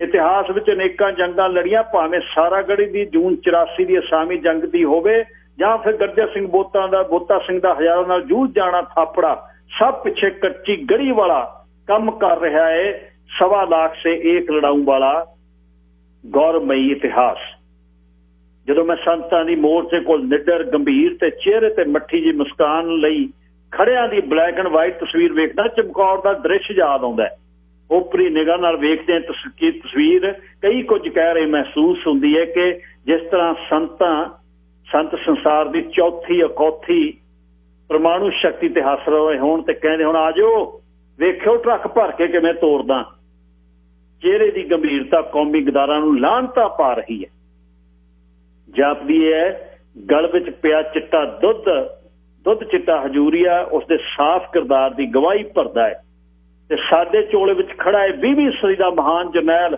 ਅਜੋਕੇ ਸਾਧ ਪ੍ਰਚਾਰਕ ਜੋ ਗੱਡੀਆਂ ਨਾਲ ਮੈਚ ਕਰਦੇ ਚੋਲੇ ਪਾਉਂਦੇ ਨੇ ਨੂੰ ਰੱਬ ਦੀ ਰਜ਼ਾ ਵਿੱਚ ਸਾਦਾ ਜੀਵਨ ਜੀਣ ਦੀ ਗੱਲ ਦੱਸ ਰਿਹਾ ਹੋ। ਚਮਕੌਰ ਦੀ ਗੜੀ ਵਾਂਗ ਲੜੀ ਗਈ ਇਹ ਲੜਾਈ ਦੇ ਅਨੇਕਾਂ ਪਹਿਲੂ ਨੇ ਕਿ ਕਿਸ ਤਰ੍ਹਾਂ ਨਿਰਭੈ ਸੰਤ ਸਿਪਾਹੀ ਟੈਂਕਾਂ ਦੀ ਗੜਗੜਾਹਟ ਵਿੱਚ ਆਪਣੇ ਮਰਜੀਵੜੇ ਸੰਗੀ ਸਾਥੀਆਂ ਨੂੰ ਮਖੌਲ ਕਰ ਰਿਹਾ, ਕਿਸ ਤਰ੍ਹਾਂ ਸਿੰਘ ਸਿੰਘਣੀਆਂ ਬੇਖੌਫ ਮੋਰਚੇ 'ਚ ਡਟੇ ਬੈਰੀ ਤੇ ਅੱਗ ਭਰਾ ਰਹੇ ਨੇ, ਕਿਸ ਤਰ੍ਹਾਂ ਬੀਬੀ ਪ੍ਰੀਤਮ ਕੌਰ ਸਿੰਘਣੀ ਭਾਈ ਰਿਸ਼ਪਾਲ ਸਿੰਘ ਆਪਣੇ 14-18 ਦਿਨਾਂ ਦੇ ਭੁਜੰਗੀ ਨਾਲ ਮੋਰਚੇ 'ਚ ਡਟੀ ਹੋਈ ਹੈ। ਭੁਜੰਗੀ ਗੋਲੀਆਂ ਦੀ ਆਵਾਜ਼ 'ਚ ਮੁਸਕਰਾ ਰਿਹਾ ਹੈ। ਮੋਹੇ ਮਰਨੇ ਕੋ ਚਾਓ ਲੈ ਕੋਈ ਜੇਤੂ ਜਰਨੈਲ ਸ਼ਾਵੇਗ ਸਿੰਘ ਆਪਣੇ ਮੋਰਚਿਆਂ ਤੋਂ ਸੰਤੁਸ਼ਟ ਨਜ਼ਰ ਆ ਰਿਹਾ ਹੈ। ਬੈਰੀ ਨੂੰ ਮੂੰਹ ਵਿੱਚ ਉਂਗਲਾਂ ਉਦੋਂ ਪਾਉਣੇ ਪਏ ਜਦੋਂ ਅੱਲੜ ਉਮਰ ਦੇ ਮੌਤ ਨਾਲ ਖੇਲੀਆਂ ਕਰਦੇ ਵੇਖੇਗੇ, ਜੋ ਹੈਂਡ ਗ੍ਰਨੇਡ ਦੀ ਪੈਨ ਕੱਢ ਕੇ 2 ਵਾਰ ਹੱਥ 'ਚ ਭੜਕਾ ਕੇ ਤੇ ਸੁੱਟ ਦਿੰਦੇ, ਜੋ ਹਵਾ 'ਚ ਫੜ ਜਾਂਦਾ ਦੁਸ਼ਮਣ ਨੂੰ। ਇਹ ਸਮਝਣੀ ਪੈ ਰਹੀ ਕਿ ਲੜ ਰਹੇ ਨੇ ਕਿ ਮੌਤ ਨਾਲ ਖੇਡ ਰਹੇ ਨੇ। ਸਾਖਾ ਦਰਬਾਰ ਸਾਹਿਬ ਅੱਖੀ ਡਿੱਟਾ ਹਾਲ ਕਿਤਾਬ ਦੀ ਹਕੀਕਤ ਸਮਝਣੀ। ਇਹ 20ਵੀਂ ਸਦੀ ਦਾ ਸਾਕਾ ਵੀ ਚਮਕੌਰ ਦੀ ਗੜੀ ਵਾਂਗ ਦੁਨੀਆ ਦੀ ਇੱਕ ਅਸਾਮੀ ਜੰਗ ਹੈ। ਇੱਕ ਪਾਸੇ ਬਾਟੇ ਤੇ 5 ਪਾਣੀ ਦੀ ਅੰਮ੍ਰਿਤ ਦੀ ਸ਼ਕਤੀ ਤੇ ਗੁਰੂ ਦੇ ਅਥਾਹ ਵਿਸ਼ਵਾਸ 1.25 ਲੱਖ ਨਾਲ ਜੂਝਣ ਦਾ ਚਾਅ, ਦੂਜੇ ਪਾਸੇ ਅਖੌਤੀ ਨਿਊਕਲੀਅਰ ਪਾਵਰ ਦਿੱਲੀ ਦਾ ਤਖਤ ਕਾਲ ਤੋਂ ਰਹੇ ਸ਼੍ਰੀ ਅਕਾਲ ਤਖਤ ਨੂੰ ਟਕਰਾਉਣ ਲੱਗਾ। ਕਿਰਤ ਘੰਟਾ ਦੀ ਇੰਤਹਾ ਹੋਣ ਜਾ ਰਹੀ ਹੈ ਦਿੱਲੀ ਦਾ ਤਖਤ, ਜਿਹਨੂੰ ਸਥਾਪਿਤ ਕਰਨ ਲਈ ਜਿਹਨਾਂ ਆਪਣੇ ਪਰਿਵਾਰ ਲੇਖੇ ਲਾ ਦਿੱਤੇ, ਉਹਨਾਂ ਦਾ ਖੂਨ ਚੱਖਣ ਲਈ ਦੁਰਗਾ ਹੱਥ ਵਿੱਚ ਖੱਪਰ ਫੜੀ ਖਲੋਤੀ ਹੈ। ਲੱਖਾਂ ਦੀ ਗਿਣਤੀ ਵਿੱਚ ਤਗਮੇ ਲਵਾਉਣ ਵਾਲੇ ਨਪੁੰਸਕ ਘਟੀਆ ਰੰਮ ਨਾਲ ਧੋਤਾ ਆਪਣੇ ਹੋਣ ਵਾਲੇ ਹਸ਼ਰ ਤੋਂ ਅਣਜਾਣ ਹਰਲ ਕਰਦੇ ਫਿਰਦੇ। ਸ਼ਾਇਦ ਕਿਸੇ ਨੇ ਆਧੁਨਿਕ ਹਥਿਆਰਾਂ ਦੀ ਫੂਕ ਛਕਾ ਦਿੱਤੀ ਹੈ ਇਹਨਾਂ ਬੇਗਰਦ ਮਹਾਸ਼ਕਤੀ ਦੇ ਕਰਿੰਦਿਆਂ ਨੂੰ। ਦੂਜੇ ਪਾਸੇ ਚਮਕੌਰ ਦੀ ਗੜੀ ਦੇ ਸ਼ਹੀਦਾਂ ਦੇ ਵਾਰਸ ਨੇ ਮਰਜੀਵੜੇ, ਜਿਨ੍ਹਾਂ ਨੂੰ ਤਗਮੇ ਤਰੱਕੀਆਂ ਦੀ ਲਾਲਸ ਨਹੀਂ, ਜੂਝ ਮਰਨ ਦਾ ਚਾਅ ਹੈ। ਹਰ ਸਿੰਘ ਕਾਲਾ ਇਤਿਹਾਸ ਨੂੰ ਦੁਹਰਾਉਣ ਲਈ ਬਾਬਾ ਜਰਨੈਲ ਸਿੰਘ ਜੀ ਖਾਲਸਾ ਦੂਹੀ ਸ਼ਸਤਰਾਂ ਦੇ ਮੈਗਜ਼ੀਨ ਭਰ ਰਹੇ ਨੇ। ਲੱਗਦਾ ਹੈ ਅਨੋਖਾ ਪ੍ਰਸਾਦ ਵਰਤਾਉਣ ਦੀ ਤਿਆਰੀ ਹੋ ਰਹੀ ਹੈ। ਭਾਈ ਅਮਰੀਕ ਸਿੰਘ ਮੁਸਕਾਨ ਦੇ ਨਾਲ ਕਮਰ ਕੱਸਾ ਕਰੀ ਤਿਆਰ ਖੜਾ। ਜੇਤੂ ਜਰਨੈਲ ਸ਼ਾਵੇਗ ਸਿੰਘ ਹੱਥ 'ਚ ਵਾਕੀ ਟਾਕੀ ਫੜੀ ਪੂਰੇ ਜਾਹੋ ਜਲਾ 'ਚ ਆਪਣੇ ਸੰਗੀਆਂ ਨੂੰ ਕਹਿ ਰਹੇ ਨੇ, ਸਾਹ ਲਓ ਦੱਸਦੇ ਆ ਇਹਨਾਂ ਪਾਨ ਖਾਣਿਆਂ ਨੂੰ ਲੜਾਈ ਕਿੱਦਾਂ ਲੜੀ ਦੀ ਹੈ। ਬਾਬਾ ਠਾਰਾ ਸਿੰਘ ਮੋਰਚਿਆਂ 'ਚ ਸਿੰਘਾਂ ਨੂੰ ਛੋਲਿਆਂ ਦਾ ਪ੍ਰਸਾਦ ਵਰਤਾ ਰਹੇ ਨੇ। ਵੈਰੀ ਦੀ ਖੈਰ ਨਹੀਂ, ਬੜੇ ਸਾਲਾਂ ਬਾਅਦ ਭੁੱਜੇ ਛੋਲੇ ਵਰਤਾਏ ਜਾ ਰਹੇ ਨੇ। ਲੱਗਦਾ ਚਣੇ ਚਬਾਉਣ ਦੀ ਤਿਆਰੀ ਹੋ ਰਹੀ ਹੈ। ਅੱਜ ਗੱਲ ਖਾਨੇ ਪੈ ਰਹੀ ਹੈ ਕਿ ਸੰਤ ਭਿੰਡਰਾਂ ਵਾਲਿਆਂ ਪੋਹ ਦੇ ਮਹੀਨੇ ਦੀ ਸ਼ਹੀਦੀ ਗਾਥਾ ਕਿਉਂ ਅਕਸਰ ਦੁਹਰਾਇਆ ਕਰਦੇ ਸਨ ਕਿ ਛੋਟੇ ਸਾਹਿਬਜ਼ਾਦੇ ਦੀ ਸ਼ਹੀਦੀ ਅਤੇ ਹੋਏ ਤਸ਼ੱਦਦ ਬਾਰੇ ਦੱਸਦੇ ਵਿਰਾਗ ਵਿੱਚ ਚਲੇ ਜਾਂਦੇ। ਆਪਣੀ ਤਕਰੀਰ 'ਚ ਅਕਸਰ ਕਿਹਾ ਕਰਦੇ ਸਨ, ਆ ਜਾਓ ਲੈ ਜਾਓ ਫੜ ਕੇ ਬੰਦ ਕੱਟਦੇ ਜੋ ਮੂੰਹ 'ਚੋਂ ਸੀ ਕਢਾ ਲਓ ਫਿਰ ਮੰਨਾ। ਇਸ ਪਿੱਛੇ ਚਮਕੌਰ ਦੀ ਸ਼ਹੀਦਾਂ ਦਾ ਥਾਪੜਾ ਸੀ ਉਹਦਾ। ਉਹ ਆਖਦੇ ਲੱਖ ਕੀ 10 ਲੱਖ ਵੀ ਆ ਜਾਓ, ਜਿਉਂਦੇ ਫੜ ਕੇ ਨਹੀਂ ਖੜ ਸਕਦੇ, ਗੁਰੂ ਦੀ ਕਿਰਪਾ। ਸੋ ਜੂਨ 84 'ਚ ਸਿੰਘਾਂ ਨੇ ਜੌਹਰ ਦਿਖਾਏ। ਉਸ ਬੀਬੀ ਸੁਨਹਿਰੀ ਇਤਿਹਾਸ ਦਾ ਦੁਆਰਾ ਵਰਣਨ ਨਹੀਂ ਕਰਨਾ ਚਾਹੁੰਦਾ, ਉਹ ਸੈਂਕੜੇ ਵੱਖ ਕਿਤਾਬਾਂ ਦੇ ਰੂਪ 'ਚ ਉਪਲਬਧ ਹੈ। ਪਰ ਫਿਰ ਵੀ ਵੈਰੀ ਵੱਲੋਂ ਲਿਖੀ ਇੱਕ ਕਿਤਾਬ ਦਾ Blue Star operation true story ਦੇ ਸਫਾ 162 ਤੇ ਜਨਰਲ ਬਰਾੜ ਲਿਖਦਾ ਹੈ, ਜਿਸ ਬਹਾਦਰੀ ਤੇ ਦਲੇਰੀ ਨਾਲ ਉਹ ਲੜੇ ਉਹ ਰਾਤੋਂ ਰਾਤ ਕੌਮ ਦੇ ਹੀਰੋ ਬਣ ਗਏ। ਫੌਜੀ ਅਫਸਰ ਇੱਕ ਥਾਵੇਂ ਲਿਖਦਾ ਹੈ, ਆਖਰੀ ਗੋਲੀ ਤੇ ਆਖਰੀ ਸਾਹ ਤੱਕ ਲੜੇ। ਵੈਰੀ ਦੇ ਖੇਮੇ 'ਚੋਂ ਕਿਸੇ ਨੇ ਇਹ ਵੀ ਲਿਖਿਆ ਕਿ ਜਨਰਲ ਸ਼ਾਵੇਗ ਸਿੰਘ ਵਰਗਾ ਜਰਨੈਲ ਤੇ ਇਹੋ ਜਿਹੇ 100 ਕੁ ਮਰਜੀਵੜੇ ਹੀ ਗੁਆਂਢੀ ਮੁਲਕਾਂ ਨੂੰ ਫਤਿਹ ਕਰਨ ਲਈ ਕਾਫੀ ਨੇ। ਸੁੰਦਰ ਜੀ ਨੇ ਕਿਹਾ ਸੀ। ਜਨਰਲ ਸਿਨਹਾ ਨੇ ਤਾਂ ਜੰਗ ਤੋਂ ਪਹਿਲਾਂ ਹੀ ਕਹਿ ਦਿੱਤਾ ਸੀ ਕਿ ਕਿਹਨਾਂ ਨਾਲ ਲੜ ਜਾ ਰਹੇ ਹੋ, ਪਹਿਲਾਂ ਇਤਿਹਾਸ ਪੜ੍ਹ ਲਓ। ਉਹ ਜਨਰਲ ਬਰਾੜ ਜਿਸਨੇ ਦਿੱਲੀ ਤੱਕ ਦੀ ਪਟਰਾਣੇ ਮੂਹਰੇ ਫੜ ਮਾਰੀ ਸੀ ਕਿ ਗਿਆ ਤੇ ਆਇਆ ਬਸ ਮੋਰਚਾ ਫਤਿਹ ਕਰਕੇ 1 ਜੂਨ ਤੋਂ ਲੈ ਕੇ 6 ਜੂਨ ਤੱਕ ਸਿੰਘਾਂ ਨੇ ਨੇੜੇ ਨਾ ਫਟਕਣ ਦਿੱਤਾ। ਅਖੀਰ ਵਿਜੇਤਾ ਟੈਂਕ ਦੀ ਵਰਤੋਂ ਕਰਨੀ ਪਈ। ਜਨਰਲ ਸ਼ਾਵੇਗ ਸਿੰਘ ਤੇ ਦੀ ਮੋਰਚਾਬੰਦੀ, ਦਲੇਰੀ ਤੇ ਬਹਾਦਰੀ ਦੀ ਗਾਥਾ ਨੇ ਬੈਰੀ ਦੇ ਅਨੇਕਾਂ ਥਾਵਾਂ ਤੇ ਬੈਰੀ ਨੇ ਸਵੀਕਾਰ ਕੀਤੀ। ਸਾਰੇ ਵਰਤਾਰੇ ਪਿੱਛੇ ਕੱਚੀ ਗੜੀ ਪਿਛਲੇ ਪੱਕੇ ਸਿੰਘਾਂ ਦਾ ਇਤਿਹਾਸ ਹੈ। ਖੰਡੇ ਬਾਟੇ ਦੀ ਅੰਮ੍ਰਿਤ ਸ਼ਕਤੀ, 5 ਬਾਣੀਆਂ ਤੇ ਨਿੱਤ ਦੇ ਨੇਮ, ਤਾਕਤ ਸ੍ਰੀ ਗੁਰੂ ਗ੍ਰੰਥ ਸਾਹਿਬ ਜੀ ਦੇ ਅਡੋਲ ਨਿਸ਼ਚੈ। ਇਹ ਵੀ ਦੱਸਣਾ ਚਾਹੁੰਦਾ ਹੈ ਕਿ ਕਈ ਲੱਕੜ ਦਿਮਾਗ ਵਿਦਵਾਨ ਸ਼ਹੀਦਾਂ 'ਚ ਵੀ ਦੁਵਿਧਾ ਪਾਉਣ ਦੀ ਤਾਕ 'ਚ ਰਹਿੰਦੇ ਨੇ ਕਿ ਸ਼ਾਵੇਗ ਸਿੰਘ ਪਹਿਲਾਂ ਸ਼ਹੀਦ ਹੋਏ ਕਿ ਜਾਂ ਸੰਤ ਜਰਨੈਲ ਸਿੰਘ ਭਿੰਡਰਾਂਵਾਲਾ ਬਾਅਦ 'ਚ। ਉਹਨਾਂ ਦਾ ਨਾਂ ਵੱਧ, ਦੂਜੇ ਦਾ ਘੱਟ। ਬੜੀਆਂ ਸੂਖਮ ਸਾਜ਼ਿਸ਼ਾਂ ਨੇ, ਹੌਲੀ ਹੌਲੀ ਕਿਸੇ ਮਹਾਨ ਯੋਧੇ ਦੇ ਅਕਸ ਨੂੰ ਜ਼ੀਰੋ ਕਰਦੀਆਂ। ਸਾਵਧਾਨ, ਸਾਡੇ ਲਈ ਬਾਬੇ ਜਰਨੈਲ ਸਿੰਘ ਦੀ ਅਗਵਾਈ 'ਚ ਲੜੇ ਯੁੱਧ ਦਾ ਹਰੇਕ ਪ੍ਰਣਾਲੀ ਇੱਕ ਸਮਾਨ ਪੂਜਣ ਜੋਗੇ, ਭਾਵੇਂ ਜਨਰਲ ਸ਼ਾਵੇਗ ਸਿੰਘ ਹੋਣ ਚਾਹੇ ਭਾਵੇਂ 18 ਦਿਨਾਂ ਦਾ ਭੁਜੰਗੀ ਮਨਦੀਪ ਸਿੰਘ, ਸਾਰੇ ਸ਼ਹੀਦ ਬਰਾਬਰ ਨੇ। ਗਥਾਵਾਂ ਬਹੁਤ ਲਮੇਰੀਆਂ ਨੇ। 84 ਤੋਂ ਬਾਅਦ, ਪਹਿਲਾਂ ਤੇ ਬਾਅਦ ਵੀ ਇਸ ਤਰ੍ਹਾਂ ਕੱਚੀ ਗੜੀ ਦੇ ਵਾਰਸਾਂ ਨੇ ਰਟੌਲ, ਮੱਤੇਵਾਲ, ਕਰਨਾਮੇ, ਭਾਊ ਸ਼ੀਨੇ ਮੁਕਾਬਲਾ ਕਰਕੇ ਦਿਖਾ ਦਿੱਤਾ। ਸਭ ਦੀਆਂ ਤਾਰਾਂ ਚਮਕੌਰ ਸਾਹਿਬ ਨਾਲ ਜੁੜੀਆਂ ਤੇ ਹੱਸ ਕੇ ਤਸੱਦਰ ਸਹਿਣ ਦੀ ਸ਼ਕਤੀ ਫਤਿਹਗੜ੍ਹ ਸਾਹਿਬ ਸਰਹੰਦ ਤੋਂ। ਇਹ ਸਾਰੇ ਕੁਝ ਲਈ ਗੁਰਮਤਿ ਦੀਆਂ ਕਲਾਸਾਂ ਜ਼ਰੂਰੀ ਨਹੀਂ, 5 ਬਾਣੀਆਂ ਦੇ ਨਿਤਨੇਮ ਹੋਣਾ ਜ਼ਰੂਰੀ ਹੈ।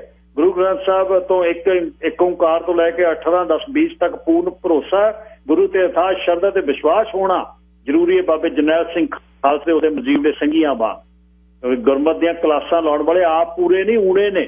ਕਹਿਣੀ ਤੇ ਕਰਨੀ ਦਿਨ ਰਾਤ ਦਾ ਫਰਕ ਹੈ। 84 ਤੋਂ ਪਹਿਲਾਂ ਤੇ ਬਾਅਦ ਦੇ ਸ਼ਹੀਦ ਸਾਰੇ 5 ਬਾਣੀਆਂ ਦੇ ਨਿਤਨਾਮੀ ਸੀ।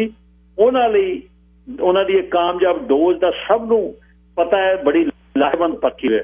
ਅਜੇ ਕੱਲ ਦੀਆਂ ਗੱਲਾਂ ਕਿ 5 ਬਾਣੀਆਂ ਦੀ ਡੋਜ਼ ਲੈ ਕੇ ਕੋਈ ਕਮਲ ਸੀ ਜੀਤ ਸਿੰਘ ਉਰਫ ਵਾਹਿਗੁਰੂ ਤੂੰਬਾ ਹੋ ਜਾਂਦਾ ਹੈ, ਕੋਈ ਰਛਪਾਲ ਸਿੰਘ ਛੰਦਰਾ ਜਾਪ ਕਰਦਾ ਤੱਤੇ ਸਰੀਏ ਛਾਤੀ ਵਿੱਚ ਜਰਦਾ ਹੈ, ਕੋਈ ਭਾਈ ਗੁਰਦੇਵ ਸਿੰਘ ਦੇਬੂ ਵਰਗਾ ਪਾਣੀ ਚੋਂ ਵਾਲੇ ਖਾਂਦਾ। ਅਨੇਕਾਂ ਉਦਾਹਰਨਾਂ ਹੈ। ਅਜੇ ਕੱਲ ਹੀ ਕਿਤਾਬਾਂ ਜਿੰਦੇ ਸੁੱਖੇ ਦੀਆਂ ਜੇਲ੍ਹ ਚਿੱਠੀਆਂ ਪੜ੍ਹ ਕੇ ਲੁਧਿਆਣੇ ਬੈਂਕ ਲੁੱਟਣ ਤੋਂ ਪਹਿਲਾਂ ਫਰਲਾਂਗ ਦੀ ਦੂਰੀ ਤੇ ਗੱਡੀ ਤੇ ਤਰਪਾਲ ਪਾ ਕੇ 5 ਬਾਣੀਆਂ ਦਾ ਪਾਠ ਕਰਕੇ ਅਰਦਾਸ ਕਰਦੇ ਨੇ, ਸ਼ੁਕਰ ਕਾਰਜ ਪੂਰਾ ਕਰੋ। ਬਾਣੀ ਤੇ ਸਾਰੀ ਹੀ ਜੀਵਨ ਦੇਣ ਵਾਲੀ ਹੈ। ਵੱਧ ਤੋਂ ਵੱਧ ਪੜ੍ਹੋ। ਬੇਨਤੀ ਹੈ, ਕਿਸੇ ਆਖੇ ਲੱਗੇ 5 ਤੋਂ 3 ਤੇ ਨਾ ਆ ਜਾਓ। ਫਿਰ 3 ਵਾਲਿਆਂ ਨੂੰ ਪੁੱਛ ਲਓ, ਭਾਜੀ ਕੋਈ ਮੋਰਚਾ ਫਤਿਹ ਕੀਤਾ? ਅਖੀਰ 'ਚ ਸ਼ਰਧਾ, ਵਿਸ਼ਵਾਸ ਜਾਂ ਅੰਗਰੇਜ਼ੀ 'ਚ ਫੇਥ ਹੀ ਸਭ ਕੁਛ ਹੈ। ਮਾਣ ਮੱਤਾ ਇਤਿਹਾਸ ਜਿਸ ਤੋਂ ਕੌਮ ਨੇ ਸੇਧ ਲੈਣੀ ਹੈ। ਸਿੱਖ ਦੀ ਸ਼ਰਧਾ ਹੀ ਸ਼੍ਰੀ ਦਰਬਾਰ ਸਾਹਿਬ ਦੇ ਦਰਸ਼ਨ ਇਸ਼ਨਾਨ ਵਿੱਚ ਹੈ, ਗੁਰਬਾਣੀ ਵਿੱਚ ਤੇ ਅਰਦਾਸ ਵਿੱਚ ਤੋਂ ਸਾਰੀ ਊਰਜਾ ਮਿਲਦੀ ਹੈ। ਕੁਝ ਸਦੀਆਂ ਪਹਿਲਾਂ ਸਮੇਂ ਦੇ ਹਾਕਮਾਂ ਨੂੰ ਪਤਾ ਸੀ ਕਿ ਉਹਨਾਂ ਨੇ ਸ਼੍ਰੀ ਦਰਬਾਰ ਸਾਹਿਬ ਨੂੰ ਢਾਉਣ ਤੇ ਪੂਰਨ ਦੀ ਨਾਕਾਮ ਕੋਸ਼ਿਸ਼ ਕੀਤੀ, ਪਰ ਗੁਰਬਾਣੀ ਨੂੰ ਨਾ ਮਿਟਾ ਸਕੇ।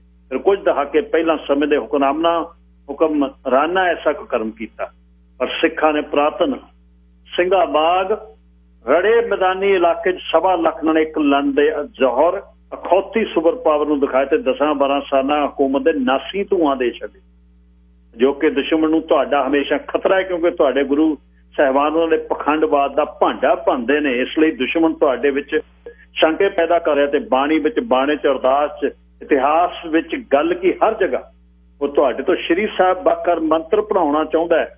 ਸਾਵਧਾਨ, ਬਾਕੀ ਫਿਰ ਸੇ ਭੁੱਲਾਂ ਚੁੱਕਾਂ ਦੀ ਖਿਮਾ। ਦਸਨਦਾਸ ਰੁਪਿੰਦਰ ਸਿੰਘ ਬਿੱਟੂ। ਇਸ ਕੱਚੀ ਚਮਕੌਰ ਦੀ ਗੜੀ ਮੂਹਰੇ ਕਿਲਾ ਦਿੱਲੀ ਦਾ ਅਸੀਂ ਝੁਕਾ ਦਿਆਂਗੇ, ਝੋਰਾ ਕਰੀ ਨਾ ਕਿਲੇ ਆਨੰਦਪੁਰ ਦਾ, ਕੁੱਲੀ ਕੁੱਲੀ ਨੂੰ ਕਿਲਾ ਬਣਾ ਦਿਆਂਗੇ। ਮਾਛੀਵਾੜੇ ਦੇ 70 ਦੇ ਗੀਤ ਵਿੱਚੋਂ ਅਸੀਂ ਉੱਠਾਂਗੇ ਚੰਡੀ ਦੀ ਵਾਰ ਬਣ ਕੇ, ਜਿਨ੍ਹਾਂ ਸੂਲਾਂ ਨੇ ਦਿੱਤਾ ਨਾ ਸੌਣ ਤੈਨੂੰ ਛਾਂਗ ਦਿਆਂਗੇ ਖੰਡੇ ਦੀ ਧਾਰ ਬਣ ਕੇ। ਸੰਤ ਰਾਮ ਜੀ ਉਦਾਸੀ ਨੇ ਲਿਖਿਆ ਸੀ, ਜਦ ਸਿੱਖਾਂ ਦੀ ਗੱਲ ਲਿਖੀ ਕਹਿੰਦੇ ਇਹ ਤਾਂ ਸਿੱਖ ਬਣ ਗਿਆ, ਸਾਡੇ ਚੋਂ ਨਹੀਂ ਹੈ। ਤਾਂ ਮਨਜਿੰਦਰ ਸਿੰਘ ਆਸਟ੍ਰੇਲੀਆ ਤੋਂ, ਤਲਵਾੜਾ ਪਿੰਡ ਹੈ, ਉਹਨਾਂ ਦੀ ਭਤੀਜੀ ਸਰਗਣ ਕੌਰ ਦਾ ਜਨਮ ਦਿਨ ਹੈ ਜੀ ਅੱਜ, ਤੇ 4 ਸਾਲਾਂ ਦੀ ਹੋ ਗਈ। ਵਧਾਈਆਂ। ਪਿਛਲੇ ਦਿਨੀ ਉਹਨਾਂ ਨੇ ਸੁਨੇਹਾ ਭੇਜਿਆ ਸੀ, ਕਿਤੇ ਰੁਲ ਗਿਆ, ਮੈਸੇਜ ਬਹੁਤ ਆਉਂਦੇ ਨੇ, ਮਾਫੀ ਦੇ ਦਿਓ ਜੀ। ਧੀਆਂ ਨੂੰ ਦਾ ਜਨਮ ਦਿਨ ਜ਼ਰੂਰ ਮਨਾਉਣਾ ਚਾਹੀਦਾ। ਸੂਰਮਜੀਤ ਸਿੰਘ ਹੋਣੀ ਤਾਂ ਕਹਿੰਦੇ ਗੁਰੂ ਦੇ ਵਜ਼ੀਰ ਰਹੇ ਨੇ ਕੈਮਲੂਪਸ, ਤੇ ਸਿਰੇ ਲਾਤੀ ਗੱਲ। ਮੈਂ ਕਿਹਾ ਕਦੇ ਸਤਵੰਤ ਬੇਅੰਸ ਉਹਨਾਂ ਦਾ ਨਹੀਂ ਸੁਪਨਾ ਆਇਆ? ਇੰਦਰਾ ਹੀ ਦਿਖਦੀ ਹੈ। ਅਖੀਰ 'ਚ ਤੁਹਾਨੂੰ ਸੋਹੀ ਬ੍ਰਦਰਸ ਸੰਤ ਪਿੰਡਾਂ ਵਾਲਿਆਂ ਦਾ ਇੱਕ ਕਵੀਸ਼ਰੀ ਕੱਲ ਨੂੰ ਫੇਰ ਮੁੜਦੇ ਆ। ਗੁਰੂ ਕਿਰਪਾ ਕਰੂ, ਚੜ੍ਹਦੀ ਕਲਾਂ 'ਚ ਸਦਾ।